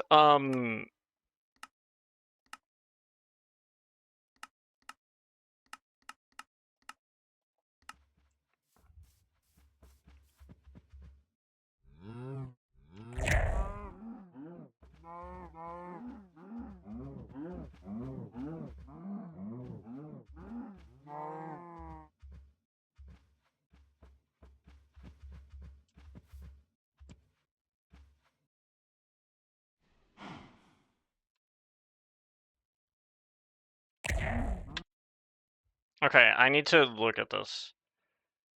It's only doing bludgeoning damage, which is really, really weird.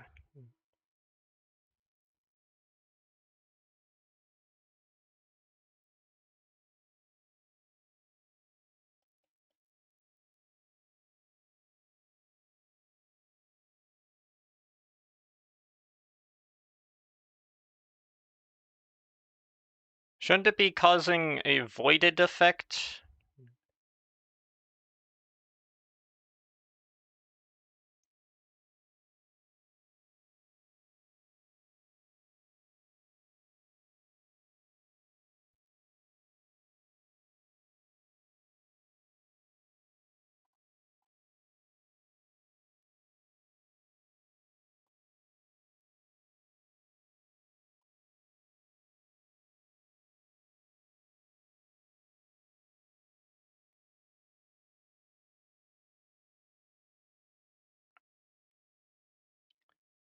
It's always applying voided. I don't think it's...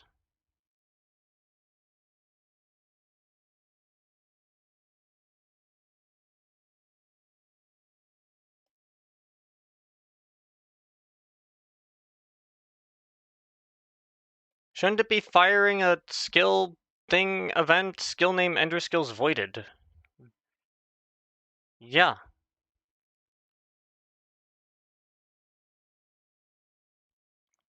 And the skill type is dot. So it should be...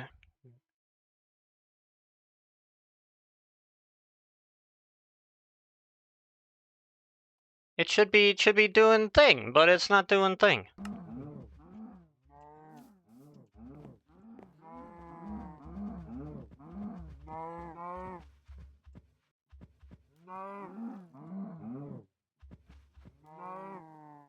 Yeah, okay.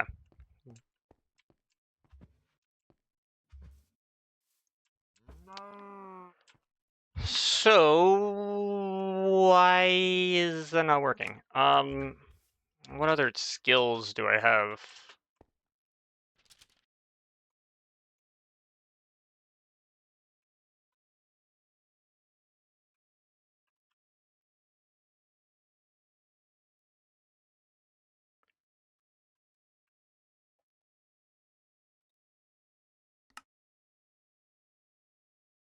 There's all of your attacks a passive ability to bleed enemies.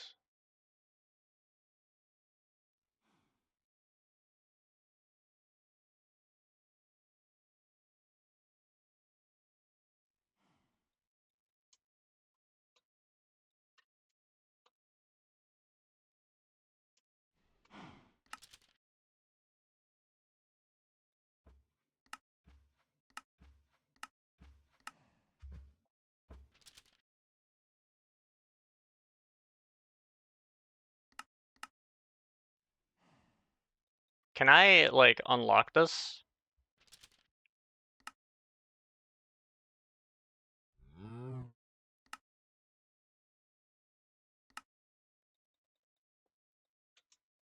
It does not look like. Why not? Can I only do one element at a time?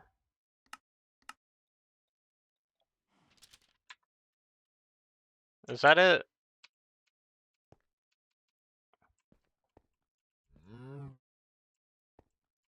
I suppose. Which is weird, which makes this also really hard to test. And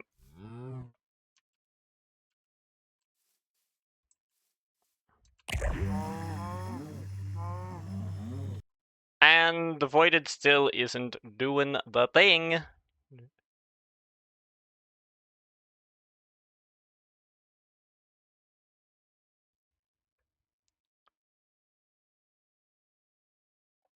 Right, shouldn't it?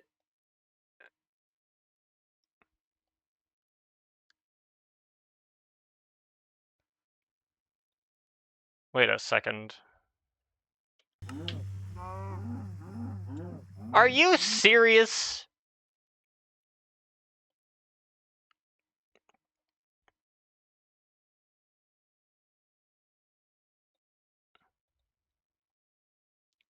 It's using whatever weapon I have that I'm holding as the damage. That's so dumb, though.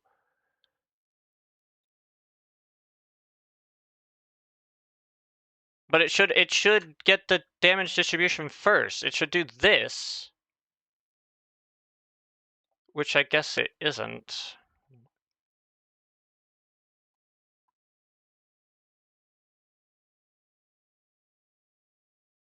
Unless there's something I'm missing or that I forgot to implement, which is entirely possible. That's the distribution modifier. All right, well, clearly something's not right, so we gotta go out of here.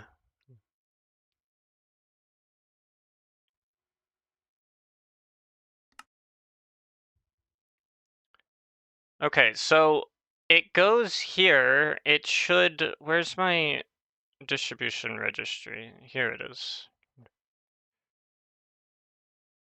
It should check the distribution. But somehow it doesn't. That's the weird part. It doesn't. Oh wait, it does.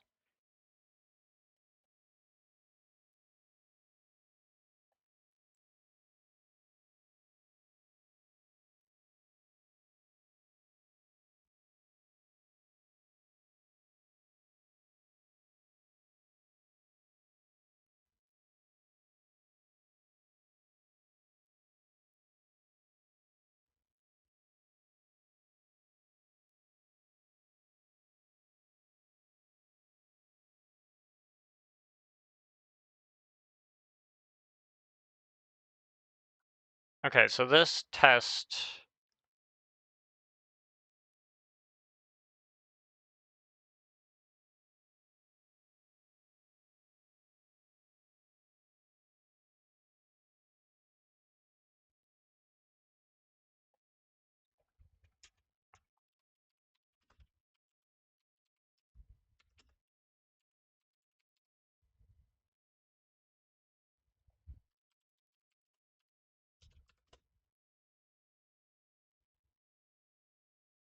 It's not null and usable.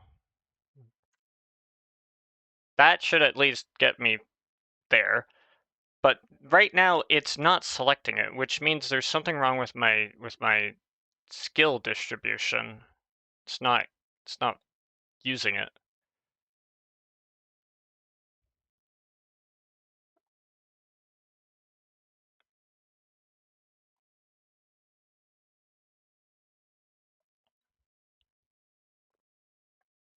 Damage source and everything is correct. Get last known skill used.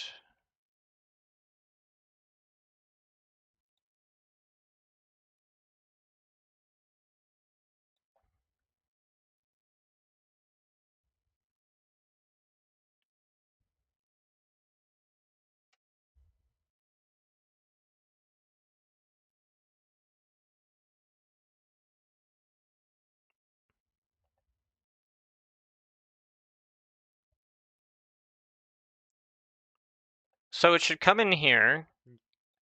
Should get the skill type. The skill type based off the damage source. Well, it should be indirect, right?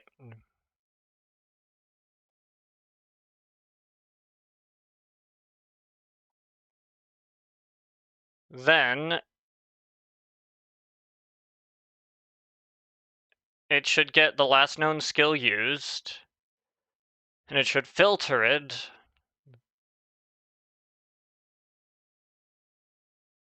on if the owner used this tick, which should be what happens.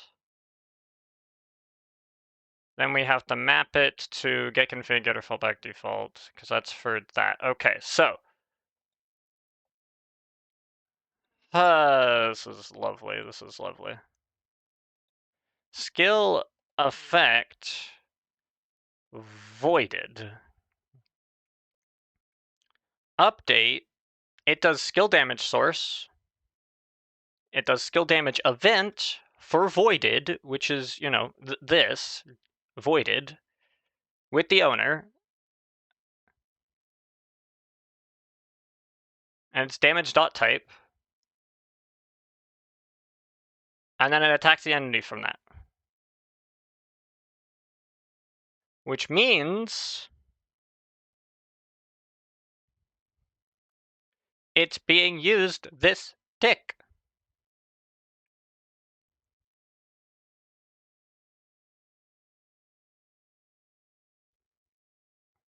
There's something that's just not right.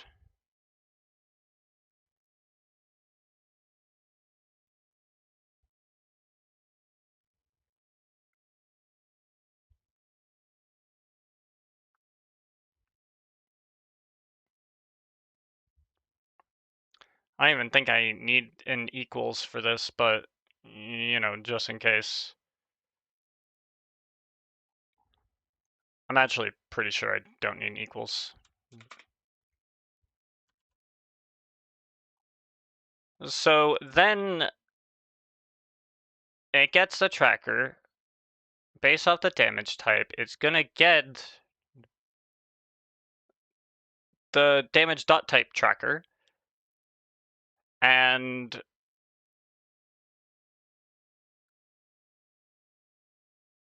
it's gonna do thing. I don't understand.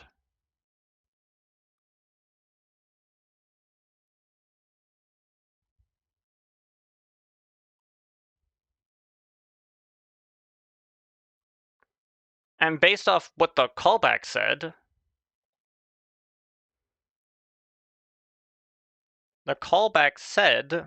though it did spam the chat super hard,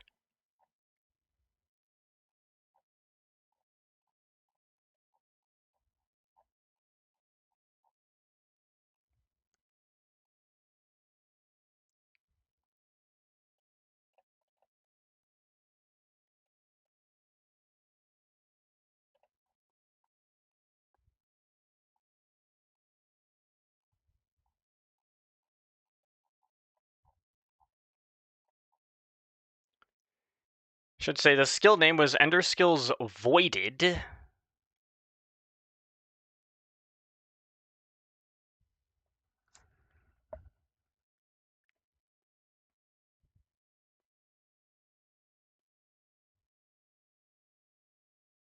And the skill type is dot.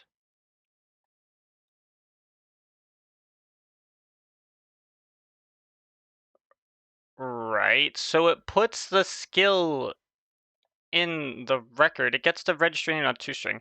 Registering on two-string is EnderSkills Voided. Okay, very, very good, very good. Then it's gonna come along here, and it's gonna we're gonna get the skill used by doing this. Get last known skill used. This filter. Did owner use this tick?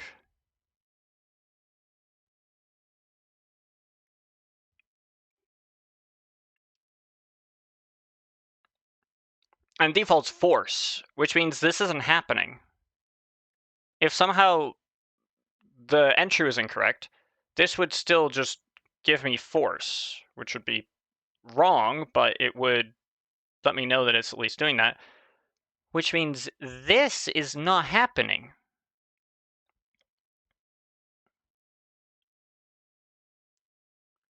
Or this is happening. One or the other. I'm not too sure.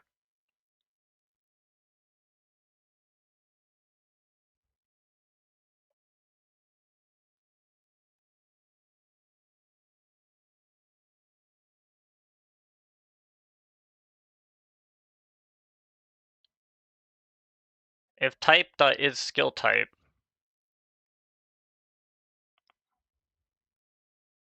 it should still be a skill damage source. So I'm going to assume that this is not happening, and that the problem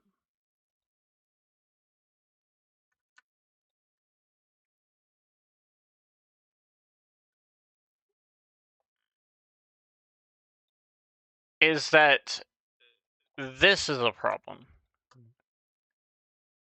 That somehow the tick timestamp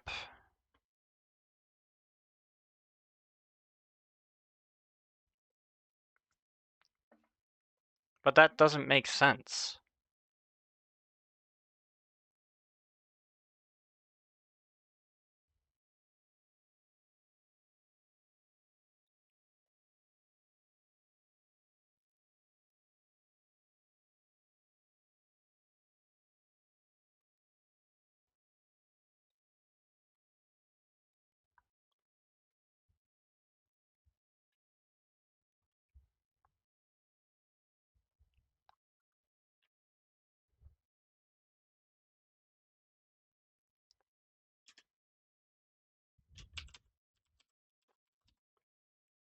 Output formatted debug. The string is going to be skill owner.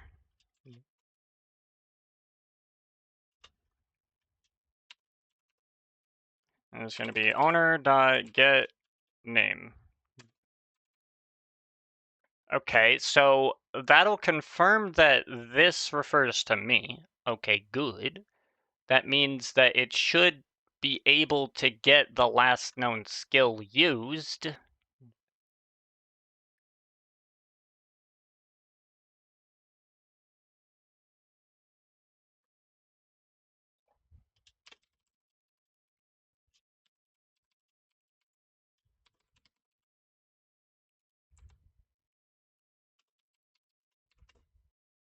Get this. Then what I'm going to do is I'm going to do skill.ifPresent.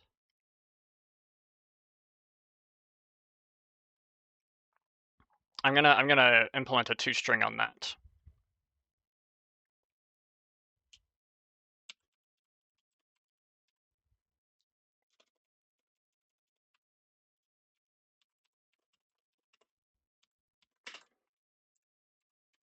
Debug lib dot output formatted debug. This is going to be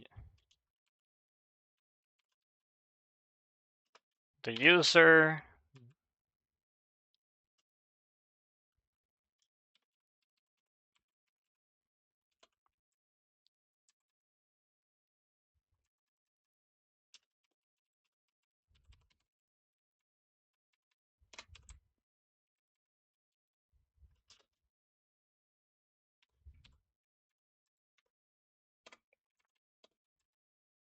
It's going to be user.ticks existed and the thing. And then we're going to return the skill.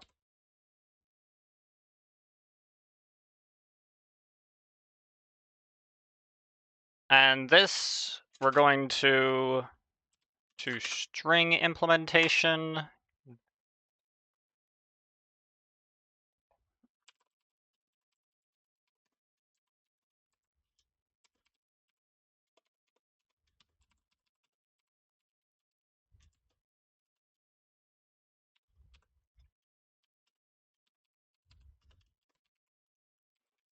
We're gonna put this like this.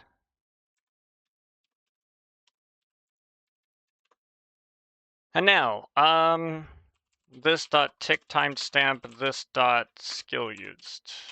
Just return that. Give me this information. Somehow this is not making sense.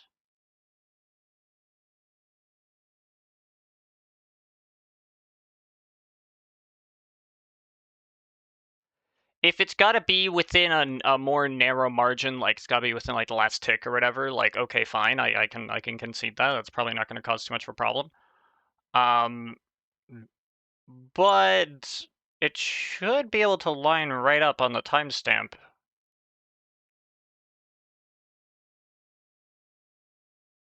So, okay, what have we narrowed down? If I get this output, I know we have a skill type.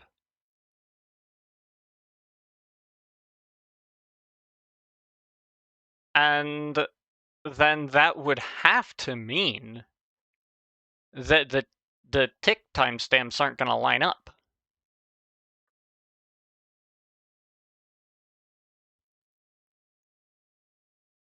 Which is very confusing. Dude, I thought I'd be able to ship this, but I can't. That's lovely.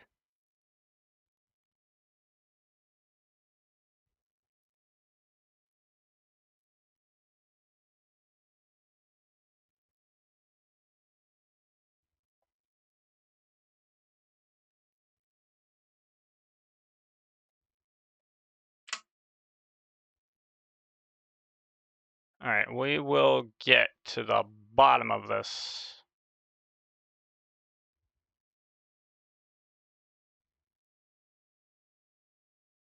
Okay, so now I can take this, throw this in here, and then do that.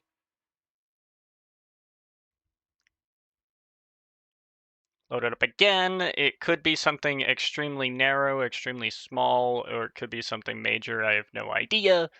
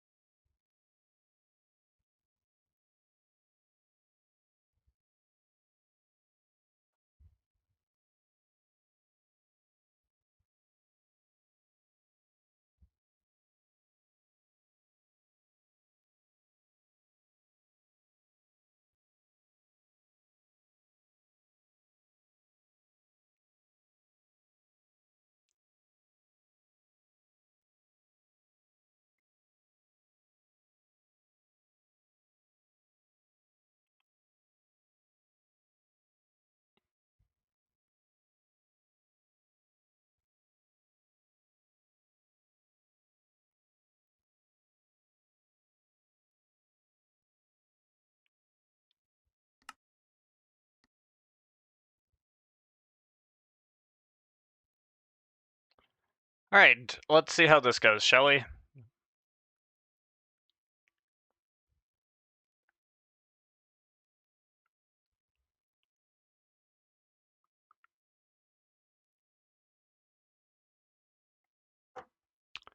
What's wrong? Why did you die?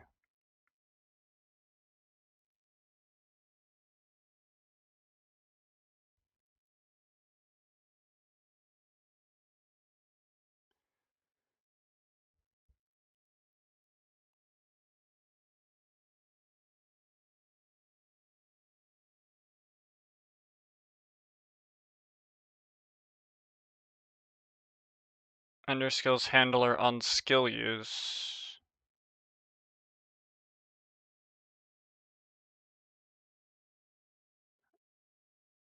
Uh-huh.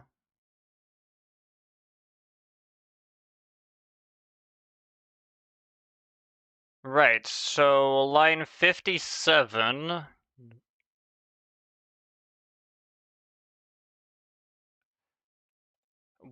What did I get? I got a null pointer.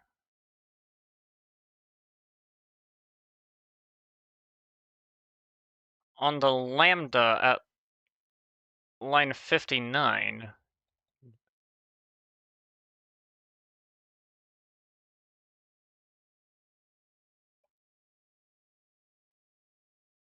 For starters, this can be owner. Secondly, dot get unique ID. Secondly, I guess if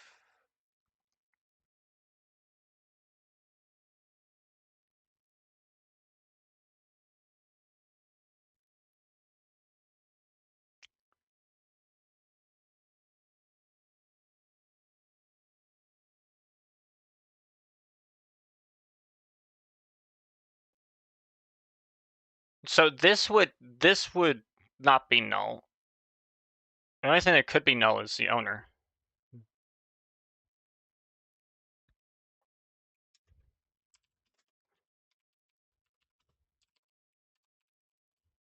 I guess. This is the only thing that can possibly account for it.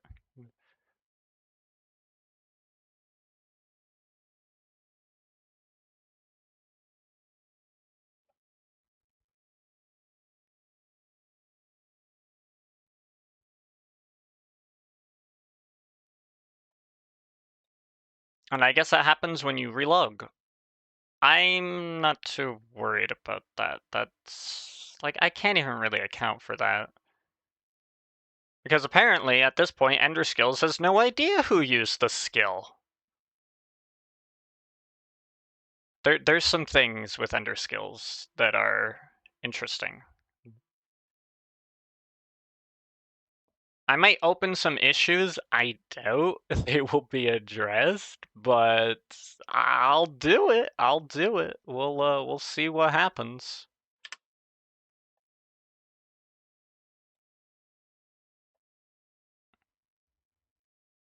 But I don't think EnderSkills has been touched in a while. It might be left.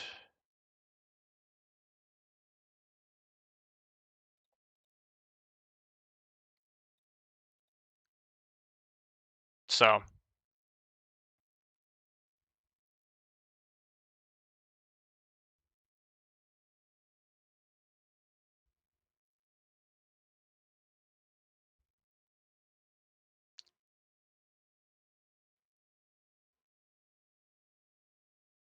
I'm just finding a bunch of problems with the shadow skill, with siphon, with with all those things. I don't know if I should open separate issues for each one. And there's this.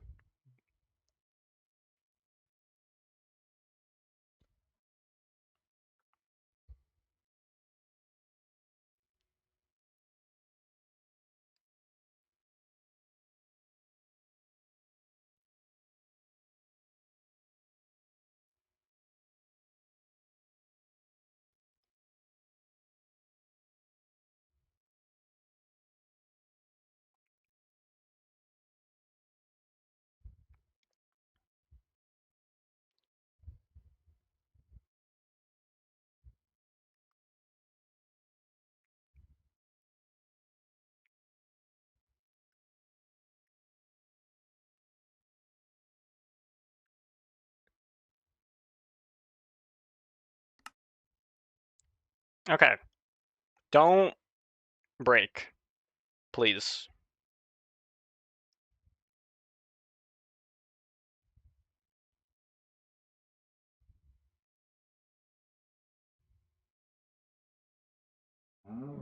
Hey, there we go.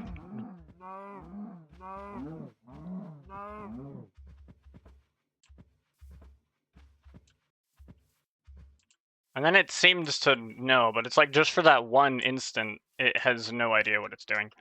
Okay, I don't really care too much about that. If it's like, oh, you know, you can bypass resistances by constantly relogging every time Voided does damage, dude, I don't even care. There's not much I can do about that anyway.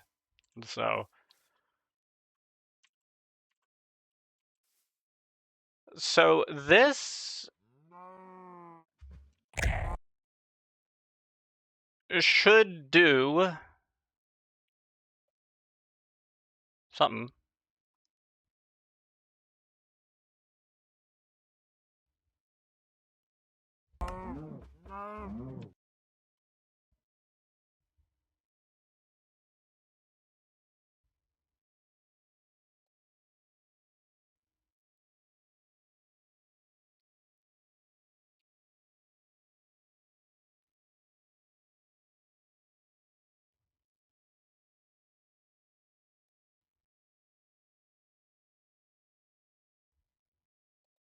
How is Voided doing it?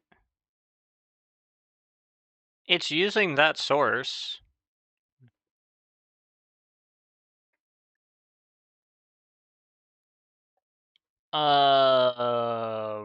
Right. And damage dot type is indirect skill, like that is accounted for. Yet I am not seeing anything in the config here. Or sorry, in the log here. No predefined distribution applicable for the context is what it's coming up with, which, yes, that makes sense, that's correct.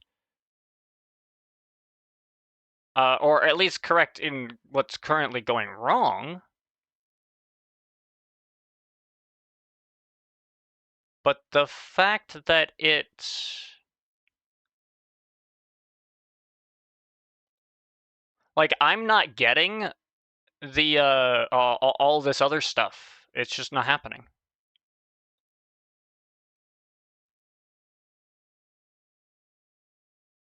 I'm not getting the skill type. Or clearly.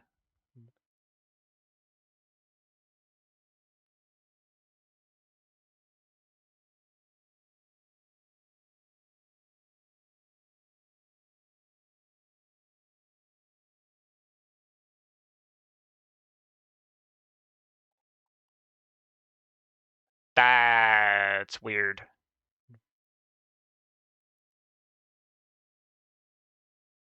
If type is null, return optional.empty, which is fair, but it shouldn't return null.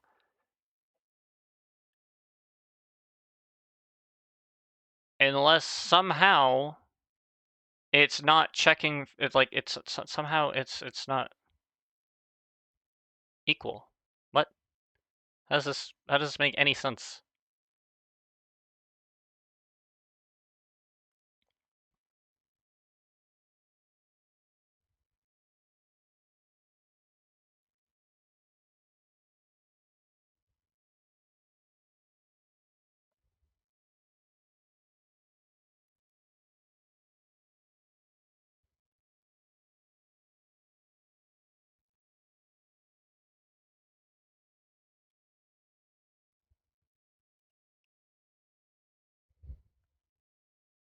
Okay, let's look at this.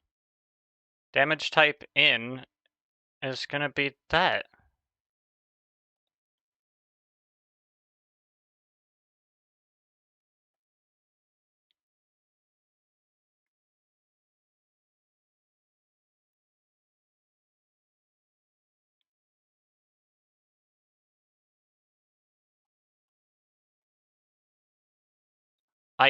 Do I have to add a debug output for this? I guess so.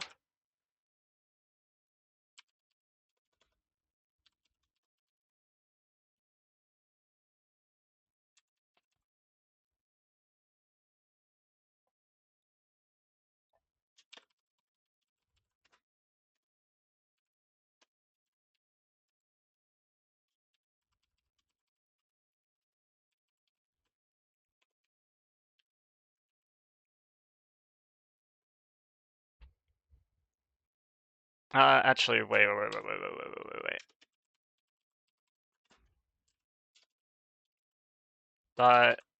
Output formatted debug. Skill type not found. Damage source was this. Source.damage type. And somehow you're telling me that that's not gonna work out for me. I am not quite sure I understand that one, but okay. You know, whatever, right? Like, what do you want me to do with that? There's not much that can be done. We're gonna check.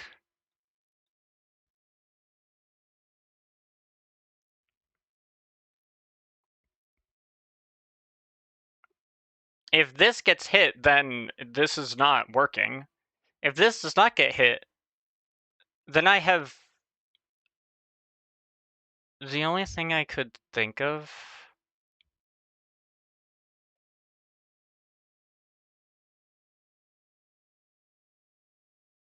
is that this isn't being registered, which would be really fucking hilarious.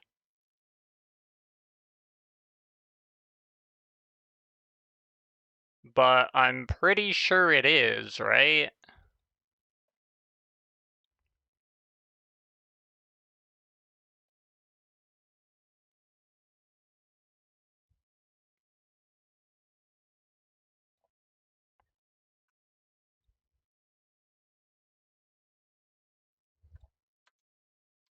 It wasn't registered. It 100% wasn't registered.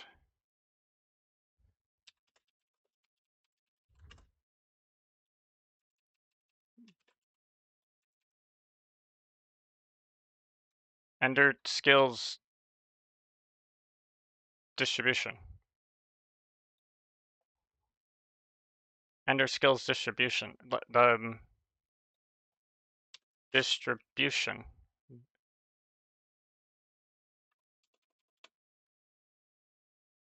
EnderSkills distribution. Oh, is it because the constructor is protected? It is. Okay. That's why it's not registered.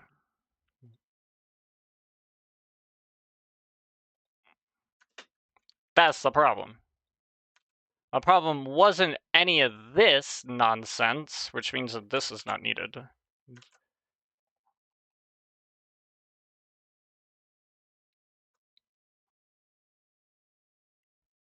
Love that. The problem wasn't any of that. The problem was I forgot to register it. And since Shadow is registered, I know that Smash is registered. Thorny is definitely registered because I accounted for that, and this is the one thing I missed.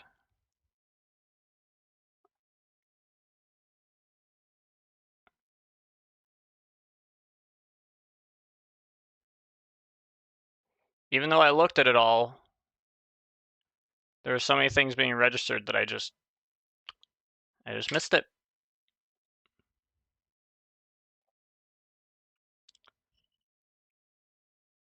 All right, well, now it should work.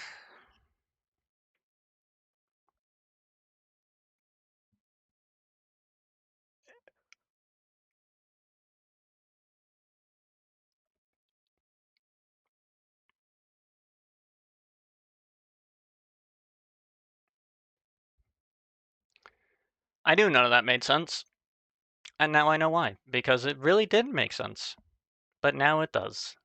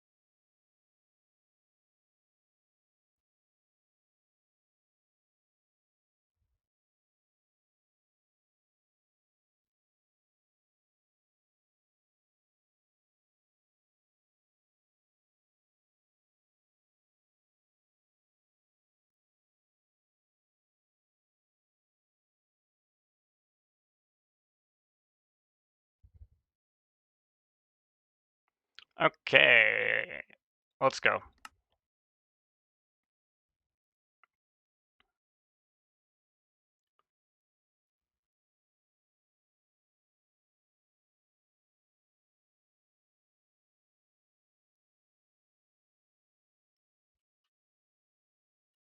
And it crashed. I love this.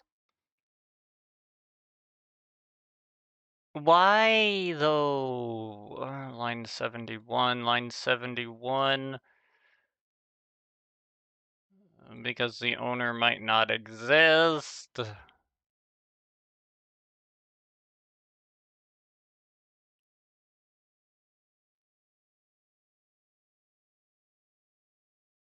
So if we're passing null in here,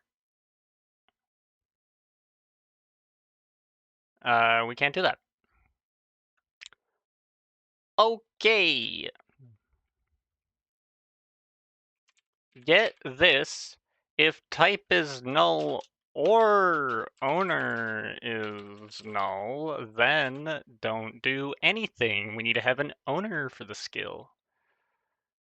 Oh my gosh.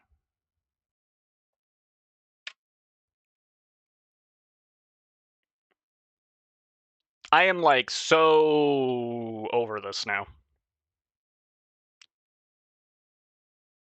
But nearly there. One more build.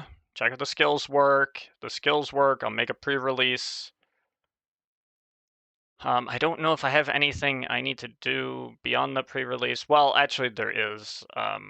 That would be the siphon skill, but I will deal with that separately because I can deal with that separately.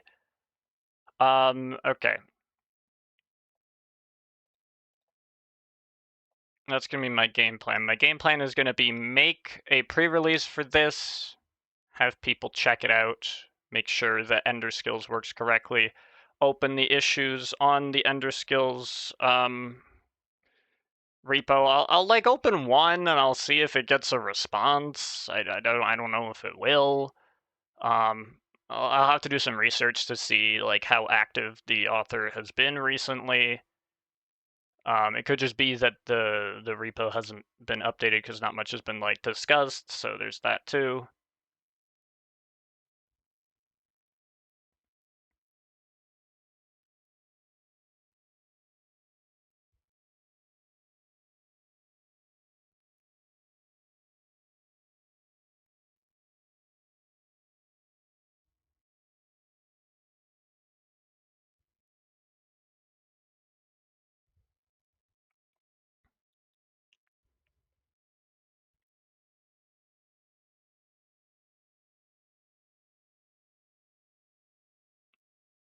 Because I feel like the author was like, okay, yeah, we have to account for it, like the percentage amount, but then like somehow flubbed the math, and then forgot that they accounted for it, so they accounted for it again, which meant it was done twice incorrectly, at least according to what the tooltip says, which says that the mirrored damage should be 37.5% of the original damage, which it wasn't.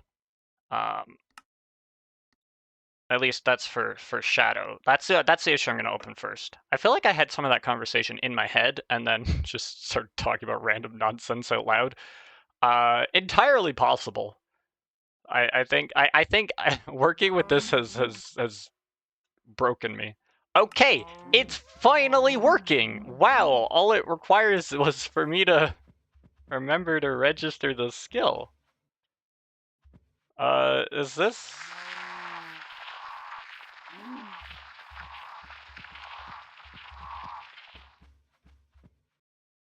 No.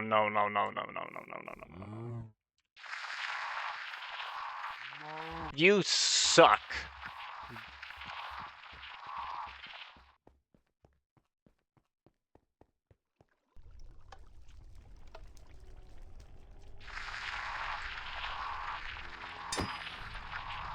Oh, wait.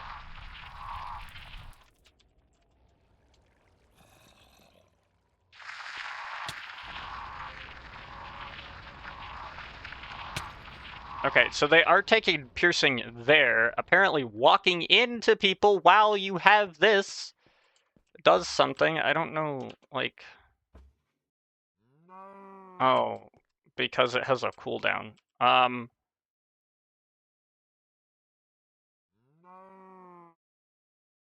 A source cactus. Source cactus! Okay, but if the source is cactus, why is it being distributed?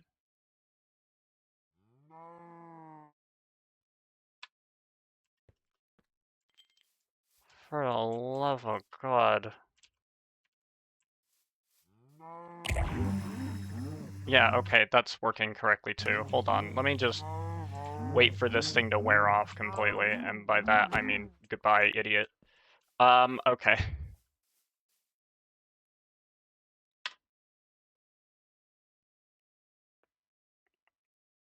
There's something with the thorny distribution that's has not accounted for everything that the thorny skill does. I love it. Oh my gosh. Okay. I think it's like defense, earth, Thorny. Yeah, okay.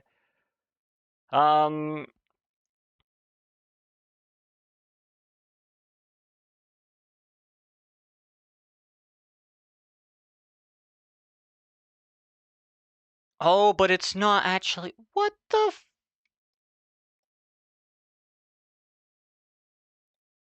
Okay, so it attacks them from an entity damage source, and it counts as cactus, but it's not the cactus damage source.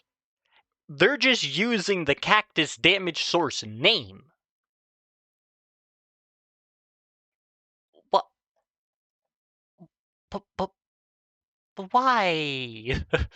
but why?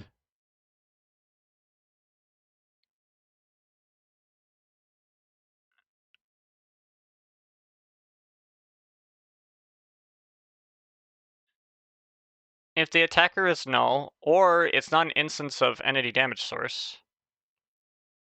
but then I have to get if it's Thorn's damage, which it isn't Thorn's damage. So then it returns false here.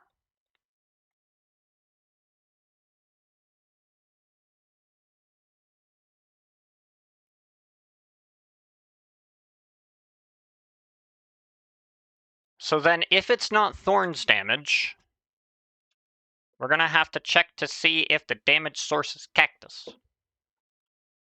For some reason.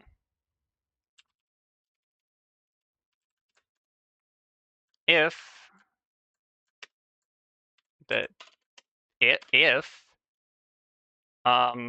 source dorse, yes, if source dot damage type dot equals damage source dot cactus dot damage type, if it doesn't equal, then return false.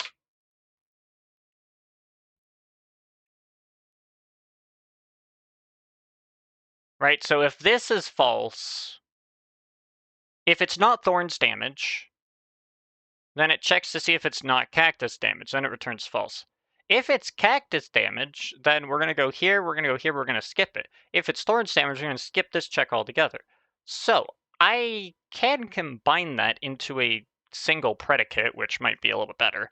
If it's not Thorn's damage and it's not this, then return false. So if it's Thorn's damage,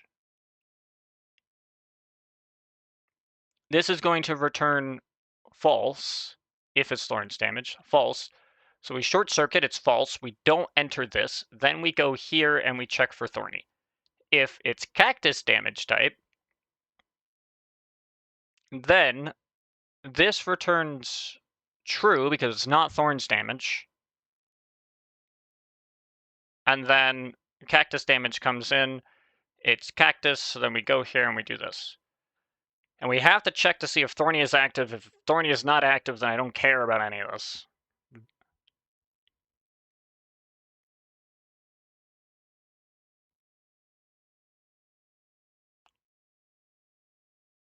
You could argue that it's so much better to check for Thorny first.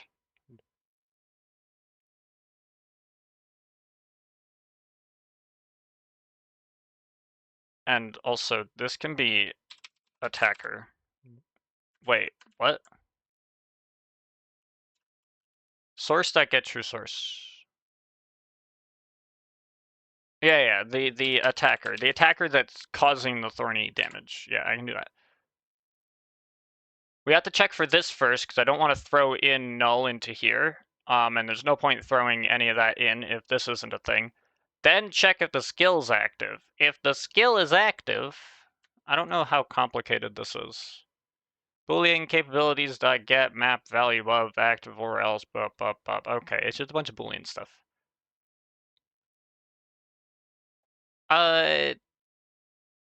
It might actually be better to check it in this order. I don't know if it's going to matter too much, though.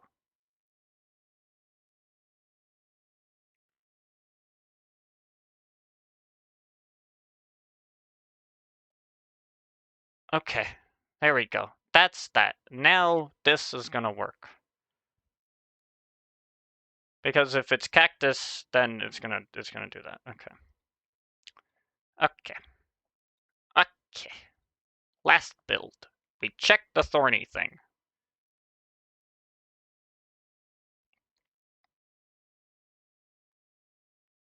And there is inevitably going to be a collection of things that I have overlooked. Which you gotta love.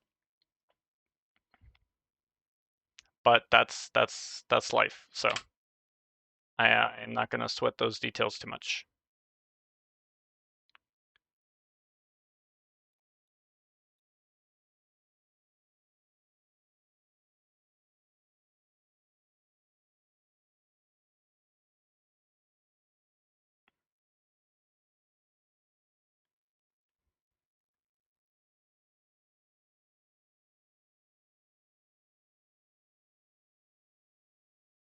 Alright, so load this up and check that it works.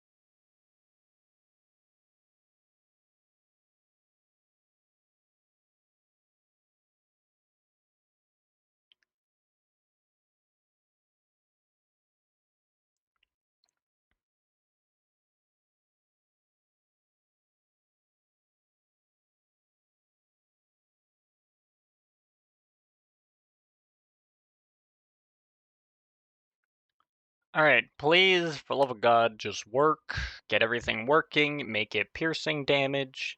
We have the regular skills working, we have the thorny skill hopefully working now, we have the shadow skill working.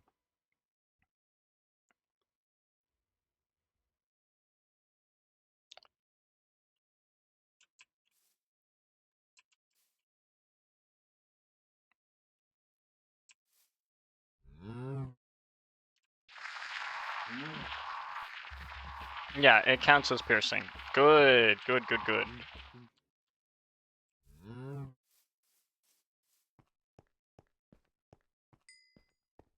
Okay, so that means that everything works.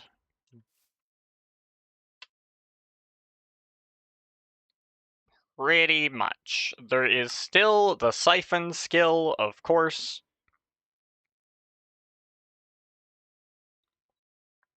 I'm gonna see if I can do anything about that. But everything else seems to be working.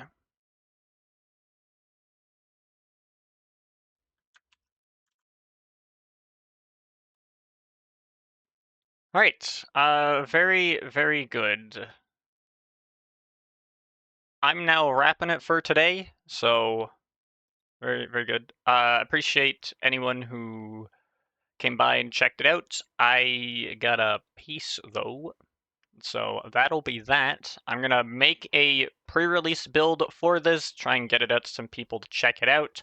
I'm gonna open some stuff on the EnderSkills issue tracker, see if they can get it looked at, because that would be nice. And then we ship it, and that's 1.9. That's EnderSkills done. That was a very interesting journey, so that's good. They're depending on the results of some stuff, and by that I mean depending on the results of, like, dude, what am I even saying? Depending on the results of the pre-release, and if I get some issues or whatever, there might not be another DDD stream next week. This might basically be it. I might just, like, if I hear nothing about the pre-release and any complications or whatever, and I'm able to get the siphon effect kind of working without any problems, then I'll just ship it like that, and then we're good. And then Tuesday will be something else because I don't have any mods to work on right now. I could have some things with like Chaos Edition, but I do like where it is right now. I don't feel like I need to push like a new version for that, or that I'd like want to. So yeah, that'll basically wrap up a lot of the modding work, and then I'll just be writing wiki articles, but I'll probably try and do that on my own time. So Tuesday will likely be some sort of Minecraft stream then, in which case, because it's all done. So at least that's sort of what I'm thinking right now. Of course, that could drastically change. So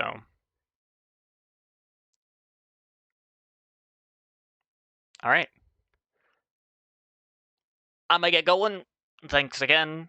And yeah, I will check you guys tomorrow for actual Minecraft, where we continue to do nonsense as per usual.